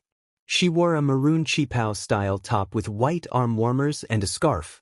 She accessorized with bells in her hair, ears and shoes. Next up is Benpatsu from the Harsh Path Arts Dojo. Benpatsu chuckled and stepped out with a confident smirk and his arms folded. He was a lean-built man with his dark-colored hair gathered up in a high braid. He had a small mustache and wore a black gi. And now, one of our top 4 regulars. His serpentine arms enclose his opponent to take them down. The man ranked the lowest of Class A heroes. "It's Snek of the Biting Snake Fist. Did you have to mention that I'm the lowest-ranked Class A hero?" asked a calm, but inwardly annoyed Snek. Not that the announcer could hear him. Just like Lightning Max, Snek was wearing his specially customized martial arts outfit instead of his hero costume. "Do not fret, folks, 'cause we got a lot more fighters to show." Always electrifying, it's Volten from the Fist of Thunder and Lightning Dojo. Volten was a man with sunken cheeks and round eyes with dark markings around them. He kept his black hair slicked back and wore a high-collared olive-green outfit with golden decorative buttons. Bazuzu from Bazuzu's Nuclear Explosive Fist Dojo. Bazuzu was a man of muscular build with his dark hair kept in a long mohawk. He also had thick eyebrows and a small beard. His attire consisted of a tan-colored one-strap top with black wristbands. Gatlin of the multi-hit style. Gatlin was a young man with dark hair swiped to the right. His eyes had dark markings around them and were of different colors, with his left eye being light blue and his right eye being red. He wore a turquoise hooded top, black t-shirt and gloves with a Gatling gun's muzzle printed on them, with bandages wrapped on both arms, along with black shorts and boots. The kindred spirit from the Sunflower Dojo's Gentle Art of Self-Defense, Hamakichi. Hamakichi was a very muscular man with many scars on his body and face. His hair was light brown with 2 small buns on each side. He had a full beard and a perpetual blush on his cheeks. He wore light shorts with hamster prints on them, dark leg warmers, wristbands and a belt. Dave of the Crushing Giant style. Dave was a very large obese man with slicked back dark hair. He wore a white shirt that barely covered his stomach. He also wore black pants with suspenders. Rosie of the Psychoanalytic Martial Art. Rosie was a young man with light-colored eyes and gray hair that parted to the left and had an undercut. He wore a blue suit with a white shirt underneath and a red diamond pattern tie. Mentai of the Spice Fist. Mentai was a young man with red hair and eyes. He had a small shaped scar on his right cheek and a band-aid over his nose. He wore a brown short-sleeved shirt that had chili on it, gray pants, maroon fur on his collar and wrist, and Sitchnut rose gloves. Jakuman from Giga Pro Wrestling. Jakuman was a very tall muscular man with a well-defined jaw and wide nose. His hair was light brown and kept short. He wore a short-sleeved white shirt with a umber singlet over it with the initials GP on it in yellow. Chose of the Fist of the Pure BLDR race. Chose was a tall man with light-colored eyes and white hair that was parted on the left side. He wore a red turtleneck with a checkered pattern, black gloves and white pants. He also seemed to be missing eyebrows. A former student of the Fist of the Flowing Water Crushing Rock, Sourface of the Sourface style. Kempoch Sourface had short dark hair, but his most noticeable feature was his taut face, strained to the point where it seemed like he had been eating sour food. He also had a cleft chin. Sourface was muscular, although short in size. This is his 7th consecutive entry. Can this man who refuses to give up finally make it to the top? It's Zako's from the head-first rushing style. Zako's was a young man with long, blonde hair that was slicked back and had a prominent widow peak. He had green eyes and his eyebrows were prominent, pointing outward. He wore a traditional, red embroidered, pink uniform, a white belt around his torso and red sunglasses. Next up is a surprising entry. First-time contestant, he's from the Fist of the Flowing Water-Crushing Rock Dojo. Give it up for Sharenko, visibly shaking. Sharenko clenched his fists to try and control his nerves, mildly succeeding. Stop shaking, damn it, I need to do this to prove to Mr. Bang that I am worthy to be his student. And now for the strongest man in super fight history, our returning 2-time champion. His fights are always one-sided, but according to him, he hasn't even shown us his full strength yet. Bakuzan of the Dark Hell Assassination Art. Bakuzan was a muscular man with spiky dark hair. He kept his sideburns unkempt and spiky and had a bushy unibrow and goatee. He was wearing a white martial arts uniform with torn sleeves. And we have another unrivaled contender. He's returning for the first time in 7 tournaments, the young legend who managed to win 4 times in a row. It's Suiryu of the Void Fist. Suiryu was a tall, handsome young man with a lean, muscular build. He had blue eyes, tan skin and black hair tied in a ponytail reaching his lower back. He was wearing a navy blue martial arts uniform with white linings, long sleeves and star-shaped buttons. Unseen by those watching, he also wore metal bands around his biceps. Suiryu waved at the cheering crowd with wild abandon, loving the attention being given to him. He spent the last 3 years since he disappeared goofing off, and apparently he's only after the prize money this time. Is he so powerful because he doesn't crave fame or notoriety? However, Bakuzan is also in the tournament. So that's Suiryu. If I can kill him, I'll become the strongest man in the history of this tournament, thought Bakuzan, staring at Suiryu from behind. Bakuzan may look bored, but he was staring at Suiryu's back with such intensity that Suiryu could actually sense it. I can practically feel his bloodlust piercing my back, thought Suiryu, not that he had anything to worry about. He was greatly disappointed by the turnout of martial artists. None looked like they could give him any kind of a challenge. I actually wanted to fight the guy who won last year's tournament. Suiryu recalled watching last year's tournament where an exceptionally skilled martial artist in a wolf mask won the tournament effortlessly. Sadly, it looked like he wasn't participating this year. I wanted to play with someone stronger if I could. Now then, before we start off the matches, there is some big news that we would like to mention, exclaimed the announcer into his microphone. Some of you watching in the stands or from your homes might not be aware, but the bigwigs in charge had invited the S-Class hero, Silver Fong, to judge this year's tournament, which he accepted. The announcer waited for the crowd to stop cheering before he continued. Unfortunately, a private matter has come up that Mr. Silver Fong couldn't postpone, thus he had to cancel at the last minutes, he announced, not surprised when the audience started booing to show their displeasure over the world's greatest martial artist not attending. Wait, so Mr. Bang isn't coming, said Sharenko, both perplexed and disappointed.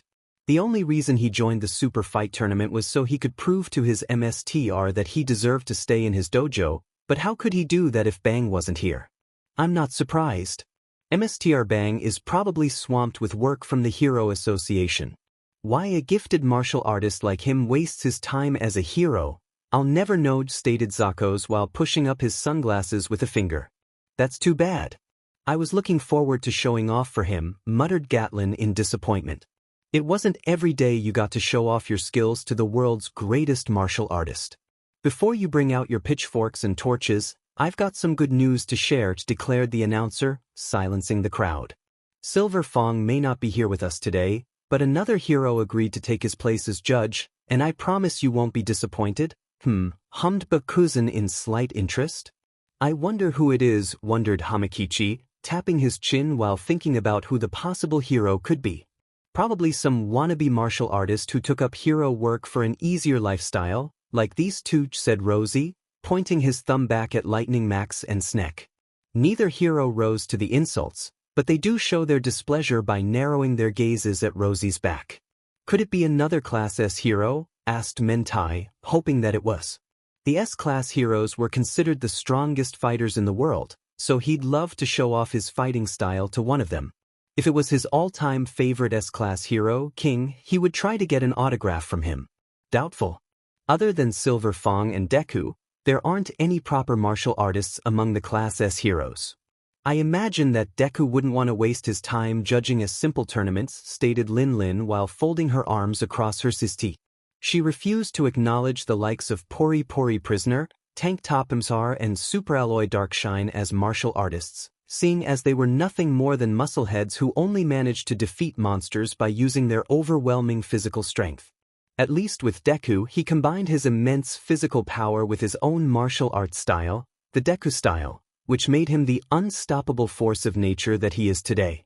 He's the man who rises to any occasion, stopping natural disasters and defeating monsters as easily as breathing, the one who fights the shadows of all that is evil and does so with a smile on his face. An excited tension filled the stadium as every set of eyes widened in recognition and quick anticipation, including all of the martial artists.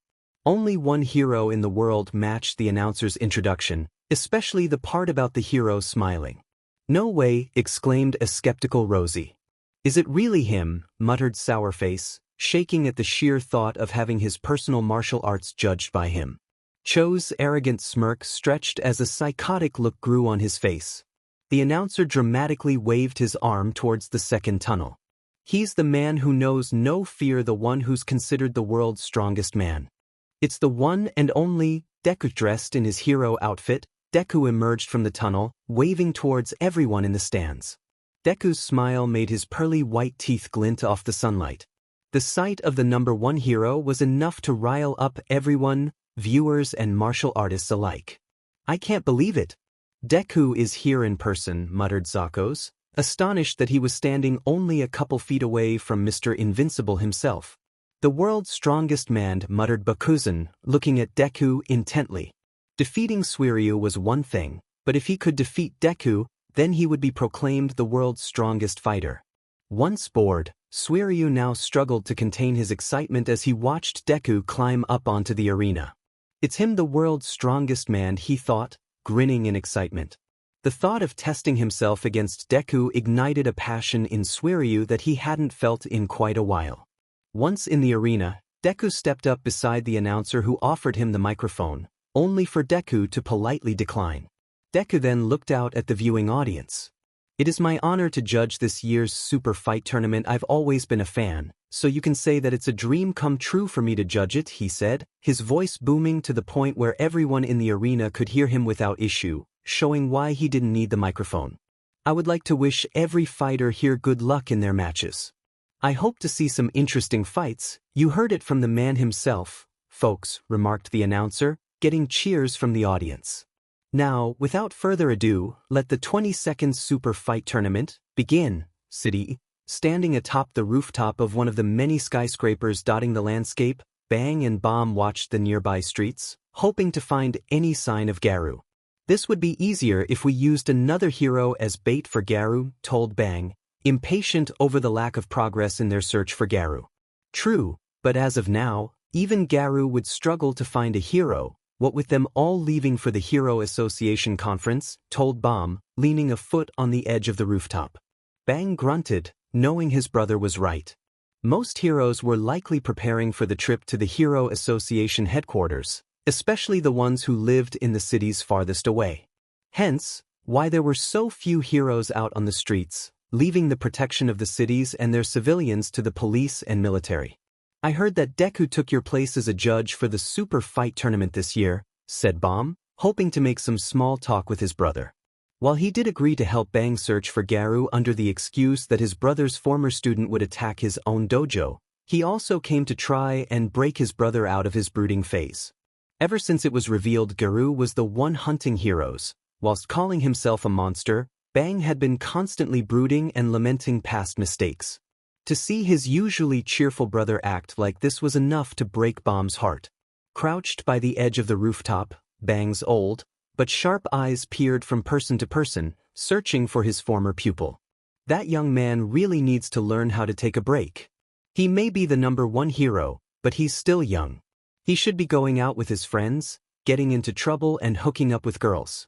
Although Bang involuntarily shivered at the thought of what Tatsumaki might do if Izuku ever did get a girlfriend. Maybe that's the god-level threat Shibabawa was speaking of. With his hands behind his back, Bomb turned to his brother, looking bemused. I think the last person Deku should be getting advice from on how he should spend his time is you, brother? Or do I have to remind you of how you used to be? Bang dropped his head and sighed. Do you have to bring that up? I was young and brash back then, he said, knowing that he had been arrogant and foolish back in his days of youth. If not for Bomb literally beating that arrogance out of him back then, he wouldn't be where he is today. Arrogant and stupid too, continued Bomb, who smirked when Bang threw him a glare.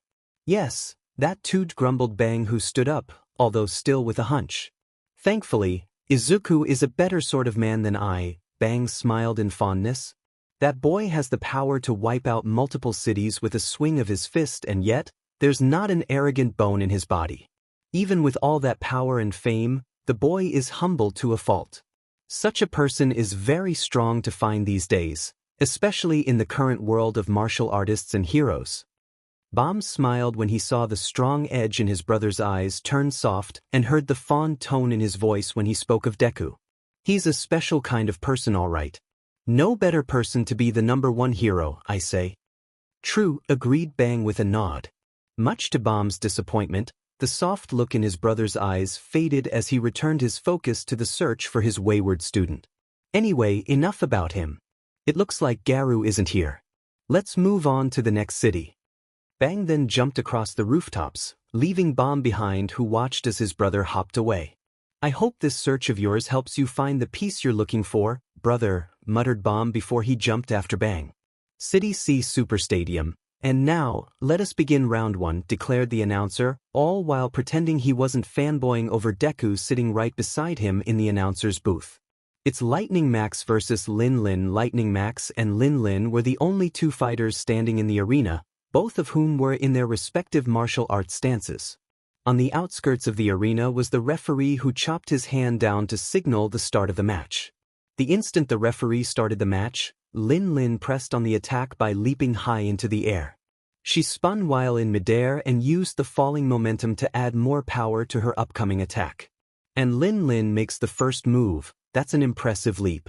Lin Lin's palms bell fist style must put a lot of focus on training her leg muscles. To spin while airborne and use her own falling momentum to boost her attack power is also quite clever, commented Izuku, studying both fighters with an analytical gaze. He always found it amazing how quirkless people in this world were capable of superhuman feats just by going through strong training. That's quite a lot of praise coming from the #1 hero. Does that mean you predict Lin Lin will be victorious against Lightning Max? I never said that. Just as Izuku spoke, Lightning Max placed his hands on the floor, using them to balance his whole body. Now standing on his hands, Lightning Max rapidly rotated himself before he thrusted his legs out at Lin Lin, who was dropping down on him from above. Lightning Max's fast reaction time led to Lin Lin's own momentum being used against her, as Max's feet kicked her in the stomach, stopping the female martial artist in her tracks. Lin Lin coughed up spittle before she was thrown back to the other side of the arena, unconscious. Lin Lin is down. Many were skeptical about just how strong he is as a martial artist, but Max managed to beat Lin Lin without a single scratch, exclaimed the announcer. Izuku looked at the announcer, wondering what he meant by that, but didn't mention it for now. Lin Lin is a skilled martial artist, there's no doubting that, but it's obvious that what she lacks isn't skill, but experience. The announcer veered his attention to Deku. Interested? Experience, you say? Lightning Max is a top A-class hero who has fought not only villains but mysterious beings as well. You could say all that experience sharpened him into a fine blade. Lin Lin is good, but Lightning Max has fought faster and deadlier opponents in the past. I see. When you put it like that, it makes sense that Lightning Max would be the superior fighter, nodded the announcer, who looked to see that Lightning Max and Lin Lin had been removed from the arena, and now, the next two contenders were ready to fight. Round 2, Zakos vs Sharenko, is about to begin. Izuku peered down at the arena, focusing more on Sharenko than Zakos. Admittedly, he was surprised to see Sharenko enter the tournament, but he could make a guess as to why he did so, having heard about how Bang kicked him out of the dojo. While Bang did it to protect Sharenko from Garou, Sharenko didn't know that. Having seen the kind of student Sharenko was, Izuku admittedly couldn't imagine him performing well against the other martial artists, most of whom were masters of their respective martial arts. Begin, as the name of his fighting style suggested, Zakos immediately rushed Sharenko and threw a cross punch. In a very rough stance of the fist of the flowing water-crushing rock, Sharenko tried to deflect the attack, only to be too slow as the blow hit him in the face, knocking him back a few steps. Zakos pressed on with multiple attacks, a mixture of punches and kicks that all made an impact against his opponent. Izuku winced every time Zakos dealt a blow to Sharenko. It's been barely a minute and Sharenko was already bleeding and covered in bruises. Zakos presses on the offensive, giving Sharenko no time to defend himself. Sharenko has his guard up but has yet to attack. Will this be the first time Zakos wins a match? Grabbing Sharenko's arm, Zakos tossed him over his shoulder. Sharenko landed on his back with a pained gasp. "Apologies, but my girlfriend is watching from the crowd and I need to win this," apologized Zakos, who stomped down on his opponent's skull, only for Sharenko to roll away. Luckily, he did, because Zakos's stomp slightly cracked the ground where Sharenko's head used to be.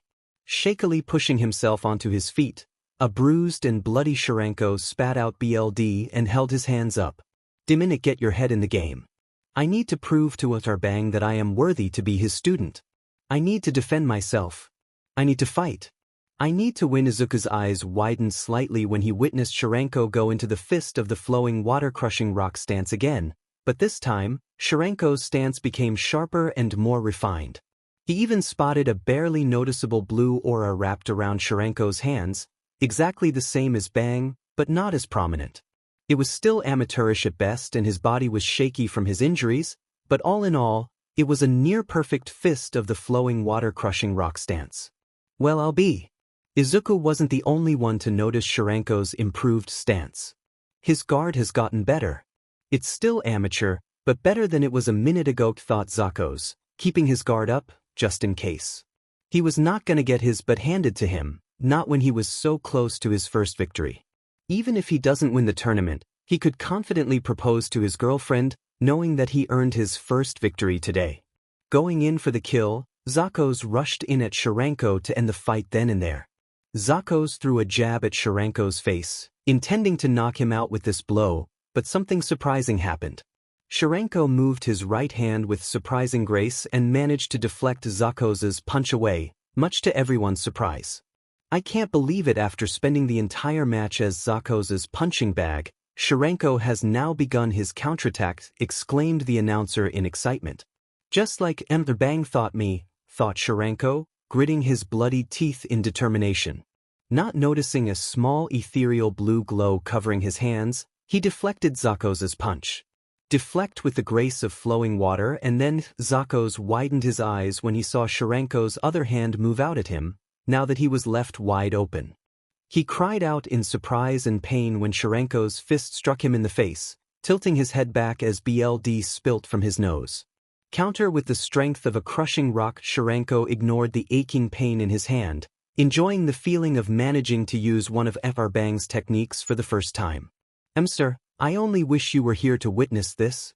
Zakos's body fell backwards, but just as the back of his head was going to hit the floor, he managed to hold himself up by using only his leg strength and core. With a grunt, Zakos raised his upper body until he was standing upright again, much to Sharenko's horror. Angry and annoyed as blood dripped from his nose, Zakos lunged at Sharenko.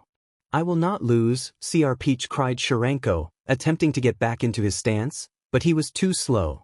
Zakos's fist connected with Sharenko's nose and the sound of cracking cartilage revealed that Sharenko's nose broke. Zakos then wrapped his hands around the back of his opponent's head to use as leverage so he could move his knee into Sharenko's stomach. Sharenko spat out BLD, feeling his ribs crack from the attack. "Too neat to get away. I need to make space." Between Sharenko's thoughts faded as an elbow to his temple forced him into unconsciousness. Even as his opponent collapsed to the floor, a heavily breathing Zakos waited until the referee declared him the winner. Once he did, he let the weight fall off his shoulders, having now won his first ever match after 7 attempts. I did it, he muttered, not even caring that an obvious rookie had gotten a hit in on him. It has finally happened after 7 attempts. Zakos has finally earned himself his first victory in the Super Fight Tournament. Sharenko had put up a good fight, but it was obvious that Zakos was the more skilled and experienced fighter. Zakos's fighting style may be rash, what with him rushing head first into the fight, but his experience and better training have made him the victor. Izuku's grin widened ever so slightly. Still, Sharenko shows promise. If he were to take his training seriously, he just might become a skilled martial artist of his own right. As the crowd cheered in excitement and the matches continued on, nobody noticed a small pink figure high in the sky, being mostly a single eye with bat-like wings poking out the side of its small body. Monster Association HQ. The matches are underway, told Psychos, standing before Orochi as he looked through the eye of his spy drone that was watching the Super Fight Tournament from a distance. By the looks of things, there are a few contenders who may prove useful to our organization. Psychos glanced up at Orochi's massive form. Once they've become monsters, of course. Deku is in attendance, as I predicted, confirmed Psychos, nodding. The plan will begin once we reach the finale of the tournament. By then, we'll have a brief understanding of all the martial artists' skill levels and find out which ones will make the better monsters. Orochi sat in silence, allowing his second-in-command to run the operation. They've already gone over the plan beforehand, so he already knew what they needed to do to get Deku away from the stadium. Psychos watched the matches from the safety of his spy drone, waiting till the end when they'd start their plan to remove Deku from the stadium so they could turn all of the contenders into monsters to fill their ranks.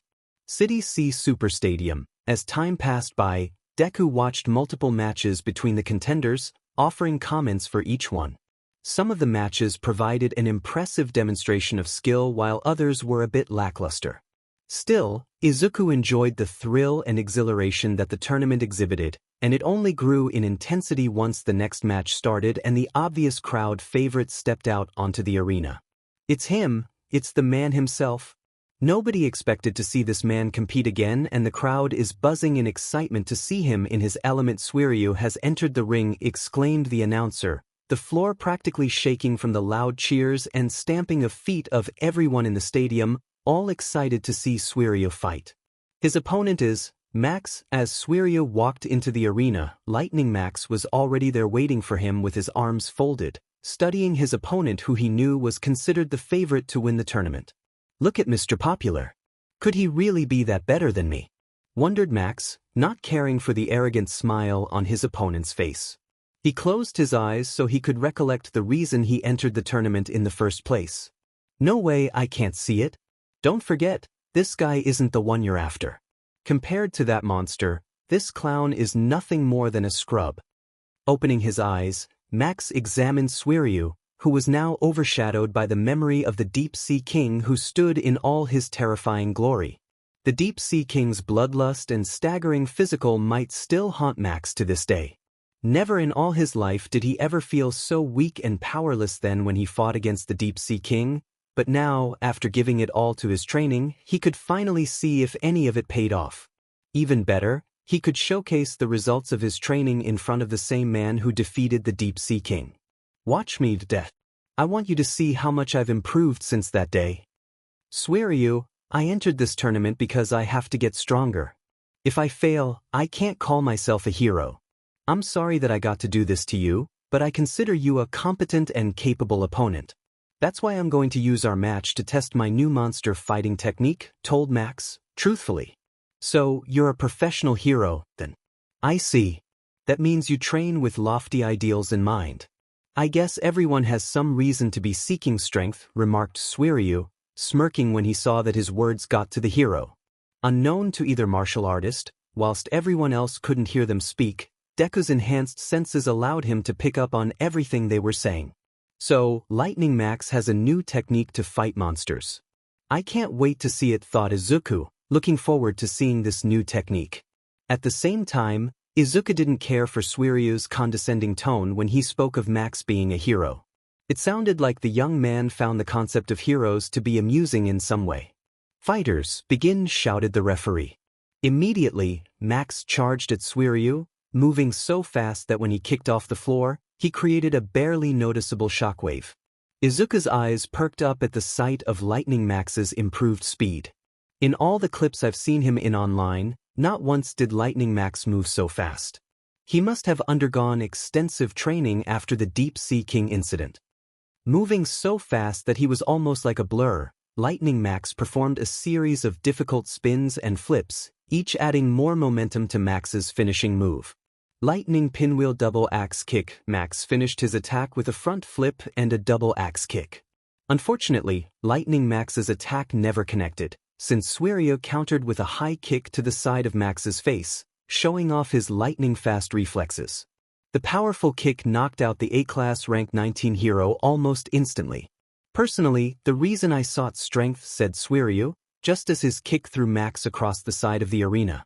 The hero's unconscious body bounced and rolled along the floor, stopping just shy of the arena's edge. Was so I could live the easy life with not a care in the world. Sorry to shut you down, but I was stronger, finished Suiryu, smiling over his easy victory. Izuku tried strong not to show his disappointment, not for Lightning Max losing, but for Suiryu. He was impressed by Suiryu's fast reflexes and power that he used to defeat an A-class hero with one move. While Suiryu may not have shown off his full capabilities in the multiple tournaments he attended, Izuku estimated that the martial artist's skill level would be considered S-class worthy. It was just a shame that Suiryu showed no interest in using his skills and talents for the betterment of everyone else. Unfortunately, Suiryu wasn't only powerful, but he was very much aware of how powerful he was. Handsome and incredibly skilled, he fitted Sweet Mask's criteria when it came to what a hero should be. Izuku could imagine Sweet Mask permitting Suiryu to join Class S if he were to ever join the Hero Association, just like how he did with Genos. Sadly, Suiryu was far too arrogant and self-serving to be a hero, as shown by how he admitted that the only reason he entered the tournament was so he could win the prize money. All that talent, all that power, and he wastes it on living the comfortable life. It wasn't often that Izuku got annoyed, but he hated to see so much potential be wasted. In the stands, Genos watched the match with an indifferent expression but is inwardly startled over how Suiryu managed to defeat Lightning Max so effortlessly. A Class A hero defeated by a single kick. There are more people out there who are stronger than heroes than I realized. From Izuku's perspective, the next few matches varied in terms of length and martial artist skill. In the match between Snek and Benpatsu, Snek proved his martial arts skills to be far superior to Benpatsu's, who then resorted to insults and dirty tricks to try and get an edge over his opponent. Instead, Benpatsu soon found himself face down on the floor after a particularly nasty strike to the CE, courtesy of Snek, which resulted in the hero's victory. The next match between Volten and Bazuza ended in just a few seconds after Volten used a mixture of martial arts and electricity to defeat his opponent, leaving Bazuzu's unconscious body smoking on the arena floor. Using a combination of electric strikes, Volten takes the victory. Bazuzu may be the physically superior fighter, Volten's electrical attacks were just too much for his body to handle. However, Izuku was curious about the source of Volten's electricity. Was it an iconic ability that only he possessed like Tatsumaki and Fubuki's psychic abilities, or was it because of some kind of device that he was carrying on his person? Either way, it wasn't against the rules, so it was allowed. The next match was between Gatlin and Hamakichi. Most spectators placed bets on Hamakichi to win the match, what with him being nearly twice Gatlin's size. Those very same people soon cursed over their losses once Gatlin dropped Hamakichi, winning the match. Gatlin's super fast punches were like a bombardment of fists. Hamakichi is down and he isn't getting back up. In the battle between speed and power, speed often comes out on top. Despite Hamakichi's best efforts to defend himself, Gatlin's barrage broke through his defenses with relative ease. Hamakichi's larger frame didn't do him any favors either. The match between Dave and Rosie turned out to be the quickest of them all so far. Rosie didn't even get a chance to show off his martial arts to the public. By the time he took a step forward, Dave had already jumped high in the air, surprising many. Nobody expected the large overweight man to be able to jump so high. However, everyone did expect Rosie to fall unconscious once Dave landed on top of him, having cratered the floor upon impact. And Dave puts the smackdown on Rosie with a thundering body press. Rosie is out of the tournament. In the match between Chose and Mentai, Izuku nearly had to jump down to the arena to save Mentai from his bloodthirsty opponent. Mentai did put up a good fight, but Cho's superior skill and brutal fighting style were too much for him. The problem was that even after Mentai surrendered, Chose was still keen to continue the fight, wanting to spill his opponent's BLD. If not for the referee getting in between them, Izuku would have gone down there himself to stop Chose. The referee stopped the fight. Chose a tough one. Mentai was simply outclassed. Before Chose left the arena, he leered at the announcer's booth, making brief eye contact with Deku. Smirking at the number one hero, Chose walked away with purpose in his step. Izuku didn't like the look Chose sent his way, but thankfully, the next match helped distract him from the bloodthirsty fighter. The match was between Sourface and Jakumin, and unlike most of the previous matches, it wasn't as one-sided as the others. Both fighters were of similar skill levels, but in the end, Sourface won by performing a chokehold on his opponent. What Izuku especially liked about this match was the good sportsmanship, as Sourface offered Jakumin a handshake with the pair soon raising their hands in the air while crying manly tears. Sourface wins with an appealing chokehold. The two fighters congratulate one another. What appealing sportsmanship! It's nice to see good sportsmanship between the contenders, admitted Izuku, smiling at the sight. Once Sourface and Jakumin vacated the arena, the next two contenders entered. On one side of the arena was Zakos, sporting a bandage over his newly reset nose. On the other side was a bored-looking Bakuzan. Now, onto the next match. Zakos, who advanced by beating Sharenko, is going up against two-time consecutive champion Bakuzan. His lethal dark hell techniques have turned many of his matches into pure bloodbaths. Will this bout also end with his opponent hopelessly demolished? We've got medical personnel on standby, just in case. All I do is teach lessons to those who don't belong here, scoffed Bakuzan while studying the tensed Zakos. Listen up, when martial artists trade blows, it's not some friendly sport. It's kill or be killed, life and death. Bakuzan's lips twitched upwards into the bare inch of a smile. So come at me with the intent to kill. Zakos gritted his teeth, hating how his opponent was looking down on him. Bakuzan might be the two-time champion, but he didn't win his first match to be stopped here. Fine. If you want me to come at you with the intent to kill, then I'll grant you your death wish. The referee brought down his hand to signal the start of the match. Begins as per usual. Zakos immediately rushed in to land the first and hopefully last blow of the match. Bakuzan may be better, but if I can land a killing blow on one of his vital points, I can end the match here and now, he thought, targeting Bakuzan's neck. With a strong kick, he could snap Bakuzan's neck and defeat him before he had the chance to retaliate. Bakuzan not moving didn't matter, since Zakos was confident he could land his blow first. Once halfway across the arena, Zakos jumped and aimed a flying dropkick at Bakuzan's throat. With this kick, I'll win, amateur. Just as it seemed Zakos's kick was about to make contact, Bakuzan performed a high kick at Zakos's airborne body. Bakuzan's powerful leg hit his opponent's left side, and the sound of Zakos's left arm breaking could be heard by nearly everyone in the stadium. As if time slowed to a halt, Zakos's eyes widened in sheer agony. Bakuzan's powerful kick launched Zakos away, causing the blonde martial artist to bounce off the arena floor, painfully. After the sixth bounce, Zakos slid to a stop on his back, unconscious with BLD dripping from his lips and his left arm bending in the wrong direction. The moment Zakos stopped bouncing, the medical personnel rushed towards him to immediately get to work on his injuries. Incredible, it took no more than 2 seconds for the match to come to an end. Zakos rushed in to make the first move, and he paid for it with a shattering kick from Bakuzan. Zakos is lucky that his arm was in the way of Bakuzan's kick. If his arm didn't take the brunt of Bakuzan's kick, Zakos's ribs would have shattered and some of his internal organs would have ruptured, explained Izuku, impressed with Bakuzan's reaction speed and strength, even if he didn't like how he could have killed Zakos with that blow if it had properly connected.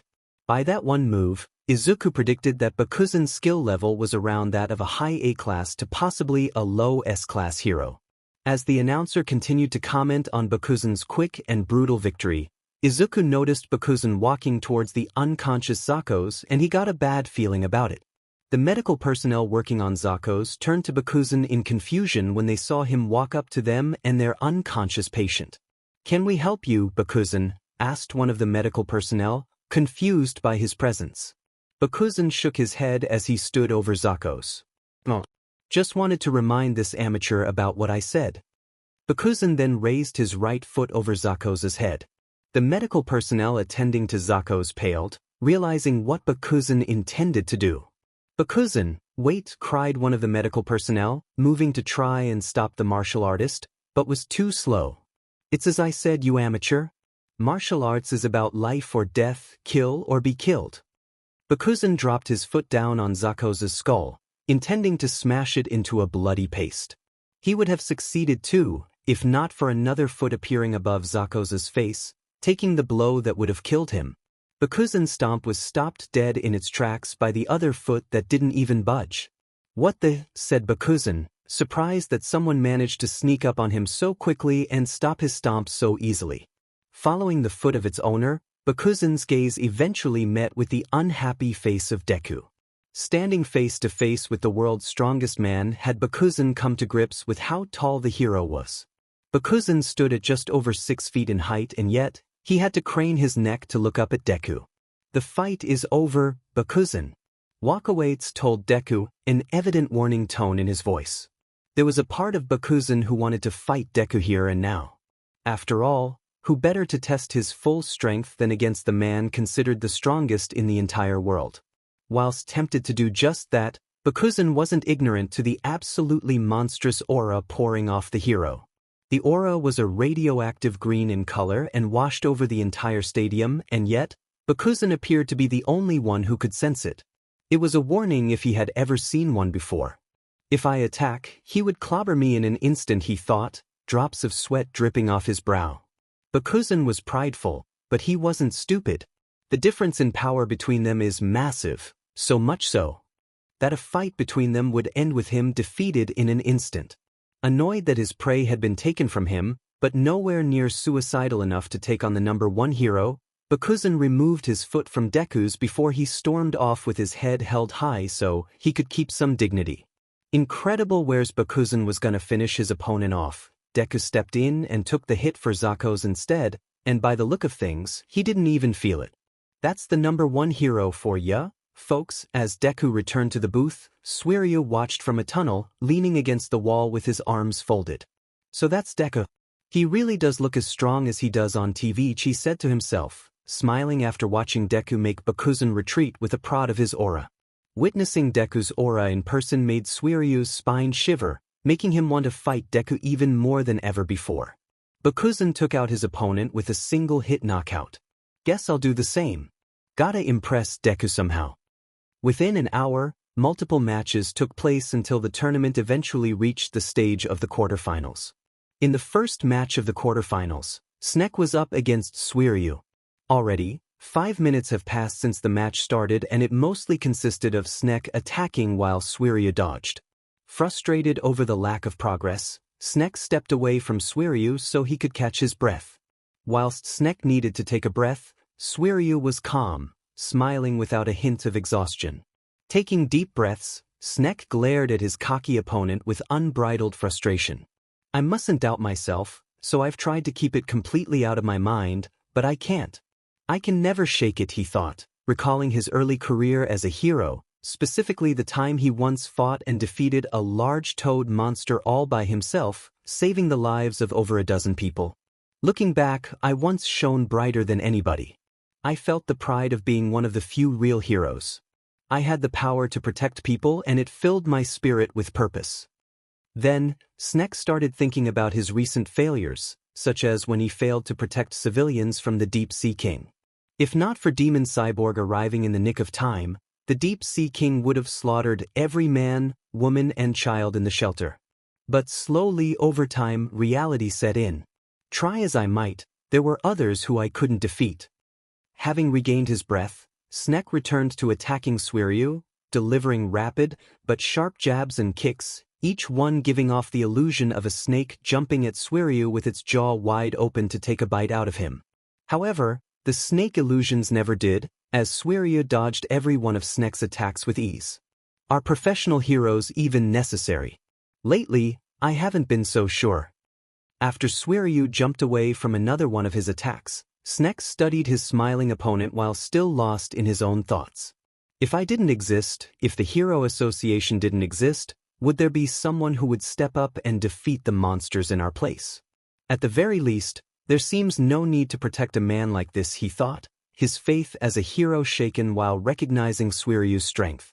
Suiryu's easygoing smile and the lack of an actual martial arts stance were starting to annoy Snek, and that annoyance only worsened when Suiryu opened his mouth. I liked Max from earlier. Nice and aggressive, said Suiryu, praising his previous opponent, even if he defeated him easily. Strong to believe from the guy who's been on his heels and won't fight back, remarked Snek, keeping his guard up. Suiryu's guard might look wide open, but Snek wasn't a fool. Suiryu may look lax, but the lazy stance was the same one that Lightning Max fought against, and he was defeated in a near instant. Having learned from Max's mistake, Snek kept his guard up so as to not give Suiryu any openings to exploit. One mistake could cost him the match if he wasn't careful. You misunderstand me. I was just checking out how skilled you are. Class A heroes make a lot of money, I hear. If your level is all it takes, it might be worth my while, said Suiryu before laughing. Just kidding. Why should I work for money? Snek couldn't believe the despicable words that were coming from the mouth of this arrogant prick. How'd you get to be so strong? Why does a guy like you who has no real sense of purpose have such power? Suiryu placed his hands on his hips and hummed in thought for a few seconds before he shrugged his shoulders. Maybe I was just born talented. Everything about you disgusts me. Back when I trained, all I did was keep my MSTR company. I haven't even practiced in years, told Suiryu, his uncaring attitude only angering Snek even further. The playful look in Suiryu's eyes turned serious. But I'm curious. How'd you get to be a hero? With that level of ability, Snek's eyes widened in outrage. What was that? More strong monsters are appearing every day. Even performing at your best, you won't make any difference. With or without heroes, those who are going to survive will survive. Survival of the fittest means the weak get weeded out. It's just the natural order of things. Snek found Suiryu's blatant lack of empathy for those who could be killed by monsters greatly disturbing, and he wasn't the only one. The announcer gulped as a dangerous aura engulfed Deku, his smile not reaching his eyes. Mr. Deku? The announcer squeaked when Deku's fingers dug into the table in front of them, each digit slowly digging grooves into the wood. Natural order. Are you actually suggesting that we ignore the people being attacked by monsters? Asked Snek in a mix of anger and disbelief. Suiryu shrugged, uncaringly. Whatever happens, I know we'll survive. And who do you mean by we? The strong, of course. Snek looked at Suiryu in pure disbelief. Wait. You're not. Snek never got to finish, Suiryu's quick and powerful kick hitting him against the side of his face, resulting in Snek's unconscious body spinning in place like a pinwheel. After multiple spins, Snek's body eventually hit the ground with the side of his head making contact with the floor first. Legs still raised from his kick, Suiryu's cold eyes don't even spare a glance at the unconscious hero by his feet. Understand now. Izuku wasn't someone easy to anger, having long since gotten control over his emotions. While his control was not good enough to keep him from hiding his emotions, they no longer controlled him. It had been quite a problem for him during his first year as a vigilante, especially during those times when he couldn't save civilians from monster attacks. That had been an unhealthy moment in Midoriya's life, but it did lead to him understanding one big factor of a hero's life. You can't save everyone. Still, it was not often that Izuku lost his cool, but after listening to Suiryu's views on the Hero Association and monsters, he admitted that the martial artist vexed him. Sure, not everyone had the greatest opinion of the Hero Association, but Suiryu's blatant disrespect to the heroes who risk their lives every day to protect innocent civilians annoyed him greatly. His views on the world were also disheartening to hear, not only because of how barbaric they were, but because those are the same views that were often popularized in his homeworld. Those with powerful quirks survived and thrived while the quirkless were left to die or fade into obscurity. Closing his eyes, Izuku took a deep breath of air to help calm his nerves. It took longer than usual, but once his nerves settled, he released the air trapped in his lungs with a sigh. Only then did he notice the squeamish announcer beside him. "Sorry about that," he apologized with an embarrassed chuckle. Thankfully, the announcer got distracted when someone walked into the booth with details on the next matches. The semi-finals were about to begin. Above the stadium, Joro watched everything through his spy drone. He hummed to himself as he eyed the demon cyborg sitting in the stands. No, that won't do at all. They couldn't exactly force the competitors to become monsters if there was an S-class hero nearby. For starters, they would need to take the demon cyborg out of the equation. Time to lure out the S-class. The one-eyed monster looked over its shoulder to the executive member who was standing behind him. "That's your cue. Once the demon cyborg is dealt with, I'll send the expendables out to lure out Deku. That'll be your moment to shine. Go have fun up there." The executive merely grunted out a reply before he left the room, each step causing the room to shake and dust to fall from the ceiling. City C Super Stadium. The semifinals started with the first match between Verdant and Suiryu, though to call it a match would be insulting. The moment the referee announced the start of the match, an electrified Verdant charged at Suiryu fast in the hope of knocking him out with his electrical attacks. That hope was dashed when Suiryu defeated him with a single kick, just as he did with Lightning Max and Snek. The young fighter had no problem soaking up all the praise from his many fans afterwards as he raised his fists in the air, victoriously. Once Suiryu left the arena and Verdant was brought to the infirmary, the second match of the semifinals started with Chose and Bakuzan staring each other down. Chose stared at Bakuzan with a wide-eyed stare and a crazed grin. Bakuzan stared back with a bored expression. "Don't blink or you'll miss it, folks. Who will win? Could it be Chose, who has been enjoying the physical destruction of his opponents more than he really should? Or could it be our two-time champ, Bakuzan, who has defeated each of his opponents as quickly as he did brutally? It could be anyone's match, anyone's match," he says, chuckled Chose, his grin widening to a frightening degree. "I've never heard someone say something so funny." Bakuzan merely raised a curious brow. "How so?" "What you and every other commoner in this world don't realize is that I am far superior to you all in every way there is," said Chose like it was simply a fact. The white-haired man spread his arms out wide and basked in the glory of his existence. "My family has spent generations breeding superior genes. We are a chosen breed. And I am their greatest creation to date. I am a completely different species to you, commoners. I will show everyone how powerful I am and then take over the world," he explained, clenching his fist once he mentioned his goal of taking over the world. Bakuzan deadpanned over both the crazed lunatic's dramatics and his foolish goal to take over the world. He wanted the referee to start the fight so he could shut this guy's trap for good. Right? Izuku deadpanned as well, having heard every word that came out of Cho's mouth. "He sounds like every classmate I've ever had since preschool," she thought, having heard plenty of times from those classmates about how superior they were because of their quirks. Katsuki might have been the loudest and most abusive of them all, but the others still made their opinions of him known, either through hurtful words or through violence. Still, he did wonder if Chose was serious about his goal to take over the world. "And here I thought Katsuki was ambitious," he joked to himself while grinning. Though, that grin disappeared when he sensed a burst of killing intent aimed in his direction. It didn't take a genius to find out where it was coming from. Watching the match from one of the tunnels, Suiryu detected the killing intent that was pouring out of Chose. Bakuzan noticed as well, but both fighters were confused as to why Chose wasn't aiming his killing intent at his opponent. Instead, his killing intent seemed to be aimed towards the announcer's booth. Both Suiryu and Bakuzan widened their eyes as they both came to the same conclusion about what Chose was about to do.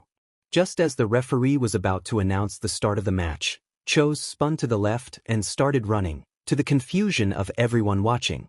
What is going on? Is this Cho's way of surrendering?" exclaimed the confused announcer.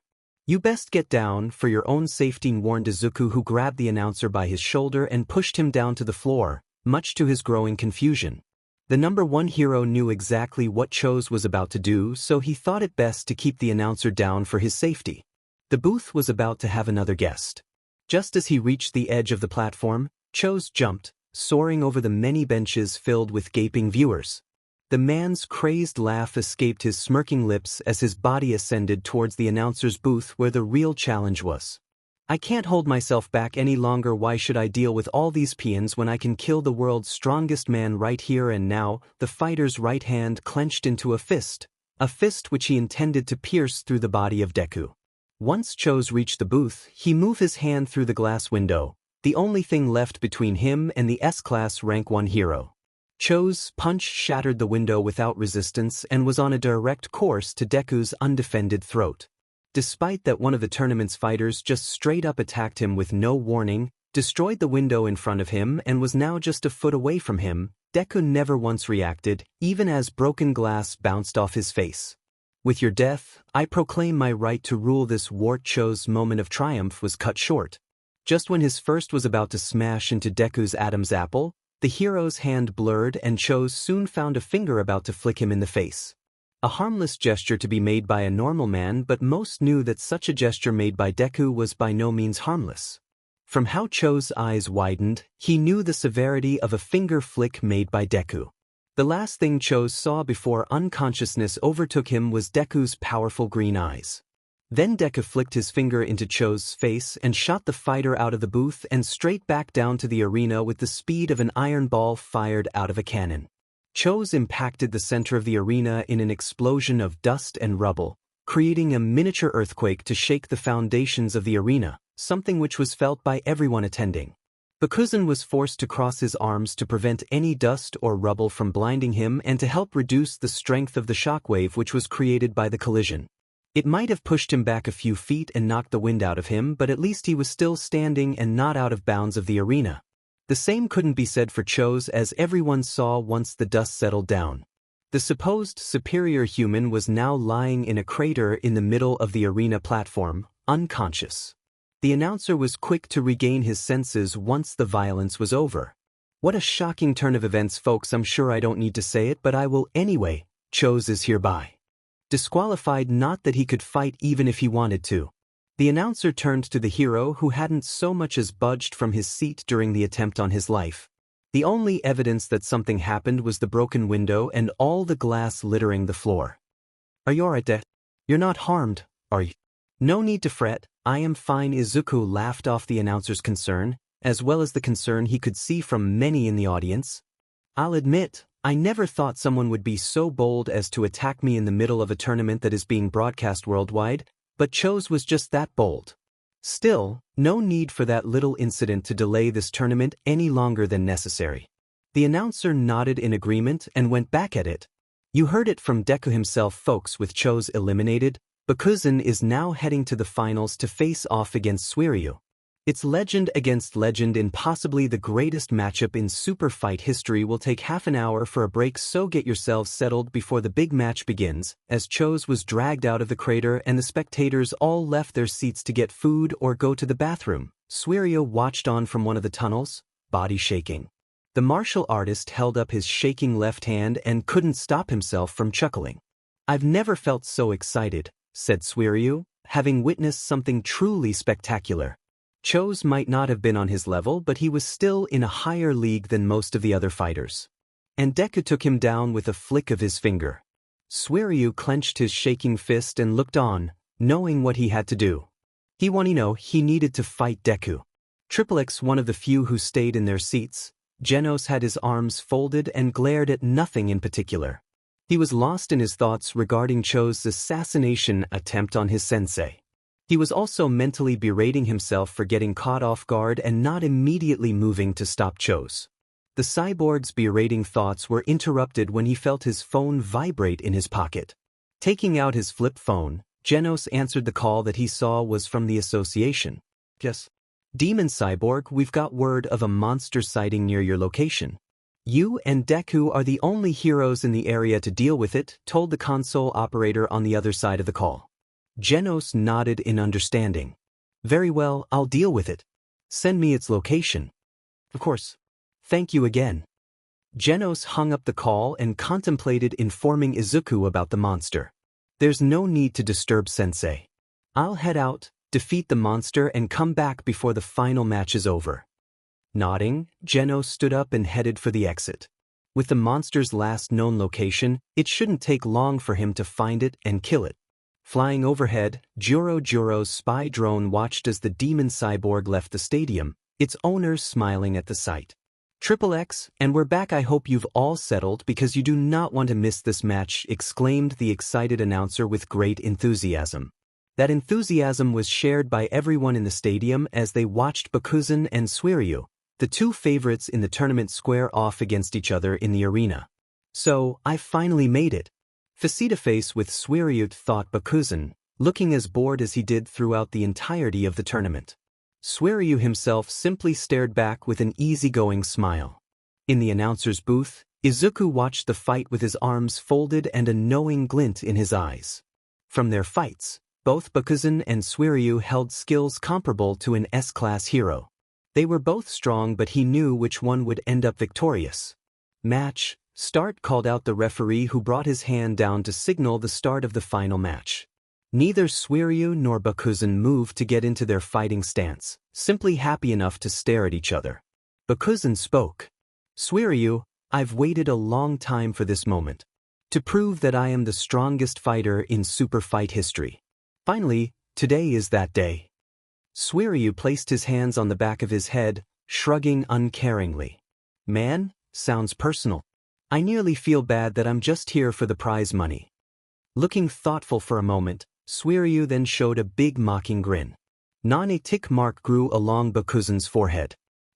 I can't imagine how much work you put into your training. How many years did you train to get as strong as you are now?" 10, 20. Your whole life." Growing annoyed, Bakuzan growled. "What's your point?" Suiryu dropped his arms to rest by his sides and lazily shrugged. "No point. Just wondered, that's all. All those years to get as strong as you are now, and yet to be so much weaker than me while I haven't trained in years." Oh, muttered Izuku, realizing that Suiryu just pushed Bakuzan to the breaking point. Bakuzan's seemingly limitless patience finally broke as a dark aura encompassed the man. From within the darkness of his aura, two glowing red eyes pierced through. The martial artist's muscles bulged to the point that his feet left cracks in the floor and his veins pulsated all over his body. "I'm going to kill you." Despite Bakuzan summoning his full strength, Suiryu smirked.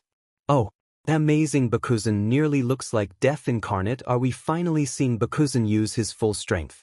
Can Suiryu withstand the full might of Bakuzan and his dark hell assassination art style?"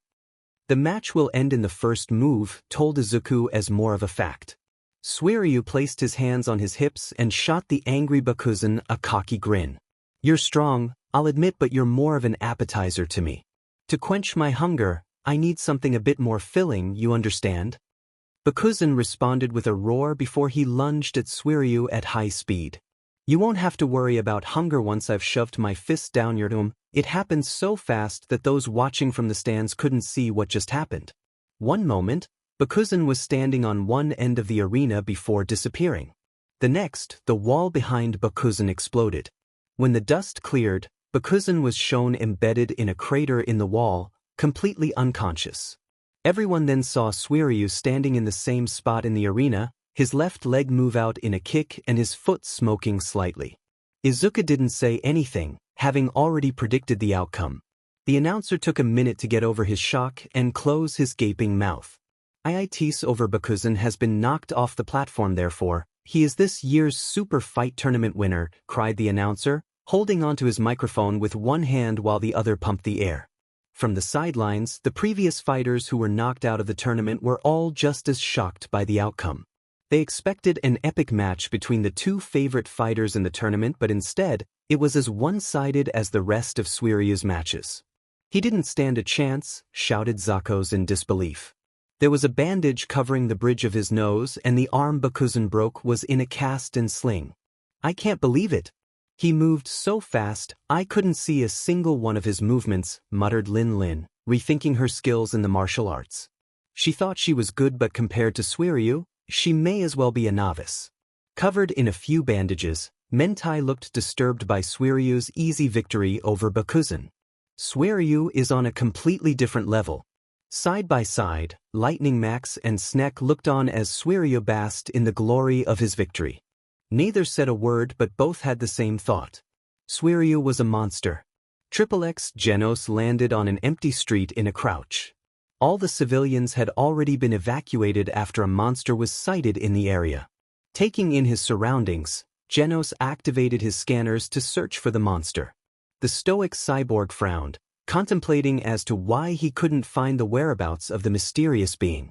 The association did say the monster was spotted in this area. They also mentioned the monster was said to be massive in size, yet I don't see any. Genos widened his eyes when his sensors suddenly detected something large and powerful standing right behind him. Behind me, jumping forward, Genos turned in midair and aimed an incineration cannon at the monster standing behind him, only for something large and fast to hit the airborne cyborg before he could react.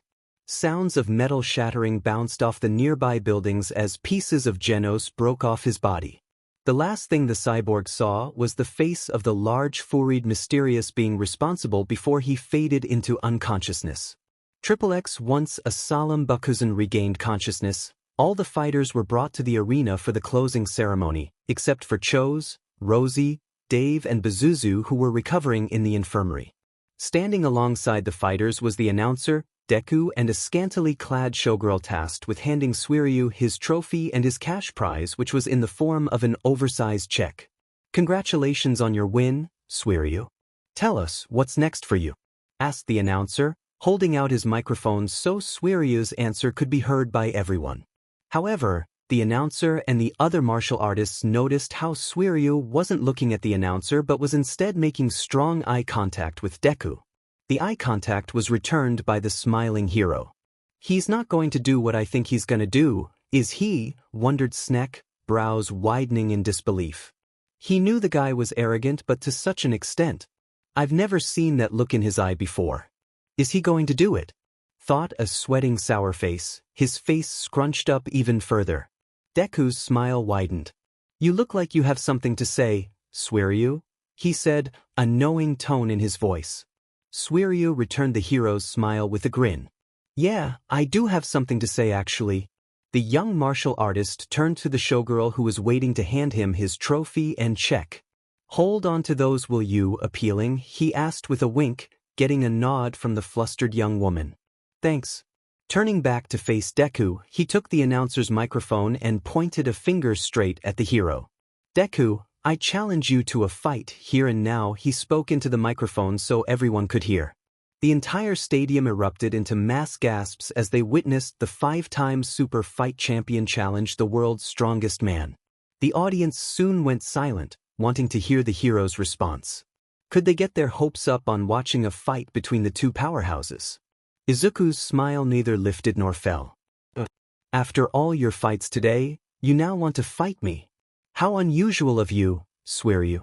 I pegged you as someone who'd do as little as possible if it could be helped." Suiryu grinned, the jab at him not going unnoticed. "Those so-called fights were just appetizers. I'm now looking for the main course." The number one hero's smile widened ever so much that only Suiryu noticed the miniature difference.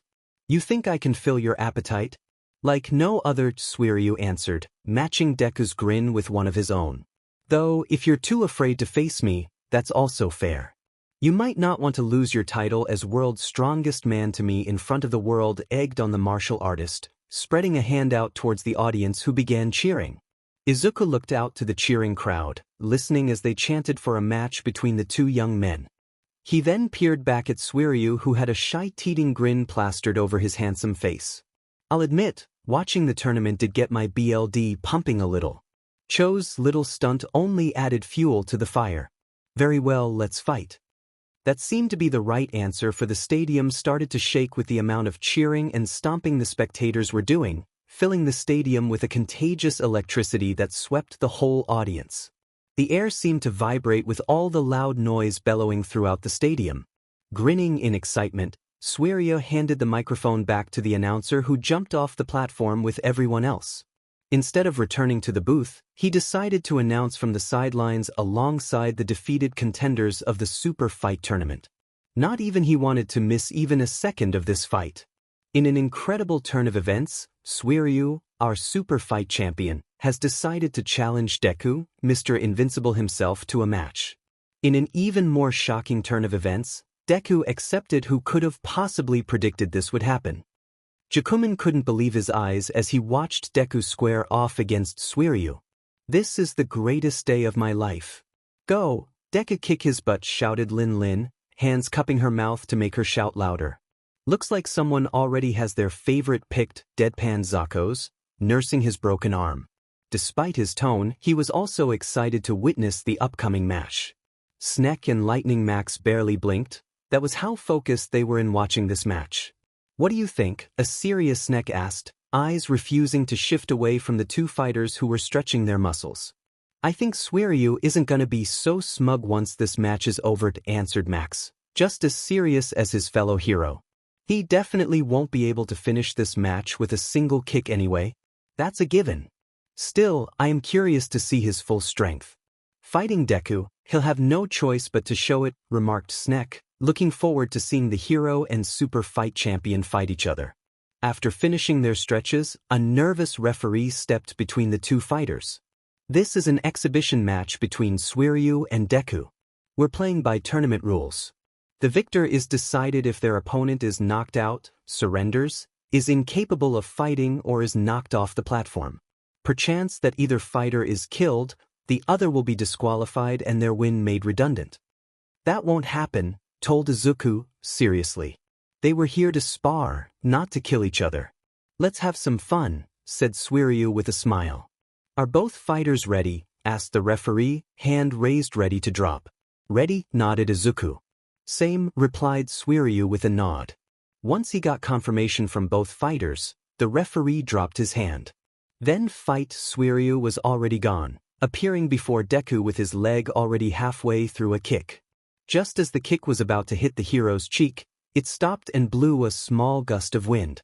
Even as the wind blew his cheek and Suiryu's foot hung motionless beside his face, Deku never once moved to either dodge or block the attack. In the eyes of everyone watching, the attack would have connected. Between the two fighters, they both knew it wouldn't since Suiryu never intended to land the kick. Suiryu strikes first, but he stopped for some reason. Suiryu moved the same leg out, aiming for Deku's face, but again, stopped right before impact. Showing off impressive flexibility and balance, the martial artist raised the same leg until it hung over his head, leaving him to perform a standing split.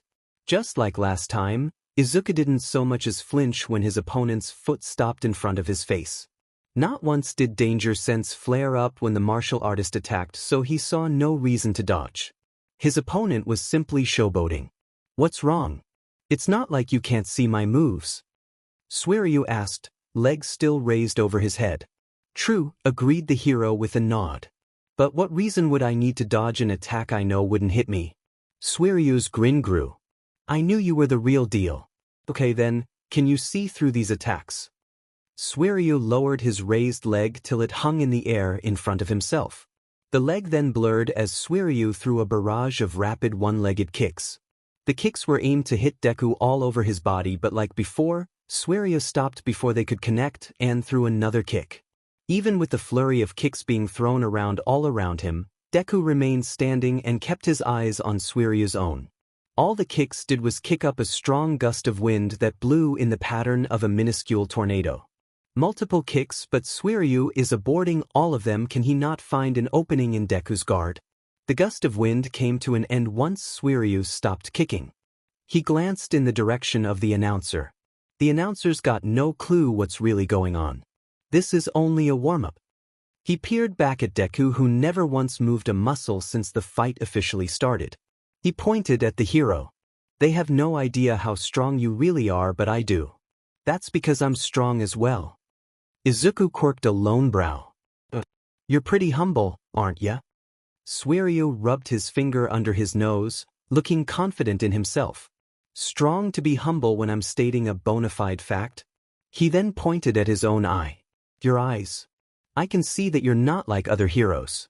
You're not in it for the fame or glory. You're in it to help people. How odd. He has some keen perception there, thought Izuku, noting Suiryu's unique skill. Looked like he wasn't just a brute after all. You make it sound like a bad thing. Suiryu shrugged half-heartedly. Not bad per se, just odd. You're the strongest man in the world. You could be enjoying the good life like me. You're rich, you can get any woman you want, and more importantly, you're strong, so why do you run around, fighting monsters, attending meetings and running a school of all things? Come on man, live it little. For just a moment, Izuku studied Suiryu before he asked him a question that was on his mind. You don't hold a high opinion of heroes, do you? Suiryu blinked, surprised by the sudden question. Well, why would I? I fought two supposedly strong A-class heroes, but they were so weak, it was like a bad joke. He tilted his head in the direction of Lightning Max and Snek, who were watching alongside the other competitors. Hero is just some stupid title. It's supposed to be their profession, but they won't shut up about good deeds and justice. Suiryu folded his arms and his carefree expression turned serious, showing how little heroes meant in his eyes. People at that level are never going to be able to save the world, though. Noble aspirations, fine thoughts, lofty ethics, heroic justice. They're just boring sentiments in my life seeking fun. The martial artist was so focused on talking down heroism as a whole that he didn't notice Deku's eyes narrow. An arrogant smirk plastered itself over Suiryu's lips. You're strong, the strongest even. You shouldn't be concerned with such trivial things. Just live free and have fun. Eventually, he finally saw how Deku's smile twisted into a frown. Ah, did I bum you out? He asked mockingly. I'm only giving you some truthful advice because I respect you. Without any warning, Suiryu swung his right leg and landed a kick on Deku's cheek, the impact summoning a gust of wind. Can't believe it, Suiryu just landed a clean blow on Deku, having put a nice bit of power into his kick. Suiryu grinned, confident that he just dealt a lot of damage to the world's strongest man. Suiryu's eyes widened now that he got a closer look. His foot was still pressed into Deku's cheek, but the problem was that Deku was still looking straight at him despite the foot being in his face, as if his kick did no damage to the hero. No, Suiryu knew his kick did no damage at all. Jumping back to avoid a possible counter, Suiryu gauged the hero's reaction, wondering why Deku didn't attack. I was wide open for a counter. Why didn't he take it? He then directed his gaze at the hero's cheek and glowered when he saw no hint of damage done. How? Fair, I didn't put all my strength into that kick, but I put in more than when I beat those A-class weaklings. I see now. Suiryu's eyes narrowed when he heard Deku suddenly speak. You see what? Izuku's grinned and he peered at Suiryu in a way that made the martial artist feel naked. Like as if the hero could see straight into his soul. You're a coward. It took 10 seconds. 10 seconds for Suiryu to grasp what the number one hero just said to him. By the 11th second, Suiryu blurred across the arena platform and performed a flying kick aimed straight at the hero's teeth. Deku easily sidestepped the flying kick, but Suiryu landed right where his opponent just stood, putting him less than a meter away from him. In that position, Suiryu threw a barrage of kicks but none made contact. It wasn't because Suiryu wasn't trying to hit him like before, because he most definitely was now, but because Deku was tilting his body away to dodge each kick. To add further insult to injury, he did so without taking a simple step. Suiryu is on the attack even when throwing so many fast kicks. Deku is easily dodging them and doing so without taking a step. Amazing. With your skills and strength, you could become an amazing hero. You could do so much good and save so many lives. Yet, you squander your gifts to live a life of luxury and pleasure, spoke Deku, all while he kept dodging Suiryu's flurry of kicks. But that's not the only reason, is it? He ducked under SWNGNG leg and jumped over a followed-up leg sweep. You're scared that if you went out into the big bad world, you'll realize that you aren't as strong as you think you are. That's why you keep yourself in your comfortable bubble filled with riches and women. But I've got bad news for you. One of these days, that bubble is gonna pop, and on that day, you'll see that there are those out there, both human and monster, who are much stronger than you.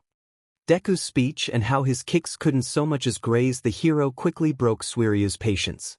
Shut up. Just as Suiryu was about to continue his spree of kicks, Deku's voice broke his thoughts. Prepare herself, Suiryu.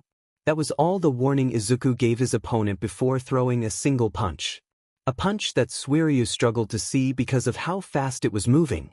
With no time to dodge, Suiryu crossed his arms to try and withstand the punch, but he knew it was in vain. Too strong. Just as Suiryu wondered if he would survive the incoming attack, the punch stopped a couple of inches away from his crossed arms. It was like how Suiryu faked his kicks against the hero before. The difference was that whereas Suiryu's powerful kicks conjured up a strong gust of wind that could blow back a person's hair, Deku's punch summoned a burst of intense winds which ripped the martial artist's shirt and even physically pushed him backwards. Gritting his teeth, Suiryu's planted feet left grooves into the arena's floor as he was forcefully pushed back by the strong winds of Deku's punch. Right as he was about to be pushed out of bounds, the sound of rock breaking echoed across the stadium as he slammed his feet into the ground, kicking up a small cloud of dust. Now stopped on the edge of the platform, Suiryu sucked in a lungful of air, having realized he had been holding his breath. For the fans of Suiryu, they were shocked to see the undefeated martial artist champion in such a condition. Deku's attack had nearly pushed him out of the arena, tore through his shirt, took his hair out of his ponytail and left him a sweating and panting mess. All from a punch that didn't even hit him. Suiryu, the man who won the Super Fight Tournament 5 times without getting a scratch on him, has been put through the ringer just by getting hit by the wind of Deku's attack. Sliding Max and the other competitors watched in amazement over Deku's feat. I've always heard of how strong Deku was, how he could shatter mountains and cut through the ocean with one of his punches, but I always thought they were exaggerations. Now, I'm not so sure. Snek's facial expression never changed, but the drip of nervous sweat running down his cheeks spoke of his amazement over what he just witnessed. Don't forget, this is the same guy who defeated the Deep Sea King and did so without breaking a sweat. There's a reason he's on the top of the Hero Association. Deku defeated the demon-level monster as easily as it did them, if not more so. As much as Snek might not like him, he'll admit Suiryu was strong. Frighteningly so. However, Deku was in a league that not even Suiryu could reach. A very sweaty Suiryu was left there wearing the tattered remains of his destroyed shirt, arms still crossed and trying to regain his breath. Only one thing crossed his mind. Strong. Come, Suiryu, looking at the now serious-looking hero from between his crossed arms, Suiryu watched Deku make a come-hither motion with his hands. Let me show you true strength. The strength of a hero. All his life, Suiryu believed that being strong meant that you should live your life without worry. To be strong meant that even if the world were to fall into chaos, he would survive because he was strong. So why was Deku, a man who had the pressure of the world on his shoulders, a man who could live a life of luxury if he wanted to, so strong?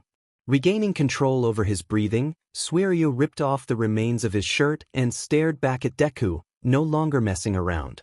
It was time to see the difference in their strengths, in their ideologies. Izuku didn't miss the serious glint in his opponent's eyes. You finally ready to take this fight, seriously? No words left Suiryu's lips. Instead, he blurred in front of Deku and for the first time today, threw a punch. A punch that connected with Deku's knee when the hero raised it to block. The impact created another powerful gust of wind which went ignored. With the same leg, Deku swung at Suiryu who ducked under the limb before throwing an uppercut towards Deku's chin. A hand caught the attacking limb before it could make contact, not that it deterred Suiryu who spun and aimed a chop at the back of Deku's neck. He never made it because, with his grip on Suiryu's other hand, Deku slightly twisted it, not enough to damage it but enough to ruin Suiryu's balance, making the martial artist reel back. He would have fallen on his but if not for him flipping backwards to gracefully land on his feet. So, you're not just brute force after all, commented Suiryu, noting a mastery of martial arts in the hero's moves, though he didn't recognize the style. What martial art style is that? It's the Deku style, designed by me, for me. And here I thought I was conceited, chuckled and amused Suiryu. Izuku shrugged his shoulders with an embarrassed smile. It was the only name I could think of. Suiryu shook his head. Fair enough. He disappeared again and the pair were back to fighting, though to those watching, it was more of Suiryu attacking and Deku dodging or blocking his attacks. Why won't my attacks hit? Thought Suiryu, throwing punch after punch at the hero but nothing stuck. At first, he was excited to fight the world's strongest man. After all, what better challenge for him than the man considered to be the strongest, even if he was a hero? But now, he was growing agitated since none of his attacks seemed to do anything against Deku. It was making him feel weak. And if there was anything Suiryu hated, it was to feel weak. "Take this," he roared, dropping his hand in a chop. Deku sidestepped the chop, only to jump back when he saw Suiryu's knife hand strike hit the arena floor instead, which sliced the floor in half. "The platform," cried the announcer in shock and awe. Having seen the hero jump away, Suiryu slammed a foot on the edge of one half of the destroyed arena platform. "You're not getting away," Izuku blinked when he felt his back hit the floor while he was still in midair.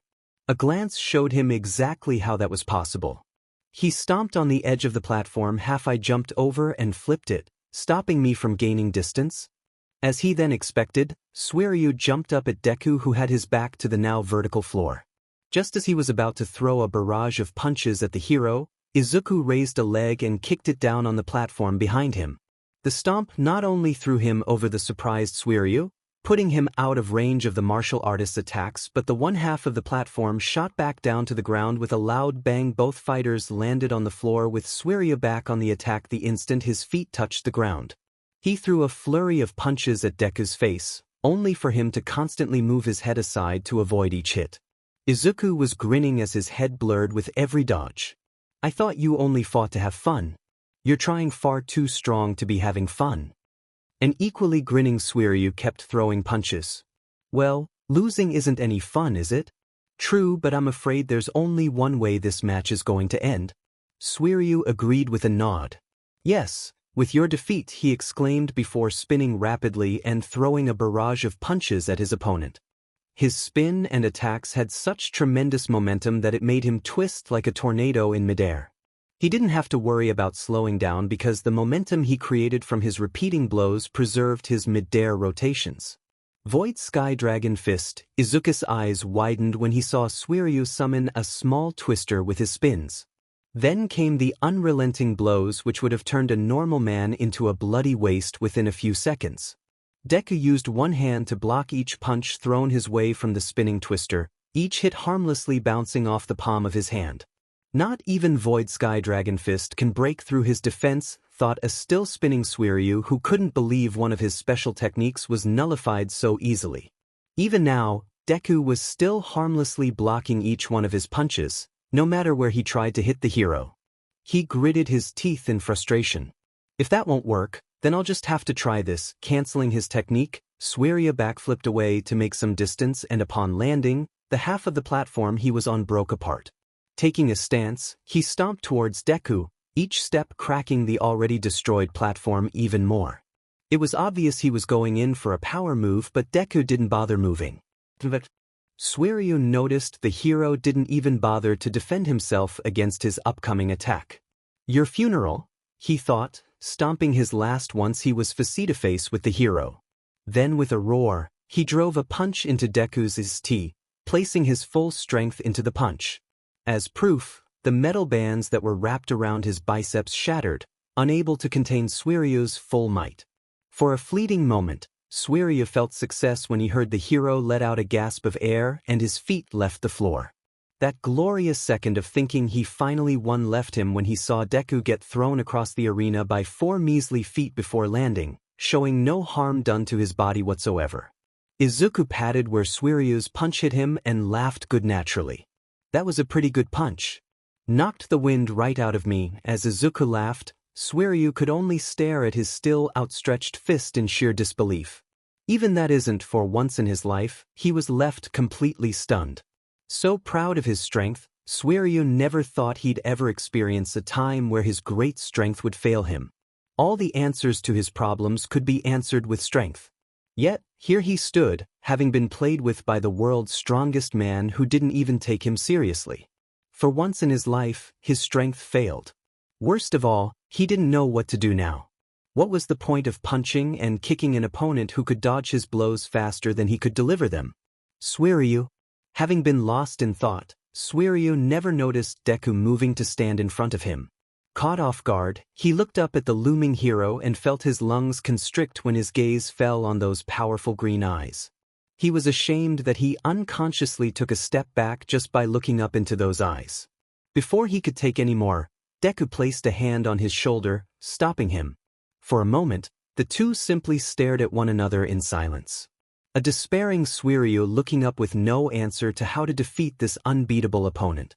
Izuku looked Suiryu up and down with a serious expression. Then Izuku opened his mouth. Has the bubble popped yet? The next thing Suiryu knew, he was flying. His surroundings blurred past his vision, twisting and turning until finally, it stopped when his back collided with the wall. More stunned than hurt, Suiryu looked around and saw that he was out of bounds, having cratered the wall behind him when Deku pushed him. It's all over after a tense battle. The victor, to the surprise of very few I imagine, is Deku, bellowed the announcer into his microphone, pumping his fist in the air. His announcement was rewarded with a plethora of applause from the audience who could only scream to show their excitement. All of that went ignored by Suiryu, who looked at nothing, contemplating his first loss in a long time. He should feel angry and frustrated that his long winning streak was finally broken. Strangely, he felt neither, and he wasn't sure why. Maybe it was because he lost to the world's strongest man. There was no shame in that defeat, or at least that would be what his grandfather would say. Good fight. Blinking to regain himself, Suiryu looked up to see Deku by his side. I lost. He didn't know why he stated the obvious, but he did it anyway. Deku nodded. You did. Just like every other person in the world. Suiryu scoffed. Says you? Says me, nodded Izuku. What? You think I was always this strong? He asked, spreading his hands out to showcase his muscular physique. Wasn't that long ago that classmates would call me names, push me around and even beat me up? While he didn't react to his public defeat, Suiryu now openly gaped. You got bullied? Izuku nodded. All the time. Stupid reasons, of course, but what would you expect from children? The immature like to show off their supposed demise over others by beating up the weak. Survival of the fittest in their minds. Suiryu couldn't help but flinch, having a similar mindset like that as well. Whereas Deku's speech about heroism had annoyed him before, now it made him uncomfortable. A new feeling for sure. Izuku glanced over at the wrecked platform where everyone was gathering to start the delayed closing ceremony. We should get back to the others. You still need to collect your trophy and winnings. Numbly nodding his head in agreement, Suiryu pushed off the cratered wall and followed Deku back to the arena. For winning the tournament, he didn't feel much of a winner right now. As the trophy and check were handed back to Suiryu, Deku felt his phone vibrate. Taking it out and answering it, everyone watched the hero nod his head a few times before clicking it off. Canceling the call, Izuku offered the group an apologetic smile. Apologies, but I've just been informed of a monster threat on the outskirts of the city. I need to go and handle it, so you will have to finish the ceremony without me. Lightning Max and Sneck stepped forward. Is there anything we can do to help, Deku, sir? Izuku chuckled and waved them off. Thanks for the offer, but this shouldn't take long. You guys enjoy the ceremony. He then waved his finger to all the competitors. And for everyone, you all did spectacularly today. I look forward to seeing you all again next year. With everything said and done, Deku took to the sky and was out of sight in a near instant. He's so cool, muttered Sharanko in awe as he watched the green figure disappear in the distance. Sourface nodded in agreement beside him, watching the disappearing hero as well. Yes, he is. Unseen by anyone, a one-eyed spy drone watched as the #1 hero flew off in the distance, the owner pleased with how everything was going according to plan.